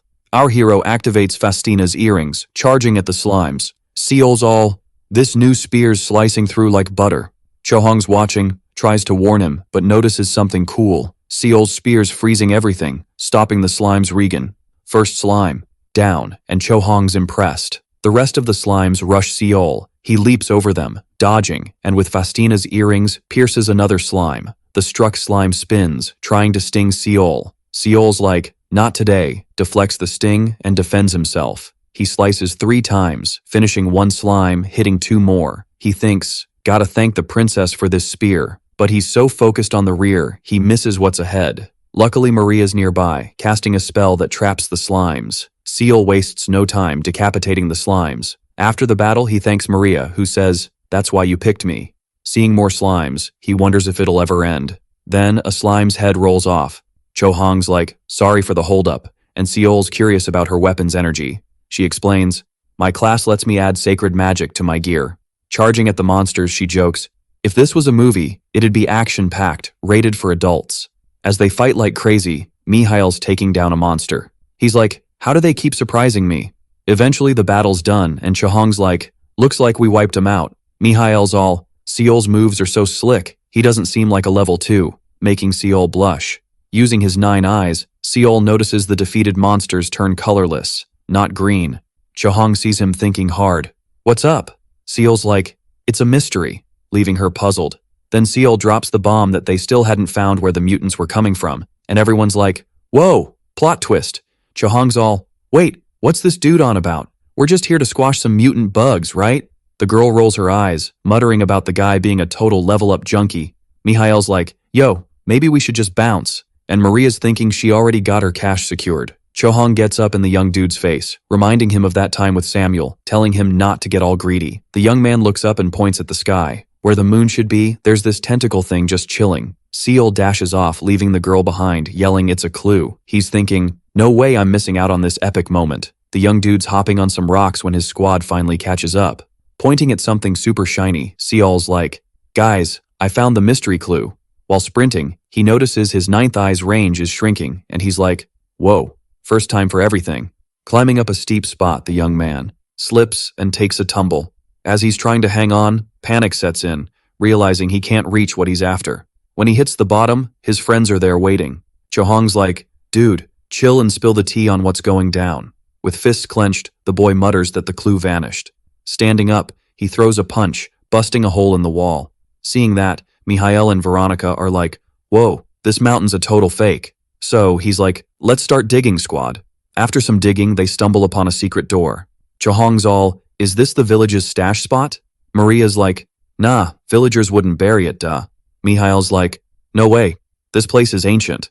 Using his 9 eyes, our hero sees the place is glowing yellow, meaning, watch out, peeps. Inside, there's a shadowy figure with long hair watching them. Chohong's like, "Maybe it's a study room where you're stuck until you hit the books hard." The guard's like, "Yeah, maybe that's why folks got trapped and studied till they dropped." He's thinking those folks probably made the mutants. Mihail, Chohong, Veronica, and Gearshal exchange looks, piecing it together. Maria's just thinking, these guys are such noobs. Realizing the room's just that, Seol's wondering what the 9 eyes were showing him. Seol hears Veronica say she found something, and Mihail's like, "Careful, it might be a trap." The girl pulls a candle holder, revealing it's a lever to a secret chamber. All confident, she's like, "Who do you think you're dealing with?" Mihail's impressed, saying, "This is getting wild." Using the 9 eyes, Seol sees everything's green, and he's like, "Let's roll in." Near the end of the corridor, Mihail's like, "Is this it?" "Nothing special here." Veronica points to a magic circle on the floor in the corner. The young man realizes the mutants were summoned here and left through the cave. Gearshal's like, "Who could pull this off?" Chohong's like, "Not the point. We gotta smash it." As the girl's about to wreck the magic circle, Seol taps her shoulder, saying, "Hold up." Looking at Veronica, he asks if there's another sign, and she's like, "By the wind, that's the exit. Should we check it?" Seol senses someone's tailing them. It's the mayor, saying they're taking forever and luckily didn't get wiped out. Seeing the guy knows something, the young man asks about those creatures. The man says there's a rumor about a magic whiz living in the mountains. Seol's like, "The mutants seem summoned by the magic circle." And the mayor's like, "Just smash the circle, problem solved." Mihail and his crew are like, "Isn't it sus the old guy shows up as we find the exit?" Geiershal's like, "Leaving now would be lame. We'll check it out. You guys go ahead." The village chief, looking not so thrilled, says it's a bad idea since they don't know where the exit leads. The guard's stubborn, saying he'll check it out anyway, and the mayor's like, "Just go with them, don't freak out the villagers," which makes the young dude even more sus. When the trio was heading to the spot they found, Seol and the village boss were yelling, "Hold up." Even the kid was like, "Don't go." So they turned to Seol, all, "What's up?" Right then, the path was yellow, but our hero was like, "Why's the boss all colorless?" The girl tells the kid, "Chill, it's just a quick peek." As they followed the path, Mihail asked Seol, "Why the drama?" And boom, the path turned orange. Our hero freaks out, thinking they gotta bounce pronto. Looking at the old dude, he wonders why he's still colorless. Seeing red could pop up any second, the kid's like, "Get ready to rumble." Mihail's all, Seol's finally stepping up as a leader. The kid tells the leader he's gonna check the dungeon, and the leader's like, "Earthlings tried that before." Our hero thinks, if it's not a run for your life warning, it might work. Then, the village elder's holding a stone with some weird vibes. With a glare, he watches the squad head into the dungeon. A beam of light flashes, and Veronica's like, "Dodge!" A tentacle comes at the boys. They dodge, but Geiershal's not so lucky and gets snagged. Following where the kid got taken, they find a nest, and Chohong's like, "What's this doing here?" She tells Seol the monster made the Medusa. Days earlier, in the library, the kid reads a doc saying the variant's a counter against the parasite. Ian's like, Just a theory, not a fact, reminding Seol of the tomb. Our hero remembers the forest enchantment wasn't for protection, but to seal the saint's grudge. The old dude explains theory versus reality, so Seol should trust his eyes. Back in the dungeon, Seol's panicking, thinking Ian's theory was spot on. The monster attacks again, but Maria's shield blocks it. Our hero asks Chohong if they should attack, and she's like, "Nah, let's bounce. We're too weak." Mihail slices a tentacle, saying, "They gotta save Gearshal before retreating." Back at Maria's shield, the kid's shocked the tentacles regrowing. He wonders why, and Chohong's like, "Duh, it's a variant." She smashes the tentacle with sacred mana, but it keeps regrowing. Maria's struggling to keep the shield up, warning she can't hold much longer. The shield cracks, and Seol's sweating bullets. Thinking only the main body can be hit, the kid throws spear tips at the monster. 2 spear tips hit, and the creature spits out Gearshal. Holding the guy, Mihail's like, "Nice catch." Maria's yelling for them to do something. She's at her limit. Seol organizes the team, saying Veronica should hit the main body. Gearshal protects Maria, and he and Mihail distract. Before the kid tells Chohong her role, she interrupts, asking if he plans to catch the monster. She says only high rankers could do that. Our hero asks, what if the monster hits the village before help arrives, making her tense. The village boss watches calmly, while Maria's about to break. Chohong hesitates, then asks if she can smash the main body when it's time. Seol asks if she can reach it, and she's like, "Not easy, but I'll try." Activating his 9 eyes, the kid thinks he can't blame himself for past mistakes, but he can't doubt his eyes now. There's gotta be a way to beat the monster. Seol gives the go-ahead, the shield drops, and they all charge. With a tentacle zooming at him, he dodges and slices it up. Our hero's thinking, sure, the mutant heals fast, but it's slower than a snail on a lazy day. If they chop off more tentacles, Chohong can go full ninja mode. While he's plotting, a bunch of tentacles rush him, but Maria's magic traps them. No sweat. Seol jumps in, slicing them all with his spear like a boss. Suddenly, green goo, probably toxic, starts oozing from the cut tentacles onto him. Maria's got his back again, reminding him she's running low on spells, so chill out. The crew's wiped from the fight, and Chohong's like, "These tentacles are blocking everything." The mutant starts shrinking. Everyone's like, "Huh?" And then it spits out more slimes. Seol's all, "Fall back." But Maria's frozen, and Gearshal steps in to save her. Veronica gets smacked by a tentacle, distracting Mihail, who also gets hit. Maria's healing them, and Gearshal's like, "Shield me too," leaving her puzzled. He explains it's easier to shield them all together, so she rolls with it. Maria's like, "Hurry up," and Seol's trying to tell him to just guard Maria.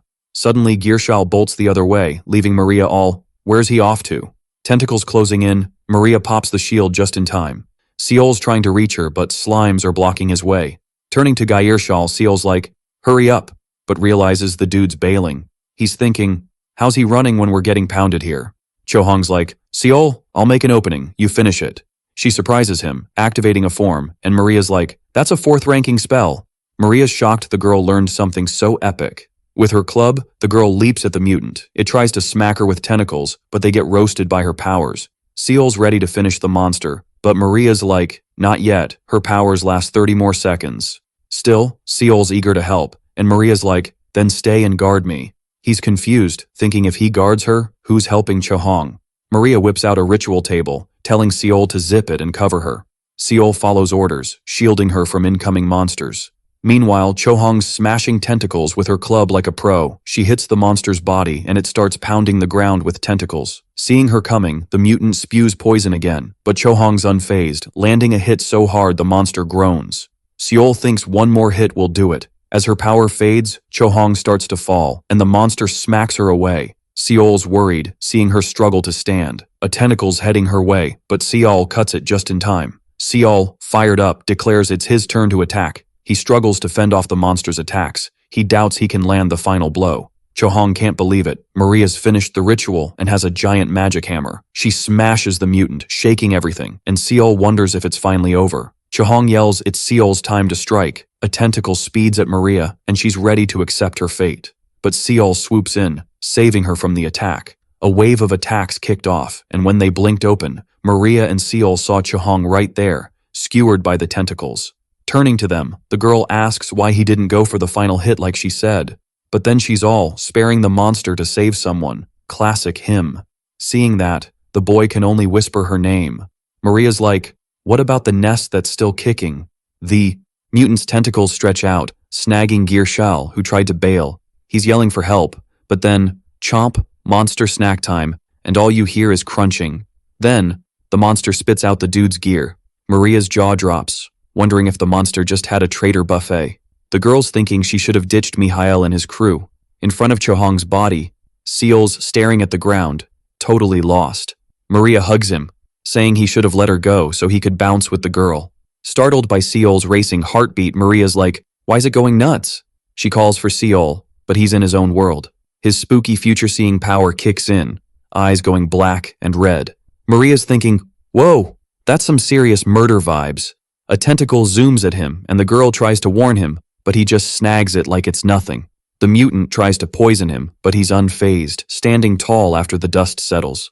Seol rips the tentacle in half, monster goo flying everywhere. His face is all rage, veins popping. Another tentacle sneaks up, and Maria tries to warn him, but Seol gets smacked and goes flying. Rolling back, he's up again. Spotting his spear, he grabs it, eyes blazing red, and it's wrapped in purple flames. Maria's shocked, saying only top-tier warriors can do that. The boy's using the secret move, Highlander, a level 7 skill. With his spear, he slices the air, hitting a tentacle, making the monster howl. Seal's giving off this crazy killer vibe, marching towards the monster, which spins its tentacles like a merry-go-round. With quick moves, he spins his spear, making a shield. He busts through the mutant's tentacle barrier. It whips up a windstorm, and Maria's struggling to stay upright. Seol breaks through and shreds the monster. Maria's wondering if it's finally over, but the boy, in berserker mode, keeps attacking the dead monster. Maria's watching, totally freaked out. Eventually, the rage fades, and Seol snaps back to reality. Calling for Maria, he's like, "What just happened?" The girl's like, "Are you kidding?" With his hand on his face, Seol says after seeing Chohong die, "It's all a blur." Maria's like, "What kind of main character manhwa story is this?" He's like, "No clue."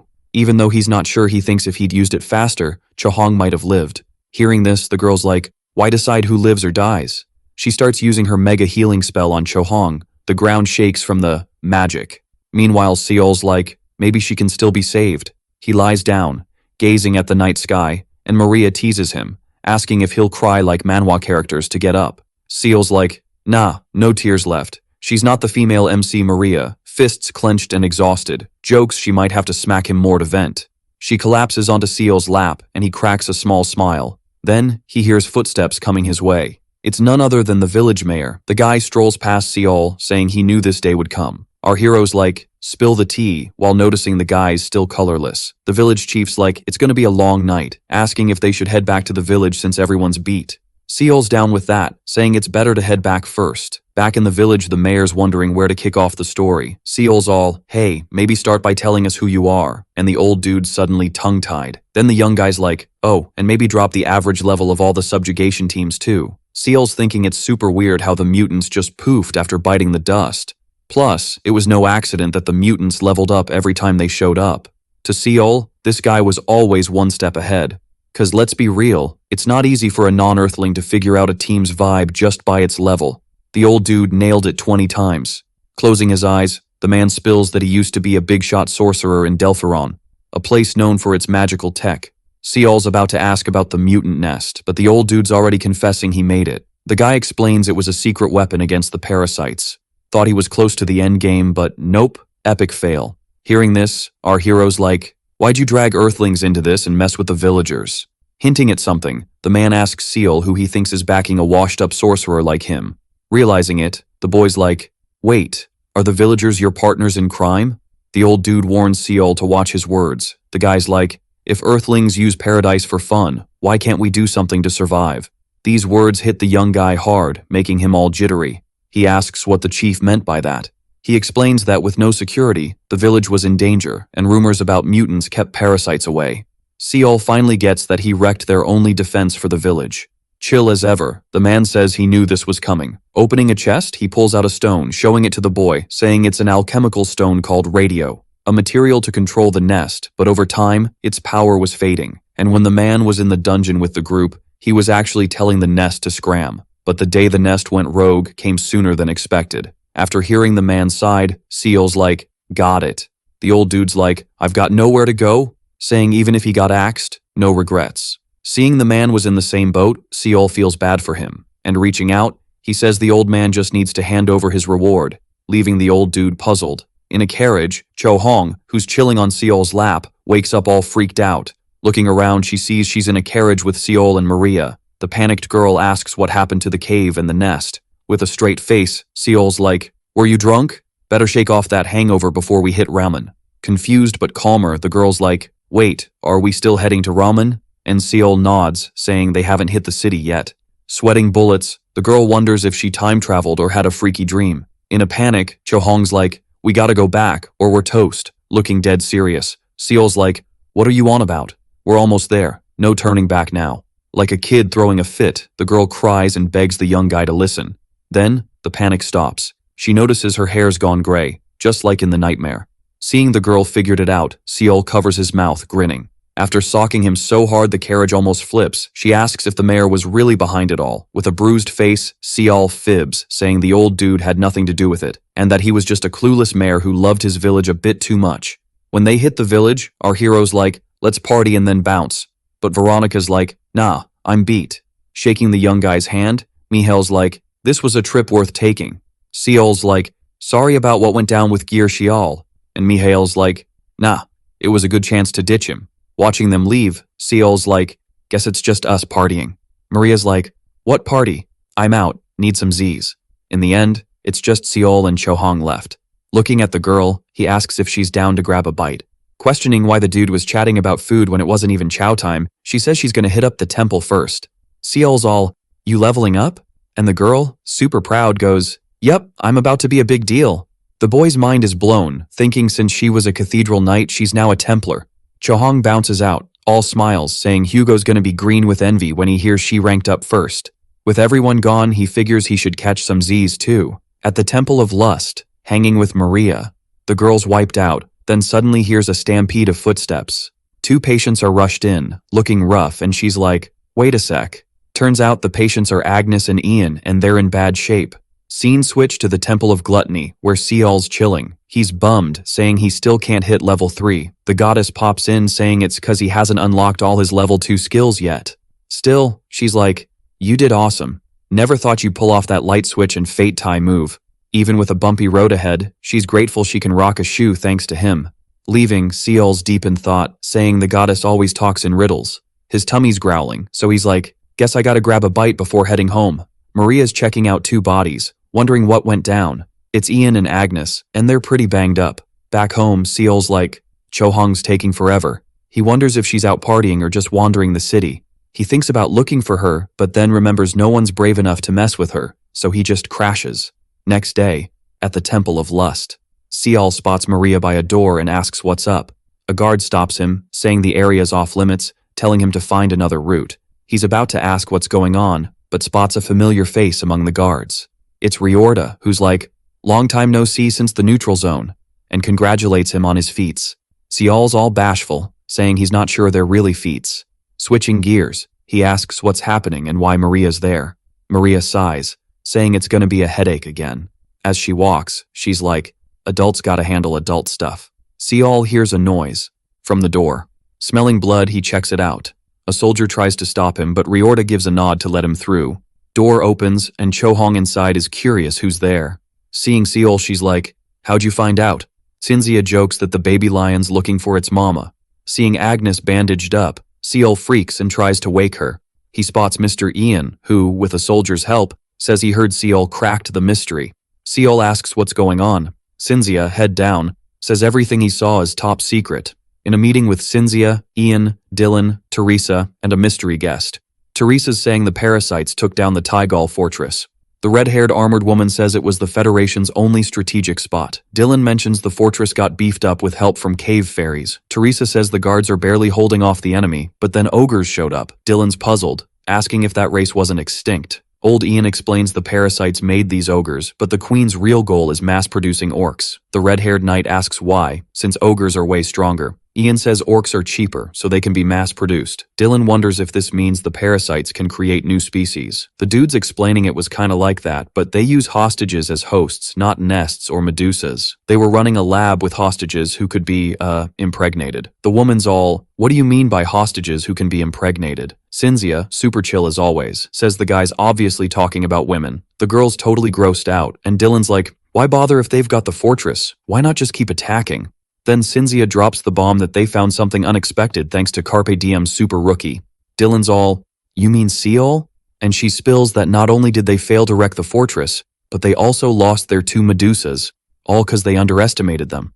So now, they're planning to send mutant orcs their way while their main forces hit the Federation. Dylan's like, "Guess the attack on human turf just got real." Teresa's like, "Duh, the 7 nations already decided each would wreck a part of enemy land." Cynthia, telling the story, says they botched the mission, and only 2 made it back alive. Freaked out, the young dude asks about Teresa, Hugo, and Dylan. The general's like, "They're probably alive since the enemies need them."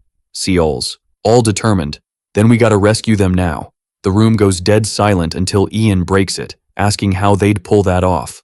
The young dude's stunned, speechless. The old guy's like, "Even with Hallmark's best team, they failed, and now the enemies are on high alert. But if they really go for it, the place becomes a full-on battlefield. He'd love to help because of the captured folks, but they're not the only ones there. Can't let civilians get caught up in their mess." Seal, quiet till now, asks if they're just gonna sit and watch. Super mad, he's like, "Is it normal for Earthlings to ditch allies when things get tough? Or is it just business for Ian?" Then, bam, Cho-Hong slaps him. She leans on him, venting that she'd risk her life to save them, no matter how many times. Seol, poker-faced, says those are just excuses and bails. Cho-Hong tries to follow, but Chinzia stops her, saying the dude needs time, calling him an idiot. Outside, Seol's wondering why he can't save anyone. Realizing he said never, he wonders if it happened before. Inside, Cynthia says they should give all the data to the Federation since who knows what'll happen. She asks old Ian to draw a map. Ian's like, "Sure," and says rumors about the Delphinian Duchy aren't exaggerated. Seol, eavesdropping by the door, remembers hearing that name before. The mayor of Raman's writing in a book when there's a knock. He's like, "Who's visiting at this hour?" Opens the door, sees Seol, looking wiped out. After chatting, the man admits he worked in the lab. He says thinking Delphinian would have a tiny lab because it's a principality is silly. Seol asks if there's any weakness even after beefed-up security. With a serious face, he asks about a secret passage in the factory, surprising the man. The mayor's like, "Why do you think that?"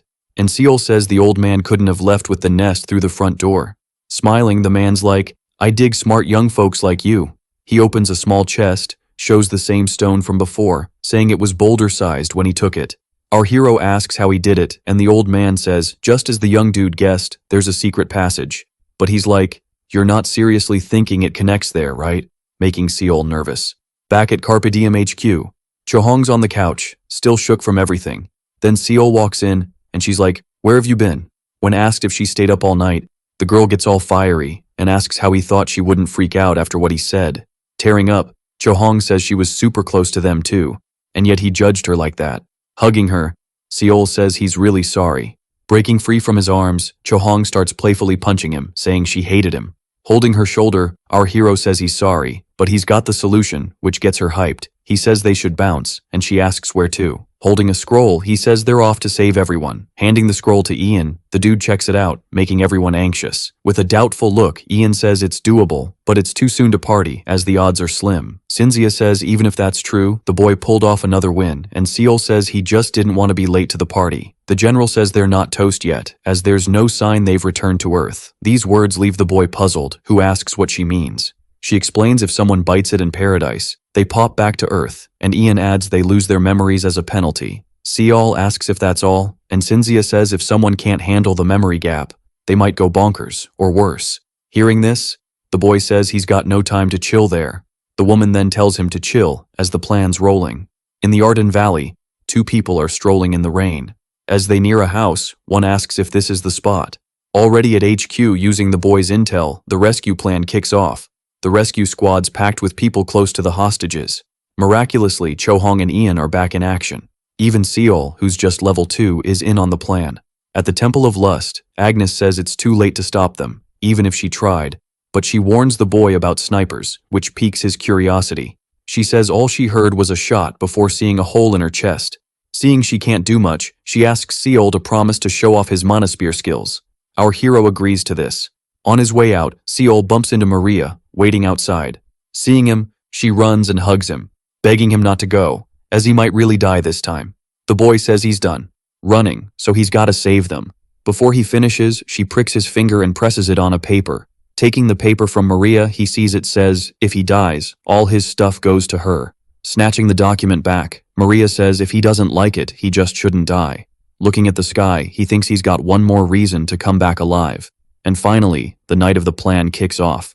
In the camp, a man walks up to Seol. He introduces himself as Ayase Katsuki and says they should at least try the plan, even if it's just a glimmer of hope.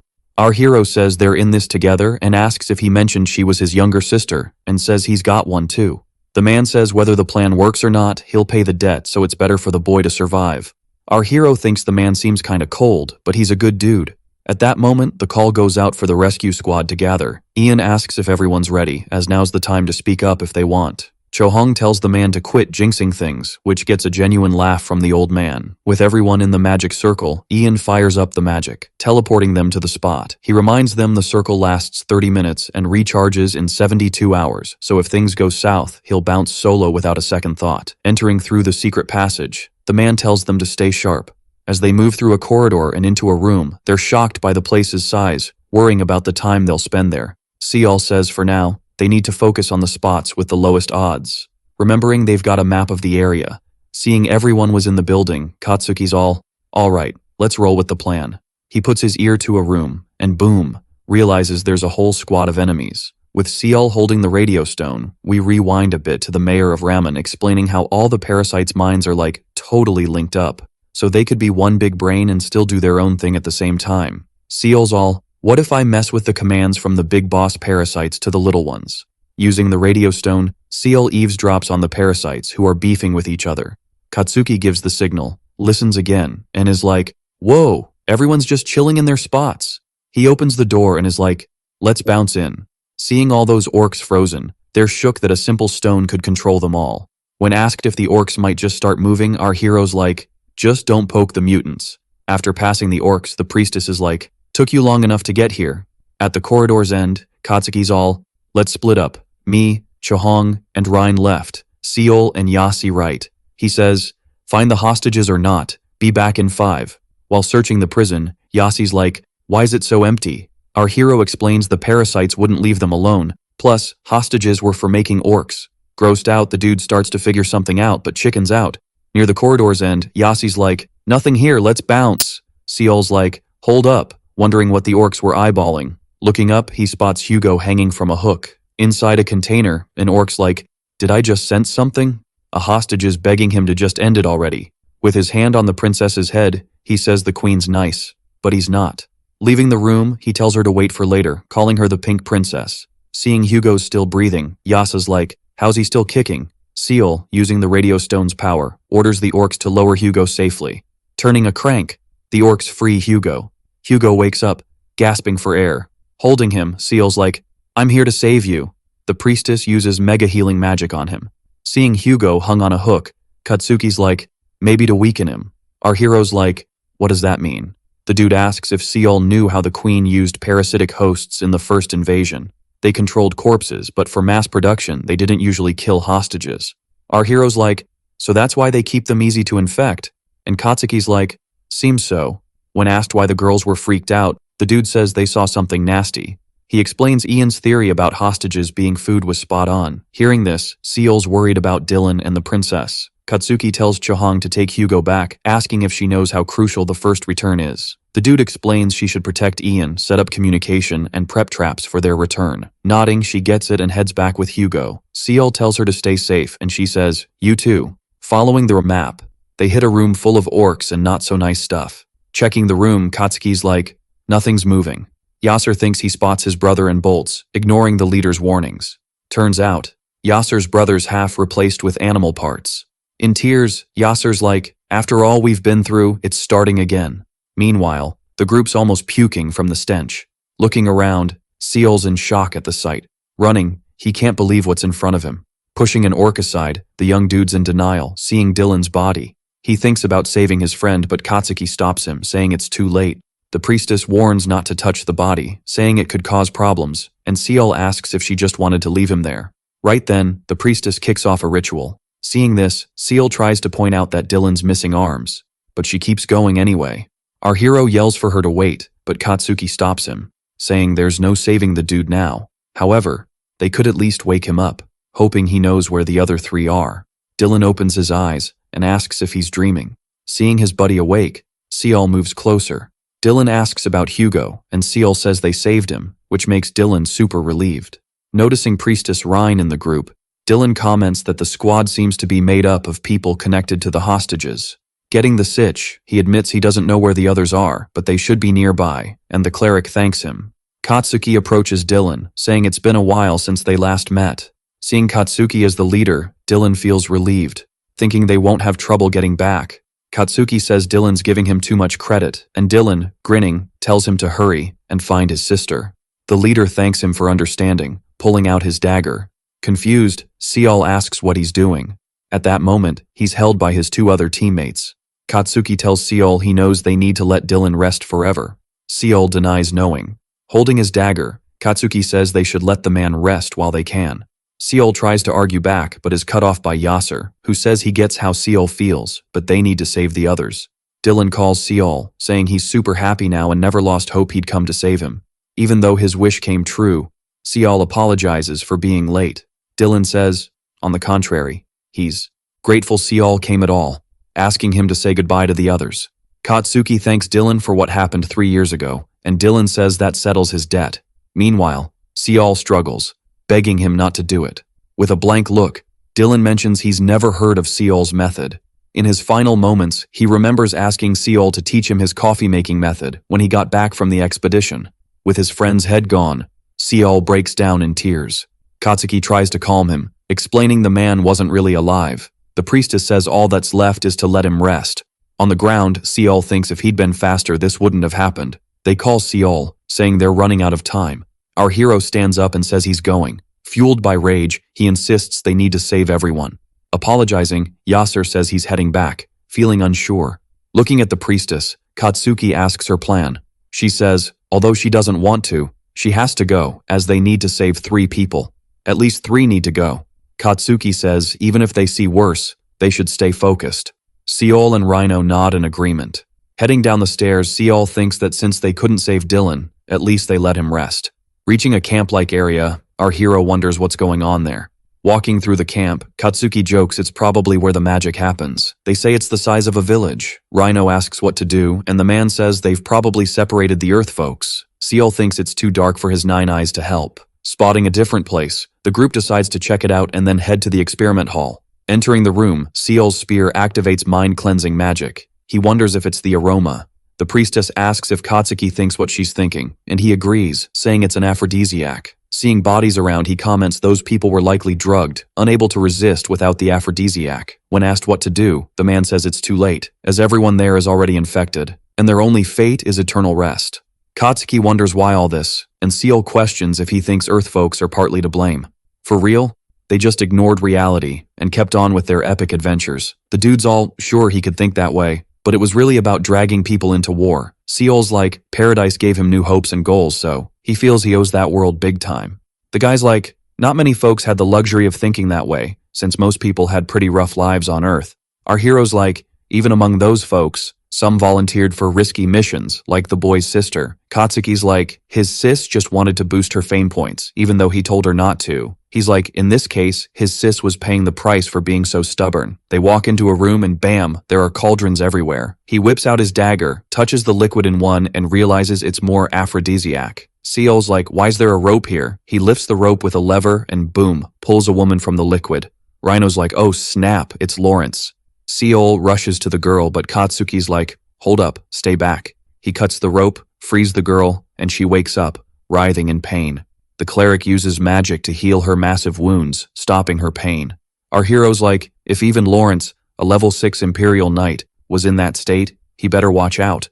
Katsuki's like, the girl wasn't infected, so he tells the cleric to take her back. As they leave, the dude tells Seol they don't have time to check the whole room. Seol's like, you wanna bail on this place? The dude's like, nah. He throws some powder saying from here on, they gotta take risks. The boy's like, what do you mean by risks? The young man's like, someone got dragged here, but there were only traces of one person. He's like, could it be his sis or the princess? They gotta leave it to luck. Seol's like, no matter what, if the dude's sure he won't regret it, they should go for it. Following the traces, our hero's like, what's your sis like? Katsuki's like, she's got black hair, a mark under her left eye, and she's pretty small. Seol looks over, sees some hostages who are already gone, thinking Agnes would have been toast if she hadn't escaped, and maybe the princess too. He wonders if humans are just incubators for parasites. Then, Katsuki finds his sis and bolts towards her. He gets to the room where she is, starts to say something but can't finish. He opens the cell, and we see the state she's in. Seol arrives and thinks, no way. Katsuki's like, to the parasites, Earthlings are no different from paradise folks.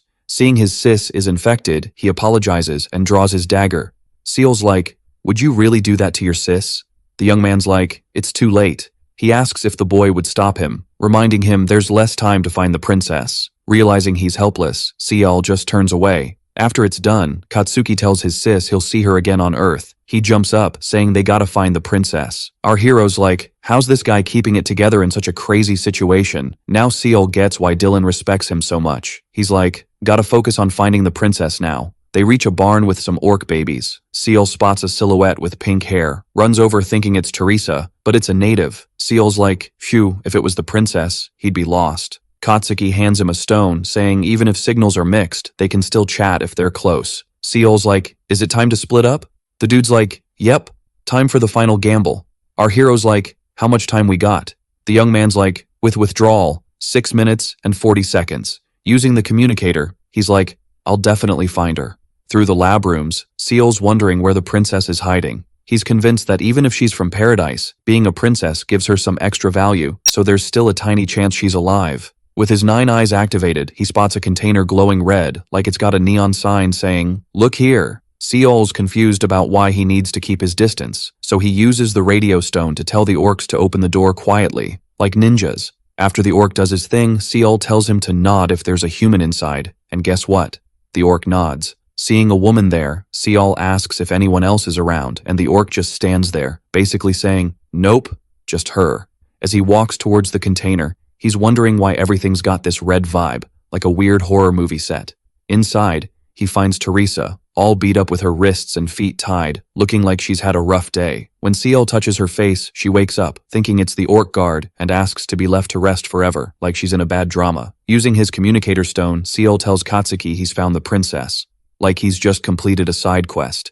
Hearing this, the princess, with eyes that have lost their sparkle, gets all confused, and Seol tells her they're heading back.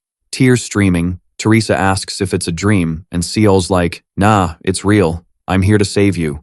And she's like, can I cry even more? Just then, footsteps echo, and it's the smart orc asking what all the noise is about, like a grumpy neighbor. Seeing a lower orc tagging along, he's like, who sent you here? Like he's the boss of the orc squad. Seol, hiding, uses the stone again, telling the orc to go back outside and shut the door, like he's ordering takeout. Realizing the orc broke free from mind control, Seol wonders if he's leveled up or something. The mutant, sensing something's off, accuses Teresa of tricking the other orc to escape, like she's some mastermind. Teresa's like, no way, dude, you know that's impossible. But the orc grabs her neck, not buying it. Seol's ready to jump in and save her if things get messy, like a hero in a movie. Fuming, the orc tells her not to lie and orders her to swear by her royal vow, saying it's the only way to prove her worth to the queen. Even though she's shaking, she asks for time to think, and the orc punches her in the stomach, like a total jerk. Seeing this, Seol wants to step in, but Teresa signals him to hold back, like she's got a plan. The guard accuses her of stalling, like she's done before, and warns her not to push it. She's like, since you're a lower being, I need more time to think, throwing some shade. The orc's like, fine, you've got 10 minutes, or else we'll have some fun, like he's giving her a deadline. Once the mutant leaves, Seol sneaks out from under the table and frees Teresa from her chains, like a stealthy ninja. Wrapping her in his cloak, he asks her to take care of his spear, like it's a precious treasure. He carries her, which confuses her, but she rolls with it, calling him her prince, like it's a fairy tale. Noticing she's free, the guard freaks out and orders a search for the prisoner, like a game of hide and seek. As they dash through the lab corridors, Seol bumps into some guards, like a surprise party he didn't want. Seeing him worried, Teresa asks what's up, and Ciol explains the orcs broke free from his mind control, like a plot twist. With orcs closing in, the princess grabs Ciol's spear, telling him to run, like she's in charge now. Activating his Festina earrings, Ciol sprints down the corridor while Teresa, in his arms, knocks orcs down, like a boss. Ciol spots a closed door ahead, and the princess tells him to keep running, like it's no big deal. Using her magic, she makes the door vanish, like a magician at a show. Exhausted, they finally reach the bridge from the start, like they've come full circle. On the other side, Katsuki warns Ciol to be careful and not to run, like a concerned parent. Shooting arrows, Katsuki takes down some ceiling bugs, impressing Ciol, who didn't even know they were there. Looking back, Ciol sees the orcs chasing them, like a scene from a zombie movie. Ciol announces he's gonna run, and Teresa's like, nah, jump instead, like it's an action movie. Following her lead, he leaps, and the bridge collapses, sending orcs into the abyss, like a dramatic finale. Teresa and Ciol make it across, and Katsuki, racing against time, urges them to hurry, with only 11 seconds left. With the clock ticking, Ciol activates his Festina earrings and heads for the teleport, like he's in a race against time. When they finally roll up, only 5 seconds are left on the clock.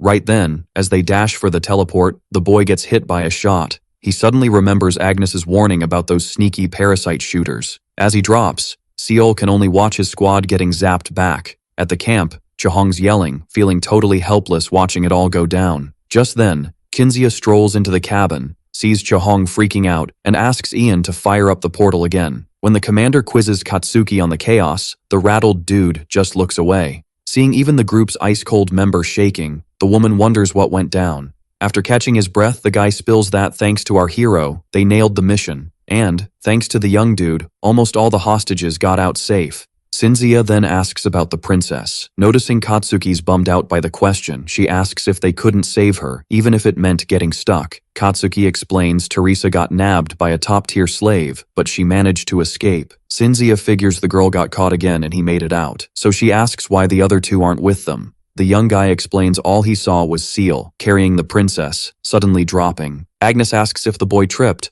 The guy's sure he didn't, thinking if he had, the boy would have made it in time. He then recalls hearing a shot just before they teleported. Hearing this, Agnes gets worried, wondering if it's what she thinks. In the underground city, parasites scatter with a scream.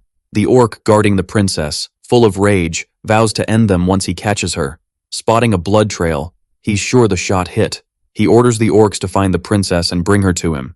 The mutant clenches his fist until tiny stones fall, leaving him puzzled. Then, behind the orc, a small breach lets air in. Teresa says even if they failed to escape, Ciol should recover for her. Waking up, our hero opens his eyes and finds himself in the princess's arms. A bit flustered, he tries to wake her up. When she wakes, she asks if he's finally up. Ciol notes his wound isn't as bad as he thought. The girl shows him the hole in his shirt, asking what he's talking about. Teresa says luckily there were 2 potion vials, and thanks to him, she had to split them. Jumping up, the young guy asks why it was thanks to him if he was out cold. Touching her lips, the princess says she gave it to him with a kiss, asking if it was his first. Ciol says she's got guts-cracking jokes now. She says she found the blank map in his pocket, or they'd be toast. Looking around, she asks where they are. Trying to name the place, Ciol recalls what the old man told him in ramen. The old man talked about a camouflaged shelter, sparking the young guy's curiosity. With a confident grin, the mayor says as a careful guy, he'd share just in case. He explains the real hideout's behind a bookshelf in his old room, but there's another way. Arms crossed, the old man says if he looks back, he'll see a gate with 3 floors, the risky route. Seeing the well-prepped room, Ciol wonders why he went all out on a simple shelter.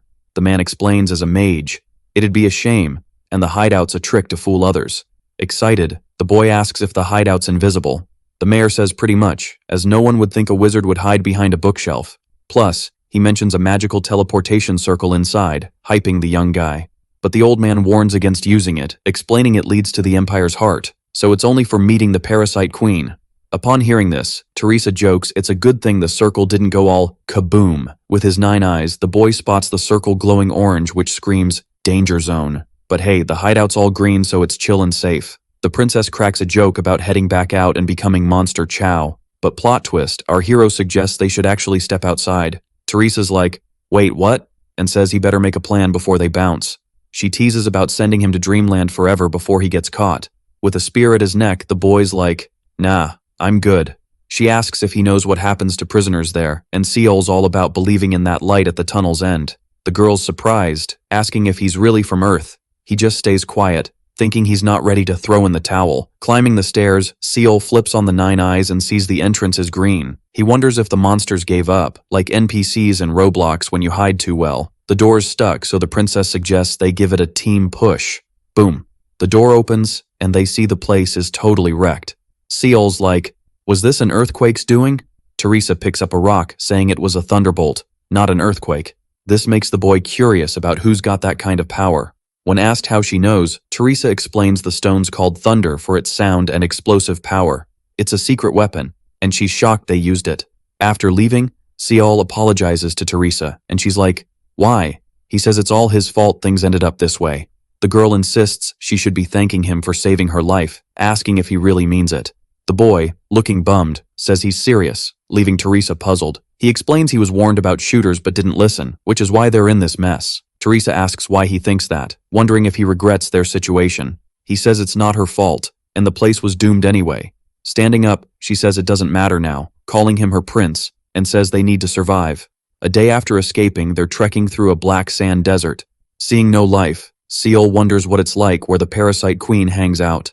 Spotting something, Teresa brags about her sense of direction. She asks if he sees the mountains to the north, saying they'll cross the canyon in 5 or 6 days. On day 2, Seol's shivering from the cold while trying to sleep. Seeing this, Teresa hugs him, sharing her warmth. On day 3, while walking in the desert, they run into some bugs. Seol quickly pulls her to hide. Activating the 9 eyes, he separates from her, dodging the bugs. On day 4, the boy realizes they're out of water. Reaching the canyons on day 5, they rest until a cockroach shows up. Using the last radio stone, Seol controls the bug, sending it away. On day 7, they're both wiped out, and the boy, hallucinating, almost drinks his spear, but the princess stops him just in time. Dehydrated, he faints and wakes up alone on day 8 near a forest, wondering if he's been ditched. But he trusts the princess wouldn't do that. He decides to get it together, hearing noises, wondering if it's Teresa. Stopping to listen, he realizes it's wolves. When Seol snaps back, he's surrounded by hungry beasts. Realizing his situation, he wonders if he should just give up. But remembering the princess's words, he decides to hang in there. Alright, so check this out. Our hero's got a wolf charging at him, and he's all like, nope, not today. He grabs his spear, thinking, I gotta make it out of this no matter what. He manages to jab the wolf, but it's more of a scratch than a stab. The wolf's all squirmy, shakes off the spear, and our guy's thinking, well, that was a hot mess. Then bam! A bullet takes out the wolf heading for Seol, and suddenly wolves are dropping like flies. Seol's brain's like, what just happened? And he just passes out. Someone catches him saying, this kid's got some serious guts. This mysterious dude tells his crew to clean up the mess. In a cave, someone notices the kid's waking up and hands him a fruit. Seol wakes up, chomps down on the fruit like it's no big deal. The same guy's like, wow, didn't think he'd just bite it, brave kid. Teresa pops in, asking if the kid's awake, and Seol sees the guy's wings, asking if he's an angel. The guy's like, haven't heard that in a while. We're just invaders in paradise now. Seol's giving him the side eye, thinking, so, fallen angels, huh? The princess tells him to chill with the suspicious looks. Even if they're fallen invaders, they're part of the Federation. And she reminds him they saved his butt, so Seol's like, thanks, I guess. The invader leader's like, no need to thank us, we were just on patrol. Teresa asks if they blew up the lab. He says stopping mutant production was key, but not top priority. They needed thunder for Tygal Fortress. The princess is like, so you chose humanity over the fortress? And he's like, not exactly. The Beastmen Alliance was against it, but humans reached out, so they went with it. They almost bailed because security was tight. Holding a crystal, he says guards just vanished underground. Teresa and Seol are like, if true, it's the first human Federation team up. The guy's like, yeah, but the lab's toast and enemies are on high alert. They're patrolling more, and snipers are everywhere, over 100 now. At this rate, they'd be toast before leaving the Forest of Denial. Seol asks Teresa if they're near the Forest of Denial. She says yeah, and if they cross it, they can dodge the parasites. Seol's like, I've got a plan. The leader asks if it's for everyone, and Seol's like, yep. The leader nods to a teammate with a lie detector skill. She says the kid's telling the truth. The leader's like, alright, spill the plan. In a canyon, the leader says the plan's a big gamble, asking if Seol's sure about that person. Seol's like, I trust them, and the leader's like, let's start the spirit summoning. Everyone spreads their wings, and turns out they've got butterfly wings. Our hero's thinking, is all this to protect the person next to me? With the summoning starting, everyone takes flight, and Seol's lifted by the woman next to him. Seol's freaking out, and she tells him to chill with the grip, so he apologizes. After flying a bit, the leader says they're far enough. They start climbing higher, and once they're up there, the leader gives the go-ahead. Everyone activates wind magic, and Seol's like, whoa, this is fast. He's thinking they might just pull this off. Flying over the forest, they spot a swarm of parasitic mutants. The mutants see them and start chasing. The leader starts chanting a spell, creating a shield around them. They hit the gas with the acceleration spell, crash into the parasites, and vanish into the bug-induced darkness. In the next moment, a light pops up among the mutants. It's the squad, who, after dodging the monsters, head down to the forest. While heading down, Seol's thinking his plan's almost done. Suddenly, snipers pop up in the air, which freaks the boy out.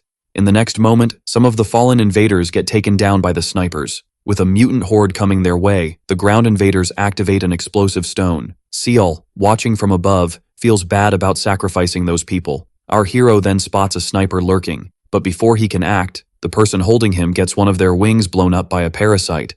With that, the boy starts free-falling. Seeing this, the princess screams for him, unable to do anything. Even with a busted wing, the woman tries to save him, asking him to grab her hand. The boy manages to, and then she switches spots with him, using her body to cushion the fall. They crash into a tree, and thanks to that, much of the impact is reduced. Getting up, Seol starts coughing blood. Our hero thinks he should bail ASAP, carrying the woman on his shoulder.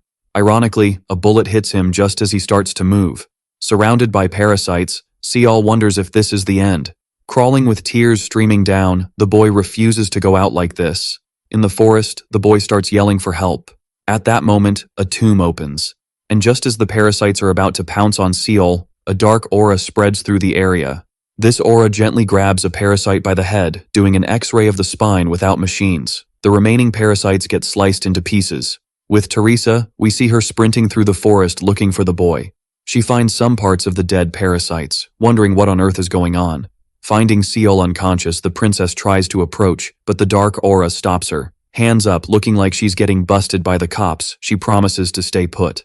At that moment, above the boy, a portal opens among the shadows.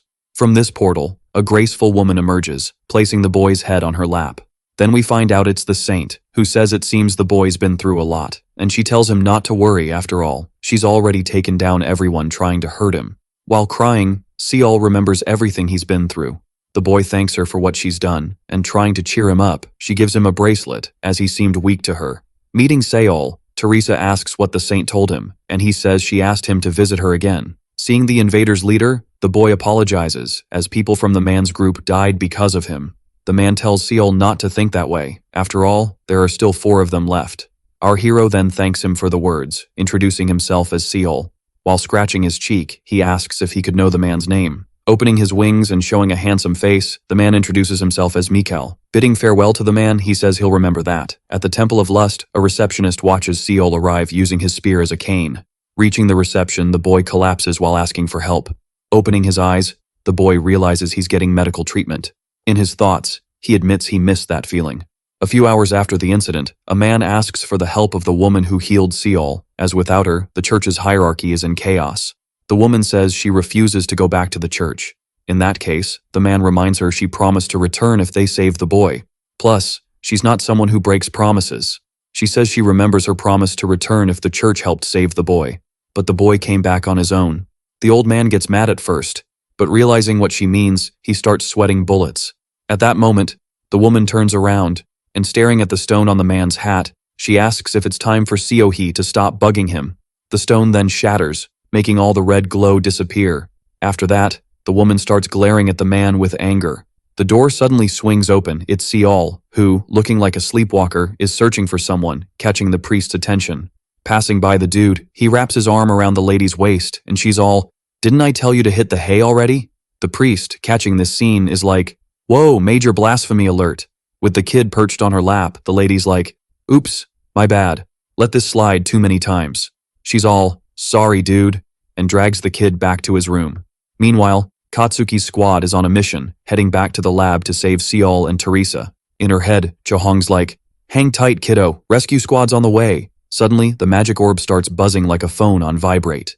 Ian picks up, sounding super ticked, and says the kid's back. In the Temple of Lust, Seol wakes up feeling something familiar, like deja vu. Then, bam, Chohong kicks the door open, yelling for the kid. He's all, "What the heck is happening?" Chohong, a bit red-faced, is like, "Why you staring? Forget my face or something?" The kid surprises her, asking, who are you again?" She's like, "Did you bonk your head or something?" And he's like, "Yep, memory's gone." This leaves her totally shook. She's all, "Seriously, nothing." And he's like, "Sorry, brain's a mess." With a blank stare, she's like, "I'm the dummy here, sorry." Then Seol's like, "Just kidding." She's fuming, punches the wall, and it crumbles. The kid's scared stiff and she's like, "How dare you prank me?" Seol hugs her saying, "Sorry, took it too far." She's like, "You don't get how I felt? And you joke about it?" Seol's all, "Forgive me?" And as she tears up, someone comments on the ruckus. It's Agnes, with Maria, who's like, "Why the hug fest?" Seol's surprised they showed up. Chohong's like, "What's your deal here?" Maria, mixing up thoughts and words, says, "Seol loves to open his wallet." Chohong breaks the fourth wall. "Girl, your speech bubbles are all mixed up." Agnes rolls her eyes, saying she's here for her disciple, offering fruits. Maria remembers her stash, calls Seol over, and reveals a basket of beers. Chohong's like, "Are you nuts? He can't drink now." Maria's like, "True, but hands off. These aren't for you." A beer brawl breaks out. Then Hugo shows up, bear-hugging Seol breathless, amazed he escaped. Someone's like, "Guess the kid's alive after all." It's Ian, with the princess and Katsuki. Seol's all, "Wow, thanks for visiting, guys." Laughing like a goof, Chohong's like, "Sure you're okay up there?" Making him chuckle.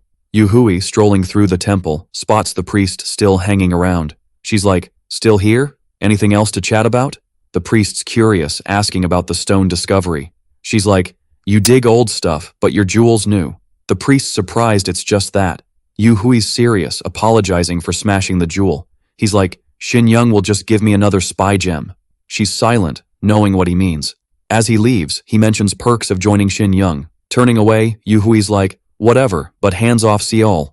In Seoul, at Shin Young's HQ, Hannah, after hanging up, was like, "There's only one reason that creep would call." She figured it was cool the dude made it back alive, but he stirred up a whole lot of drama. Not only was he catching the eye of the daughter of lust, but now even Shin Young was all jittery. So Hannah's like, "Guess I gotta stick to my plan." In some office, a woman was smashing an orb.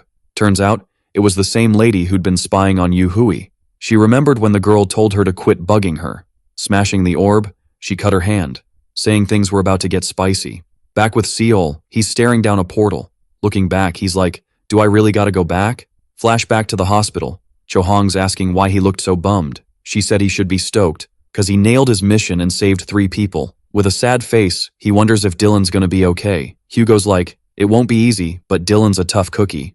Seol nods, agreeing with Hugo. Trying to cheer him up, Chohong asks what he's gonna do, saying she and Hugo are heading back to Earth.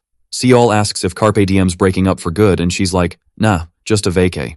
Hugo says Miss Foxy wanted Seol to head back to Earth ASAP. Seol's like, "You mean Hannah?" And Hugo's surprised he had a deal with her. Our hero spills that he turned down the contract, saying it was more of a personal deal. This shocks them, and Hugo's like, "No way you turned down Shin Young." But he says it shows how epic Seol is, getting mixed up with 4 of the 6 Paradise Crazies. Seol's like, "Wait, what are the 6 Crazies of Paradise?" Hugo explains there's 6 wild ones in Paradise, including Hannah, Maria, and Agnes. Chohong adds that the 4th crazy is Miss Cinzia. Laughing, she says he's surrounded by crazies. Hugo warns about people who talk about themselves. Chohong asks if Seol's going back to Earth. This makes him think, and he says the princess might invite him to the kingdom soon. She says he could just go and come back. Realizing he's making excuses, she asks if he doesn't want to go back. Busted, Seol admits he really doesn't want to return to Earth. Back to Seol facing the portal, he looks back. Taking a step forward, he thinks he needs to handle some stuff to keep living in paradise. In his room, he wonders how much time's passed in paradise. Grabbing his phone, he sees a bunch of missed calls. Then, his phone rings, and it's Kim Hana. He's like, "How'd she know I'm back on Earth?" Answering, Hannah's yelling, calling him a son of a gun. Later, at the cafe, he's facing her. She says she's been thinking, and maybe it seems like she's making him follow her path. So she suggests ending the contract. Seol cuts in, saying he never thought that about her. She asks why he acted that way, and he starts mumbling. Hannah says he doesn't seem obsessed with money or honor, so why risk his life? He says he did what had to be done, and he'd do it again if she needed saving. She says he doesn't get it, and asks what good saving her would do. He talks about the golden rule. Hannah's confused, saying she doesn't get it. Our hero asks if she remembers when they met, and she told him to share his secret for the invite.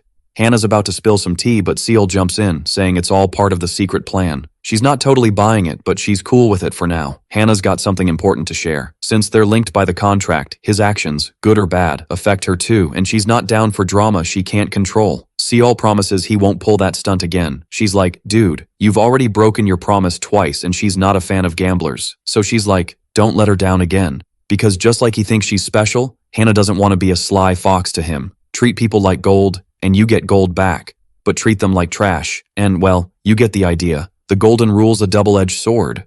Seal's all ears, promising to remember her words, then asks what's up with Hannah. She's like, what do you mean? He's like, you mentioned something before, and wonders if he knows what she's been through.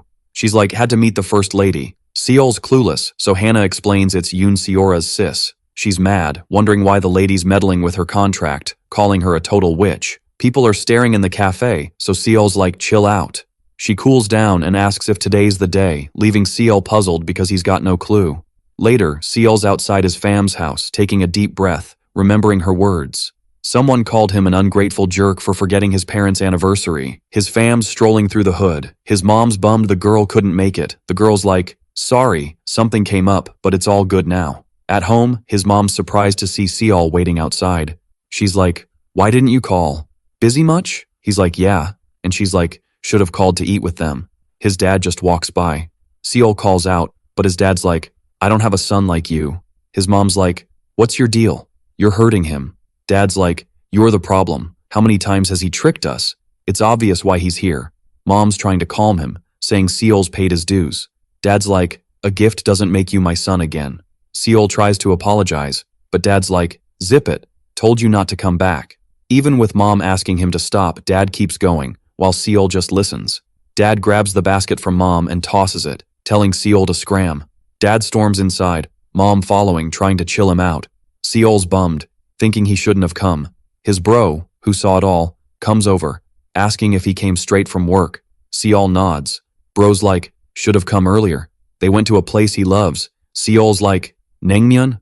Bro's like, yep. Seal's like, if I'd come, no one would have eaten right. Bro agrees. Bro's like, busy today? Let's grab some ice cream.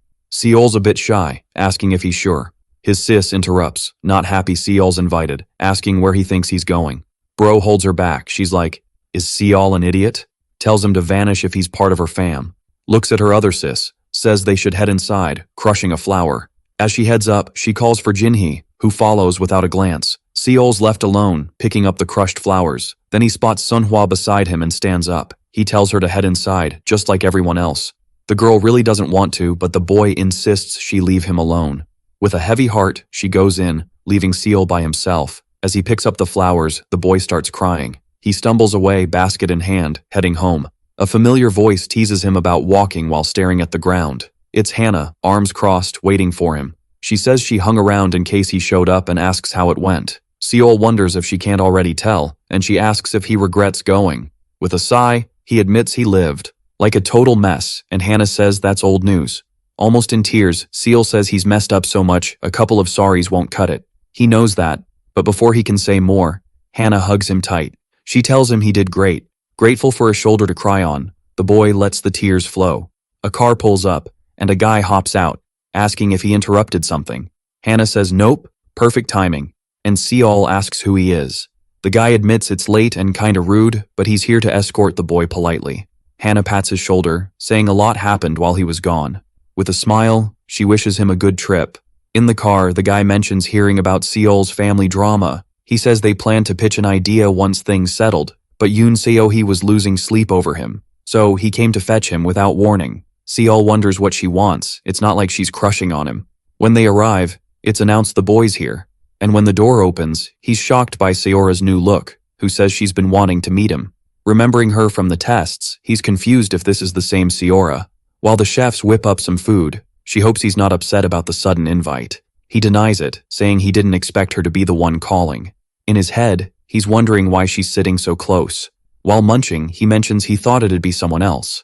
She guesses he means Yoon Seo-hui, and Seol finds it odd she talks about her sister like a stranger. Cutting to the chase, Seora asks him to join her agency. She spills that she heard he'd be undercover for Sin Young, so he'd still be part of the pharma company. Joining means he'd be in a division, likely the director's. He asks if that's bad, and Seora says the director would probably bug him a lot. So, Seol asks about her, and she confidently says that won't happen in her division. Seora thinks she can finally be helpful to him. In a yellow convertible, he's heading home with Hannah. Saying it was refreshing, she praises Seora. And Seol, sitting beside her, asks her to slow down. She says if he gets a fake gig at Sinyoung, Seora's department is the way to go. But she wonders how Seora dared to eye what's hers, and speeds up, suggesting a shopping spree. Freaked out, he yells for her to slow down, and she promises to buy everything today. Later, Seol's at the gym, lifting weights. Some women are totally checking out his muscles. Then, he gets a text on his phone. It's Seora asking what he's up to, and he's puzzled why she's asking. He tells her he's training, can't slack off just cause he's on Earth. It's cool having a friend from paradise. While our main dude's chilling in the library, he gets hit up by Seora, who calls him her magical lancer. She's all about how his name sounds epic, and he's like, "For real? What's your title then?" She drops that she's called Berserk, and he's like, "Oh, a warrior of light?" But she's totally not about that life. Our guy's deep into books on medicine, spear throwing, and cultivation, just vibing. Next to him, there's a girl blushing hard, totally checking him out while he reads. Seora pings him again, asking if he found the book he needed. He's like, "It was tough, but I got it."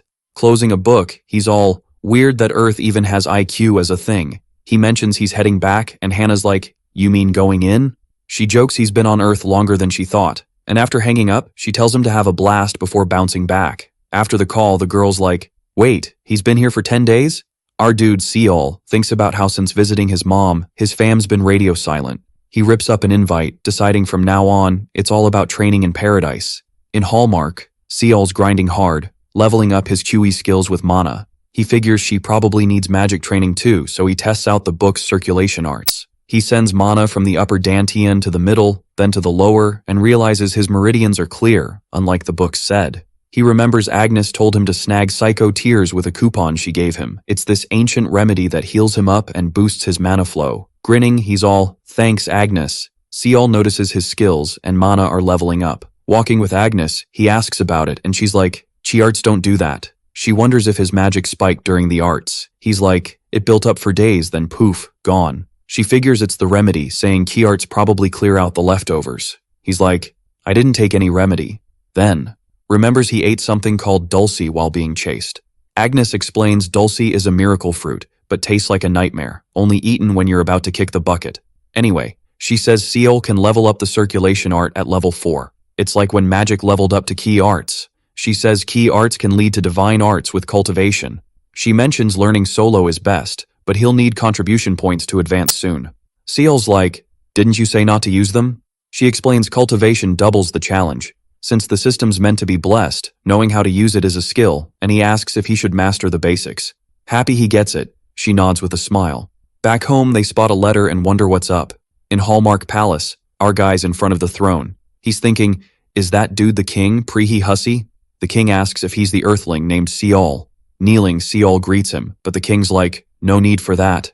The king mentions he heard Earth's kings serve as the heavens. Standing, Seol says it's an honor to be there, and the king's glad he gets it. He tells Seol to treat him like the village chief, even if it's awkward. Prehi thanks him for his efforts, saying he heard Seol's been a big help to their world. Our guy's like, "Nah, you're giving me too much credit." Standing up, the king's all right, let's hustle. Holding the princess's hand, he jokes about not letting the guests starve, while Teresa giggles at the nervous dude. At this epic feast with food that could make anyone drool, they chow down in peace. Teresa, after wiping her mouth, gives the maid the signal for dessert time. Seeing the boy hesitate, the king's like, "Not a fan of the grub?" Seol's all, "Nah, it's awesome." Prehi's like, "Well, let's chill the vibe with a story Earthlings dig." He asks if Seol knows about the royal family versus Earthlings beef, and Seol's like, "Yeah, heard about it." Skipping the drama, the king says, Sin Young helped kickstart peace talks. The king's like, instead of the rebel leader, some randos showed up. Still, the guy's all, "I'm the king of Hallmark, who are you?" But the dudes start roasting him and his daughter, calling them the pot-bellied king and piggy princess. The young man's shocked. Wait, for real? Teresa's like, "Yup, still fresh in my mind." She says the guys kept asking if they were trolling their names. The king's like, to Earthlings, this world was just a game. Calling them crazy, Seal asks if the king did anything. Prehi's like, even annoyed, I laughed it off, and we found a traitor. Our hero's curious how he figured that out. The princess explains they knew private religion stuff, so the traitor was close. Seal's puzzled about the private religion bit. The king thought the boy would laugh like other Earthlings, but Seal's like, nope, not funny. Prehi's like, just trying to lighten things up. But hey, here's your reward. He orders the maid to bring the prize, and she brings a cloth-covered thing. The king's like, we're fair with punishments and rewards. Hoping the young man digs it, the cloth's pulled off, revealing gold bars. Our hero's like, is this what I think it is? The king's like, yep, easy earth cash. The king asks if he likes it, and the young man's torn on what to say. Remembering the saint in chief, the boy's like, got something to tell you. The king's like, spill it. And Seal says the kingdom's fair with rewards. He spills the mission tea and the king listens. The young man's like, couldn't have done it solo. With a chin stroke, the king's like, got it? Asking to use the reward for the villagers? Our hero's like, heard there's limited space, but still asking. The king's like, if that's it, I can try, but don't get it twisted. The king asks if he needed to go that far, leaving the young man deep in thought. Prehi's like, even if you kept the gold, no one's judging, but what's your deal? Seal's like, just following orders, leaving the king puzzled. The young man explains it's a golden command, about giving back to those who helped him. Otherwise, he fears losing that care, and he's scared of that. Hearing this, the king's like, humans really have their limits. These words hit the young man, making him reflect. The king's all, yo, Seal, you sure you're not going to change your mind?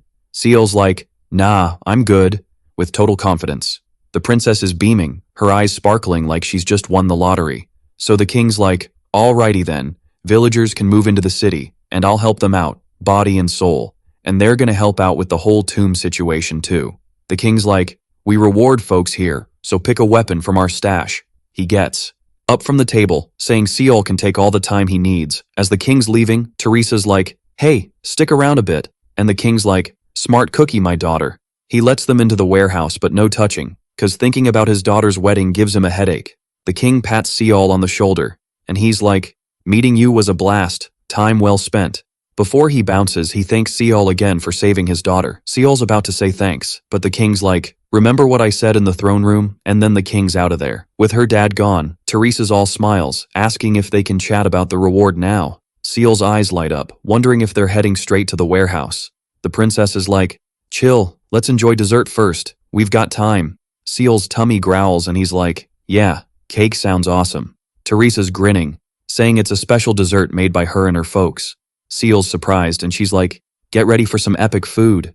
Next day at home, Seal's licking his lips, thinking that dessert was fire. He remembers seeing it and the girl asking if he expected something else. Checking out his reward stash, Seal's stoked he ended up there. Thinking about a club, he figures the weapon would be a cool gift for Chahong, and the crucifix, he thinks, might come in handy if he needs Maria's help. The last item, the princess told him to keep it on the down low when leaving. It's a magic pouch, and Seal remembers the bracelet he got from the saint. Pulling the necklace from the pouch, he's ready to test it out. Using the bracelet, he sees it has 3 commands, one for a shield. With his spear, Seal's like, now I can pop a shield whenever. He swings his spear around, suddenly sensing something's up. Activating the shield, he defends himself, thinking it's big enough to cover him. Taking a deep breath, he's like, these gifts are epic, and he knows he needs to get stronger to pay it back. Like Prehi said, Hallmark's kingdom doesn't mess around. Seal gets word from a messenger that the king hit up the village chief. For the tomb, the princess got a top priest to start building a temple. While practicing spear throws, Seal feels a weight lifted, but he's got other worries. Worn out, Seal's like, what's my deal? Even after days, I'm not getting it. Flopping on the ground, he's like, I'm out of ideas. He wonders if he should meet her, but he thinks he can't always rely on her. In the city, it's chaos, people yelling about an assassin. Meanwhile, Agnes is just chilling. Turns out, Agnes's name freaks people out in Hallmark, making it the crime city. 'Cause her actions are wild. We see Agnes, in a bloody scene, gifting a tree. No shocker they fear a woman whose motto is, allied blood gets washed with enemy blood. The woman strolled through the city, all chill, until she bumped into a dude and her eyes went wide like, whoa. Seeing Agnes's surprise, the guy was all, hey, who are you?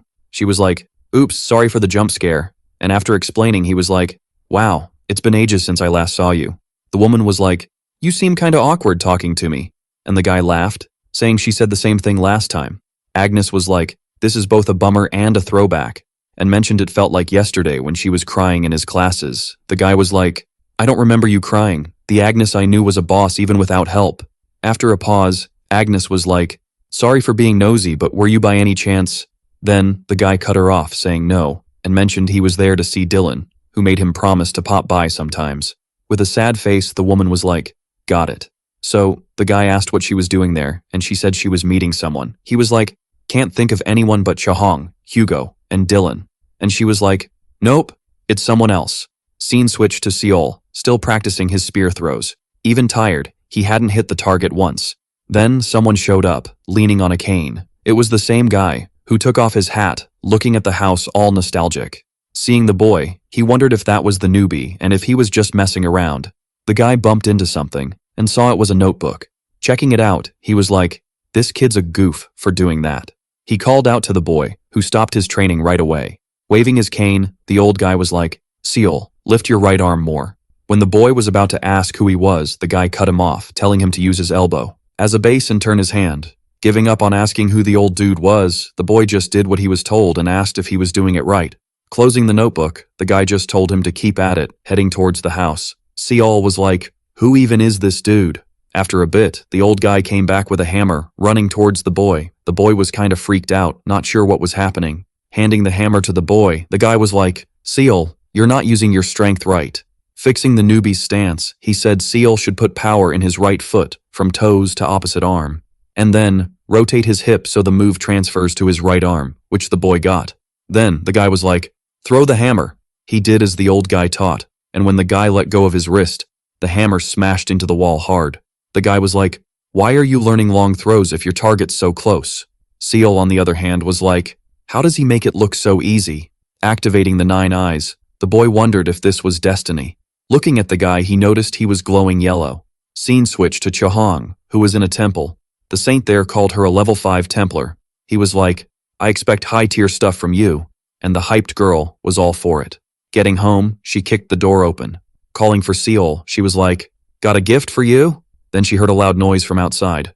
The boy, still training with the old guy, asked if everything was cool, and the guy was like, yeah, keep throwing, just as Chahong showed up. She arrived just in time for Seol to hit the shield the guy was holding. The girl was like, is that dude an enemy? Lowering the shield, the guy was like, is that Chahong? Realizing who it was, she screamed in surprise. Inside, the young man asked if the guy wanted some tea and he was like, nah. So he offered a cold drink, which the old guy accepted.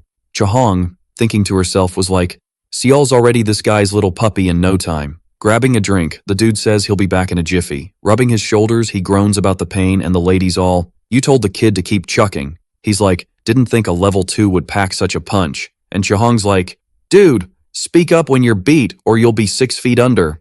Calling her out, he's like, what's with the sass? And Chahong's like, just worried, okay? Chill. He's like, that's not how you show concern. Sounds like you're wishing me dead.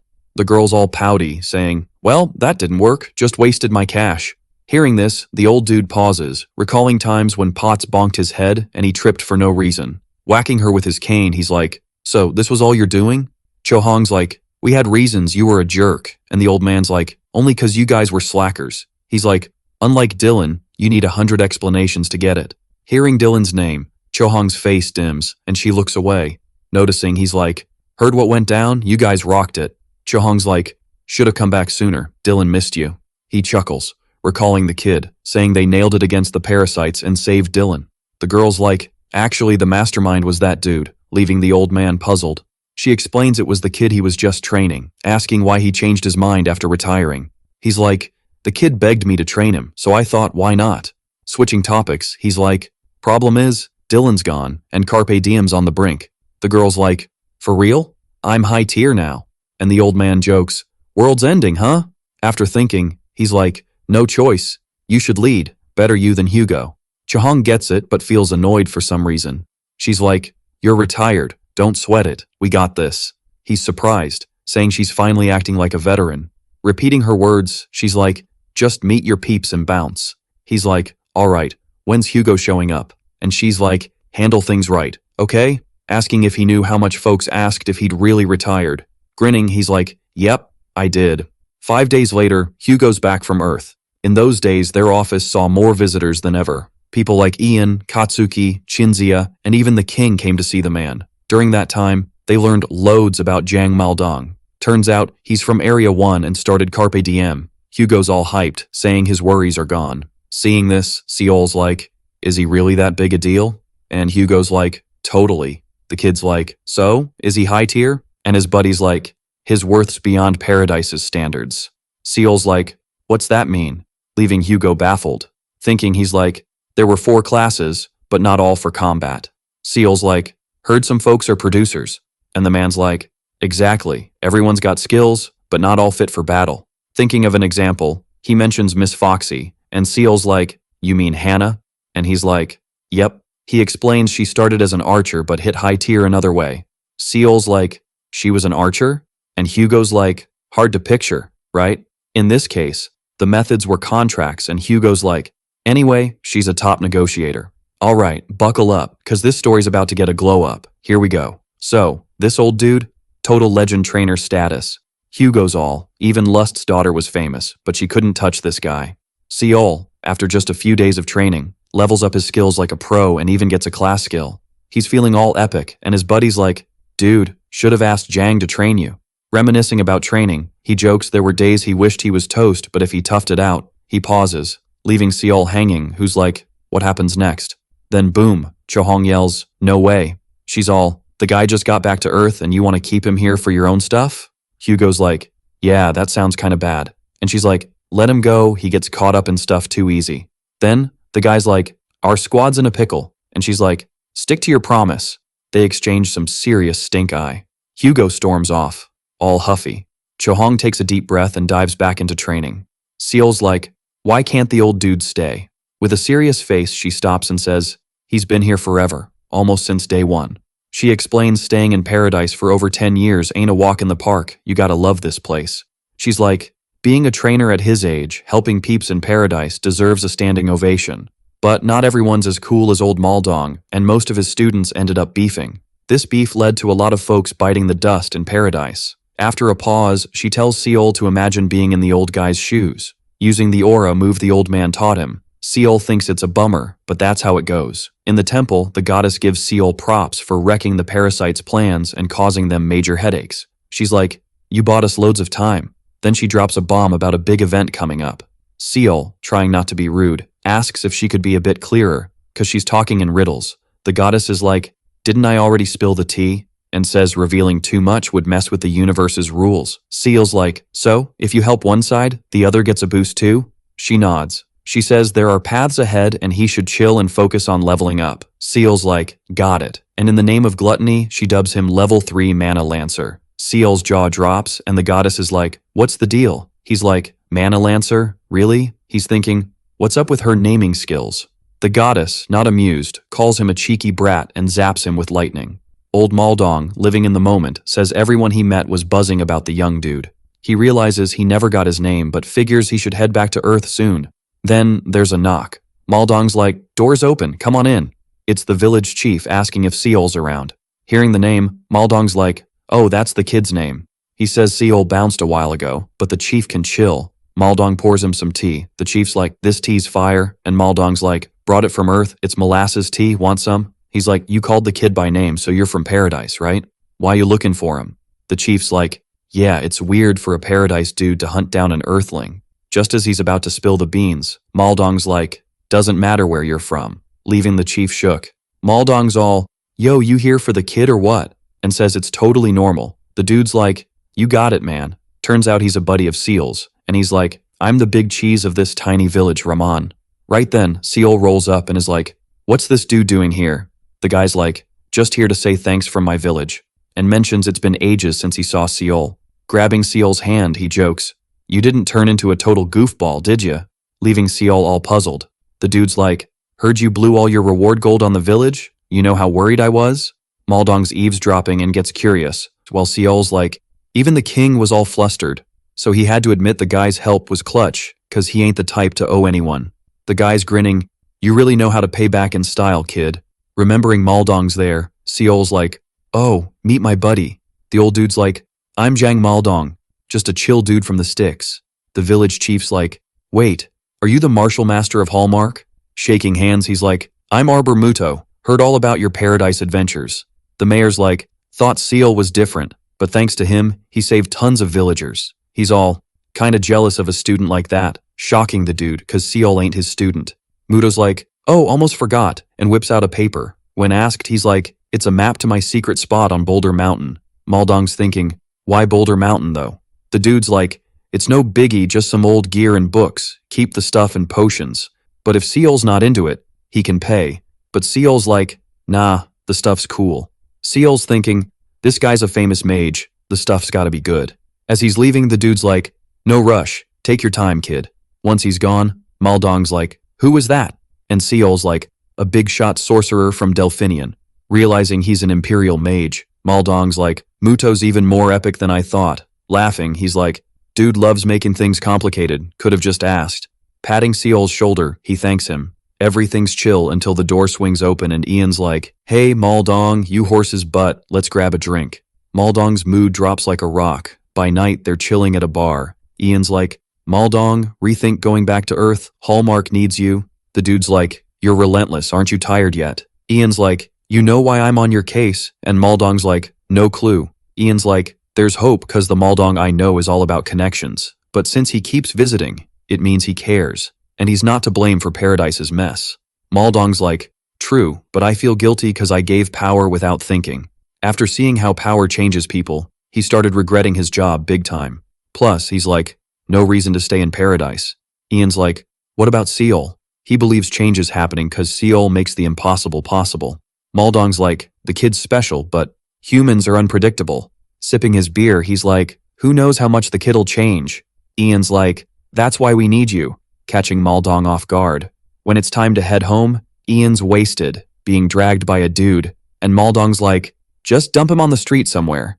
As he bounced out, he remembered the dude's words. He mentioned they'd already flopped before, and now they were ancient. He wasn't asking Maldong to be the boss, just giving him a nudge in case their dream was still kicking. While strolling back, Maldong muttered it was easy for him to say that. At the Carpe Diem HQ, Seal was deep in thought, staring at the system screen. He was curious about those shadow arrows, recalling seeing something similar in Wuxia stories. Not wanting to waste time overthinking, he just dove back into training. Right then, Jang popped in, wanting to ask the kid something, catching him off guard. Jang asked why the young dude came to Paradise. Thinking for a sec, the kid said it was because he vibed with it there. The elder said something so vague wouldn't cut it, asking for specifics like fame, cash, and perks. So the kid said it was because he felt he belonged there, like he could start fresh. This got the old man curious, asking if he'd be bummed if Paradise vanished. With a serious look, the kid said, duh, obviously.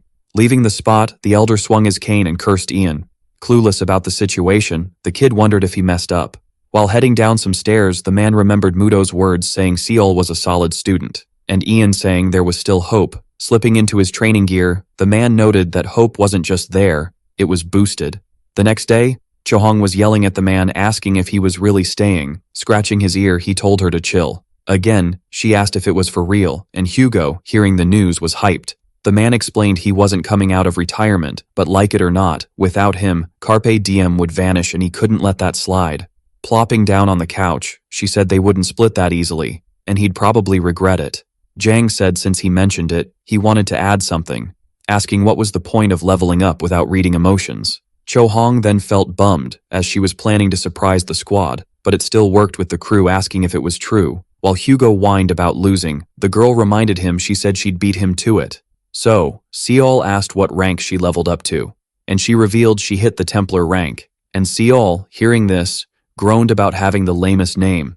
Remembering something, Seol dashed off, asking the girl to hang on a sec. Surprising the girl, he handed her the club he got as a prize. He said the weapon was called Iron Thorns, made from meteorite, and reinforced twice, doubling its power. Holding the weapon, the girl said she felt sparks all over her body. The girl said she had something for Seol too. They were sandweights. The boy thanked her, while Hugo felt left out. The news of the Kingmaker's comeback spread through the city, and groups who heard the news quickly reached out. In front of Jiang, Katsuki said this was his master's wish. The man noted knowing Kyongdan Ryan would be the first to reach out when they heard the news. Kyongdan Ryan, a huge Japanese business group led by Master Ryan Tsuzi Yuki. Like the Triad, They had major sway in paradise. Plus, they were a group where Umi Tsubame, one of Hallmark's top teams, was part of. Katsuki said his leader congratulated the elder on his return and wanted to help Carpe Diem by sending a skilled archer, and asked if just one person could have the honor of getting his acupuncture. Right away, the man refused. He said that, as the kid probably guessed, he didn't plan to do acupuncture ever again, and asked if that was all. Katsuki then said there were other offers if he turned down the first one and mentioned that, if allowed, the leader wanted to visit him. In that case, the elder told the young man to warn Suzy that if he mentioned acupuncture in his presence, he'd cut ties with him. Seol, watching the scene, wondered what kind of acupuncture would make his master act that way. Jang said he didn't get what was happening, as the man knew his personality, and Katsuki revealed the leader did it on purpose. At that moment, thumping his chest, the boy revealed he became the leader of Umi Tsubame, a team-up in prep for the banquet. Hearing this, Chohong's all, "Is it party time yet?" Old Jang's like, "Yeah, it's about that time, and things are still wild after the chaos." Katsuki's all, "You wouldn't believe it, the speedsters are already on the move." So the elder's like, "What about the royal family's ban after the mess?" and gets told it's lifted. Seol's wondering how many peeps he still doesn't know. Jang's like, "Why's the young dude pushing for a team-up? Couldn't snag 2 invites?" The young dude's all, "Umi Tsubame's in bad shape and my master took half the squad to make a dream team for the party." Jang's like, "Forming a dream team and leaving you out? Did you tick him off?" The boy's like, "Yeah, I was told not to join the rescue squad, but I had to save my sis, so I broke the rules." Old man's all, "Yuki's big on hierarchy, probably didn't dig that." So, he asks, "What's the plan?" And Katsuki's like, "Got a request from someone with an invite. This dude's an intermediate exec of the triad, named Hao Win." Seol's feeling all uneasy hearing that name. The elder's like, "Heard the triad lost to Sicily 'cause of drama." Katsuki's like, "Yep, so they're using Hao Win to rally the squad and bring back the glory days." Jang's like, "Interesting, let me think it over." The boy's all, "I'm out." Hugo's like, "This chance pops up every 2 years, I'm so in." With a smirk, he's like, "Nah, we ain't going anywhere. We need a solid archer." While Hugo and Chohong are bickering, Jang's like, "Seol, what's your take?" The boy's all, not really sure." Old man's like, "Just spill your thoughts." The boy's like, "Well, given the squad's sitch, we should go." When asked why, he's like, "Our squad's value tanked." Jang's confused, so Seol's like, "We lost Dylan, our MVP." Old man's like, "Shouldn't we recruit newbies there?" But the boy's like, "Depends on the newbies. The issue's that Carpe Diem's not famous enough for a top-tier archer like Dylan." So the elder's like, "You saying Carpe Diem's not cool enough?" Seol's like, "Not exactly, but the banquet's a big deal. Perfect chance." Hearing this, Jang's thinking, Dylan had a knack for spotting talent. He calls Chohong, who's wrestling Hugo, and tells her to check out Umi Tsubame. Leaning on Seol, he declares Carpe Diem's hitting the banquet. Even with 6 weeks to go, Zhang Maldong's already prepping. During prep, he's like, "Seol, think the banquet's a cakewalk?" He mentions even Dylan and Katsuki only went twice and didn't hit stage 3, and the only way to go is with an archer, plus the boy's gotta train his throwing. Then, the boy, who's been quiet, drops a bomb. Not doing that, shocking everyone. Seol's like, "Elder said to stay behind, chuck spears and bail if it gets hairy." Jang's like, "What's wrong with that?" Remembering all the times he had to bolt, the boy's like, "Not training to run away." Old Jang tries to scold him but can't, and Seol's like, "Consider making him a fighter." Calling the boy cocky, the man's like, "You don't even have the skills, yet you're greedy." Even hesitating, he's like, "If words don't work, feel it with your body." So he orders Hugo to pack, and the boy's like, "Why?" The man's like, "We're hitting the Great Mountain, pack up and move fast." Hearing this, Hugo and Chohong are shook, knowing what's coming. Jang's like, "You wanted this, so no tears, or you're out." And even if the boy aced his training but didn't meet his standards, no banquet for him. Pointing his cane at the boy, he asks if he got the memo. Drawing air from the depths of his lungs, Seol loudly confirms he got it. In a carriage, Seol's chilling with his squad, heading to the epic mountain. Seol was grinning, and old Jang was peeping this. Katsuki seemed chill, unlike Hugo, who was stressing with his hand on his head. They roll up to the spot, and as they hop off the carriage, Katsuki asks Seol why Agnes tagged along, and the boy spills that after the rescue plan flopped, she realized her skills needed work. The archer's curious about how she knew they were training, and Seol spills he told her, 'cause she helped him out. This gets Katsuki thinking, why train him if he's not even from Sicily? Our main dude explains she trained him in the neutral zone. Katsuki thought mixing with Sicily while in with the triads was sketchy. Looking back, old Jang asked why the squad was dragging. Hugo was bawling watching the cart roll away. After trekking forever, they finally hit a cave.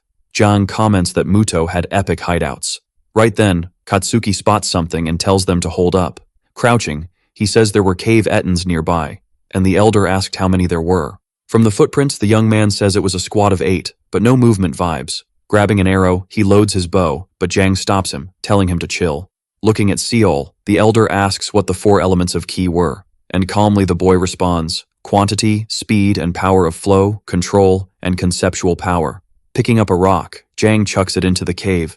Seeing that, Katsuki asks what he was up to. Ignoring him, he grabs Seol's spear and says to get ready. Noises start echoing from the cave, and the elder says Seol should strike when the monsters show up. Doing as told, he focuses his mana, creating a spear. At that moment, the monster silhouettes start showing. Noticing this, Hugo warns they're coming. Just as Yang taught him, Seol hurls the mana spear. Agnes, watching, is shook by the boy's perfect form. One of the charging Etons gets skewered by the boy's spear. The monster's sudden fall leaves the others dazed. The next second, another gets hit by a mana spear. Everyone's shook by Seol's skills. The boy then nails 2 more monsters, taking them down fast. At this point, old Jiang tells him to stop and says he should handle the rest solo, but no earrings. The elder hands the spear back, and Seol charges at the Etons. With circular moves, he pushes the monster squad back, holding one by the head. Watching, Jiang asks what Katsuki thinks of the boy. The young man says Seol's good. His skills got mad penetration power, and with explosion damage, it's even better.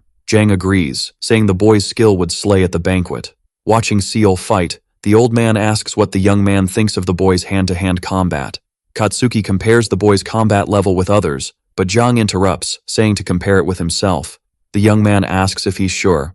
The elder confirms, saying the boy's probably amazing in his eyes. In that case, the archer says the boy's terrible as a warrior, but he can throw mana spears, and if the team backs him up, he'd do well till stage 2. At that moment, the elder reveals the boy said he didn't want that, leaving the young man puzzled. Yang then explains the boy wants to be a warrior, not just a spear thrower. The elder says that even though Seol's got good vision and thinks right, his stubbornness means there's something special about him. Charging at the Etons, the boy makes circular moves with his spear, taking down the monsters. Exhausted, Seol thinks his throws weren't bad, and his hand-to-hand combat was solid. Jiang was all, "Guess the kid's gotta figure this out solo, huh?"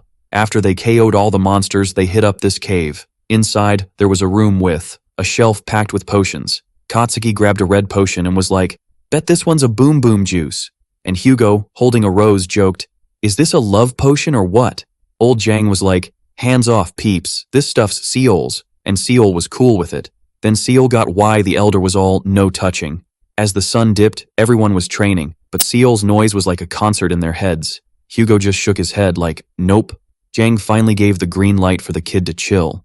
Seol flopped on the ground, all wiped out, wondering if he passed the first test. He asked the elder if training was done. The old dude was like, "What are you on about? Get up." After a bit, Jiang was like, "We're here." Pointing at a mountain, he said, "Up and down 50 times, you can ditch the weights and use mana." But, duh, no earrings. And the old guy was like, "Show me your stubbornness, kid." Then he was like, "Go." And Seol dashed for the mountain. While climbing, Seol was like, "This ain't your average jog." Looking back, he was like, "Who knows what's lurking in those woods?" So he cranked up his speed. Totally beat, he finally nailed his first climb. On round 2, Seol was soaked in sweat, and Jiang was like, 45 more to go, 45 more to go, dude."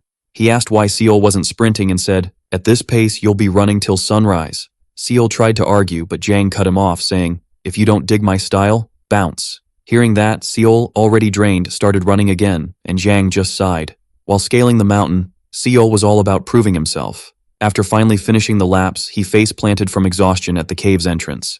Next morning, he got a wake-up call with a splash of water to the face. Jiang was like, "Thought you kicked the bucket? How long you gonna snooze? Sun's up." Our hero, all dazed, got up, still clueless. The elder handed him his spear and some weights, saying, "Do the 3 spear moves 10,000 times. And after that, run another 100 laps." Just hearing it made Seol want to hurl. On day 4, Seol was training in the rain. While he was going ham with the spear, Jiang watched from the cave. Agnes rolled up, asking why Jiang was being so hardcore since he usually wasn't. The elder was like, "The kid's getting it. Everything's out of whack, body, mind, the whole shebang."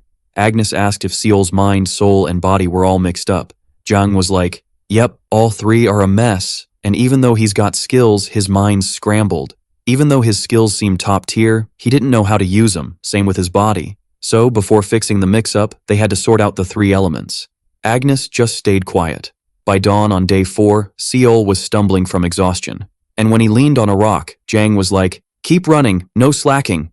Totally spent, Seol did as he was told. On day 5, Seol was training with his spear until he started to puke. Katsuki watching was like, "Dude, don't overdo it." He said Seol was only level 3 and could train again at level 4. Plus, no one aced the banquet on the first go. And if it was all cause of old Maldong, he said the old man wanted Seol to figure it out himself. Seol shot Katsuki a glare, and Katsuki was like, "The old dude would just give you a hard time." Then Seol pointed his spear at Katsuki, who was like, "You wanna throw down or what?" Seol's all, "Yo, don't touch me, dude, even I don't know what I'm about to do." And Katsuki's like, "What's the big deal with a spearman chucking spears?" The boy just yeets one of his spears behind Seol. Seol's like, "Okay, but what if mana spears flop?" Katsuki's all, "That's why we roll in squads, bro." Our hero's like, "Remember who said there'd be surprises at the banquet?" And he's all, "Can you really back that up?" Katsuki's just standing there, speechless. Seol's like, "If you can't promise that, better prep for the worst." Then he just drops his spear and bounces. Right then, the elder rolls up, asking where the boy's at, and Katsuki's like, he's off doing his running thing.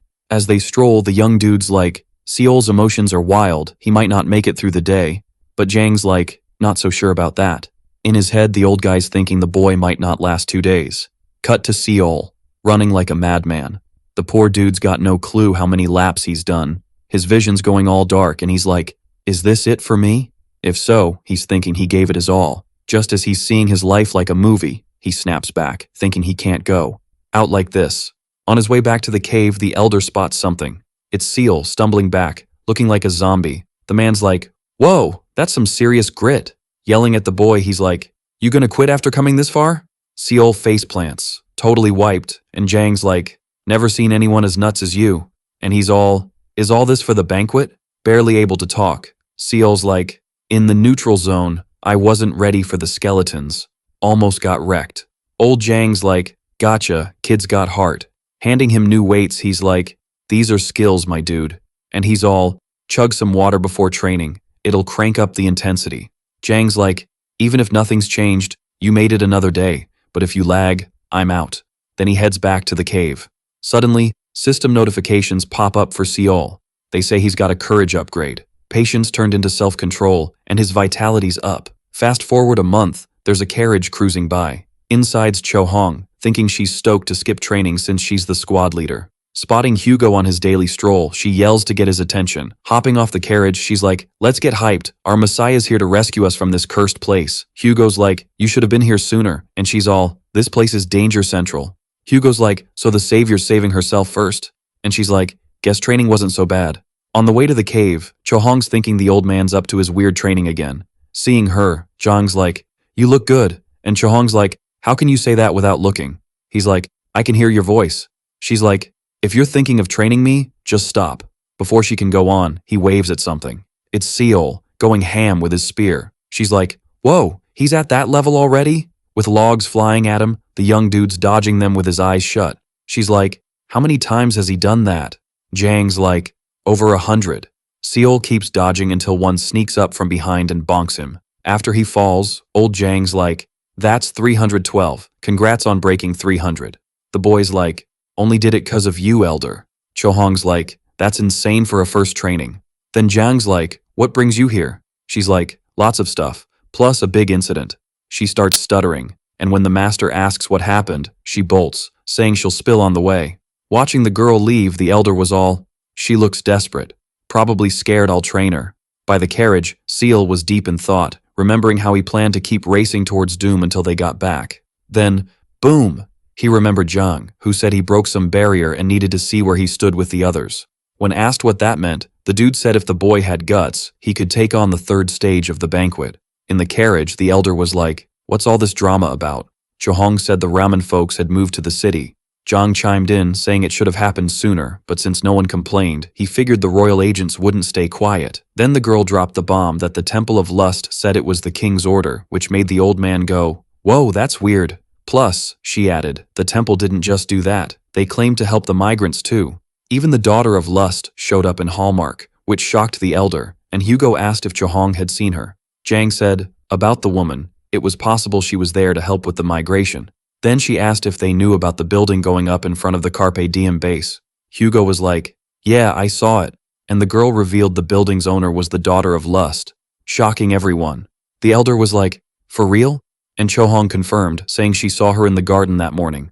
Knowing this, the man was like, "That's super strange." And the girl said now they had bragging rights, being neighbors with the daughter of Lust. Switching gears, the old man asked if Katsuki said anything, since he bailed mid-training after getting a message. The woman fixed her hair and said finding a priest was tough. Even with her best efforts, it seems someone was messing with her search. Jang said not even the Kaidenrin managed it, so he suggested they head back and think it over when they got there. At the Carpe Diem base, Seol took a bath and crashed on his bed.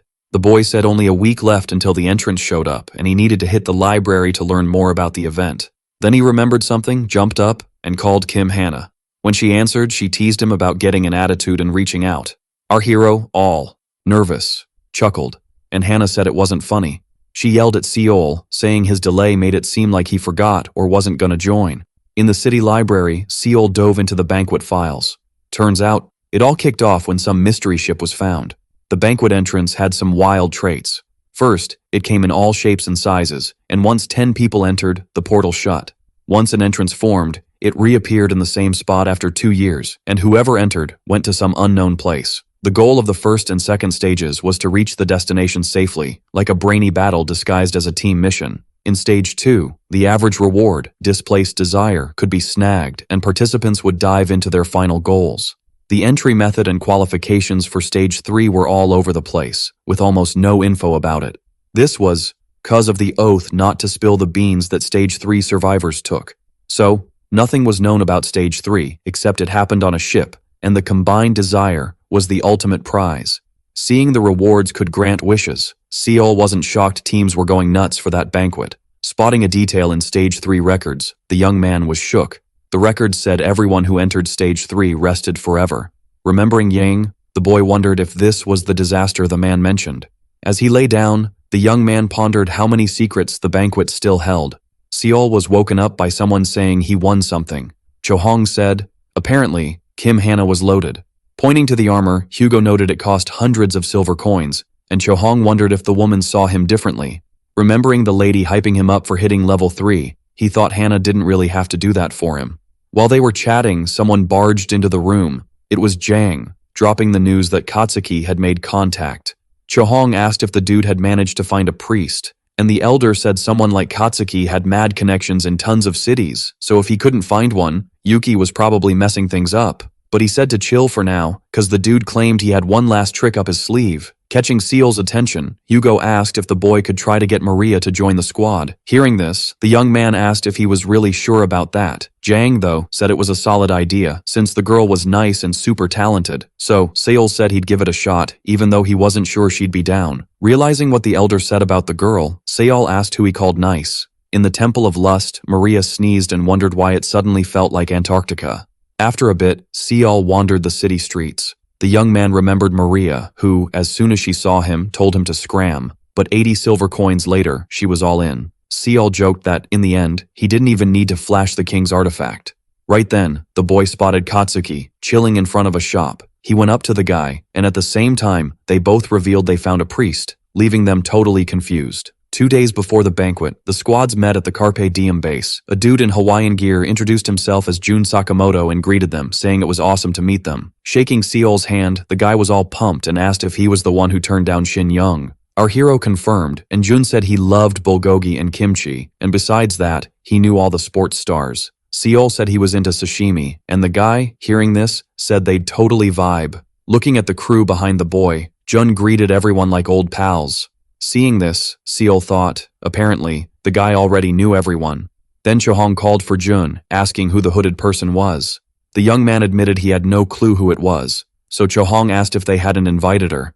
Katsuki, who'd been quiet till then, said it was personal, but he vouched for the woman's skills. Annoyed, the girl said it's basic manners to show your face when joining a team, skills or not. Getting closer to the woman, Chohong said she should ditch the dark cultist vibe and lose the hood. Katsuki said that woman wasn't someone the girl could treat like that.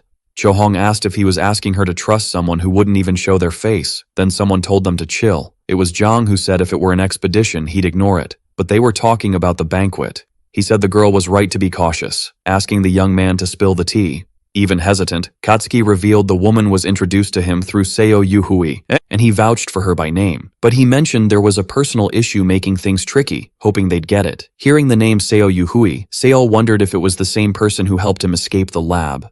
Jang said if Seo introduced the priestess, he got it, but he asked if he could at least know her level. The woman looked at Katsuki for approval and saw he was nodding, asking her to do so. So, she gestured with her hand to show she was at level 5. Chohong, seeing this, got even more ticked off and flipping her middle finger, said that was her, while Katsuki shook his head in disapproval. The girl was then pulled away by Jang, and Seol approached the woman, introducing himself as Seol. Seeing the woman not respond, he wondered if she got what he was saying. With intros done, the elder said they should get on with the meeting. And so, the banquet prep was all set. The day before heading out, following Maldong's advice, the squad had a chill workout session with lots of rest. With Jang saying goodbye to the team, the day of the banquet had arrived. Our video ends here. If you liked it, leave your like. See you next time. Bye-bye.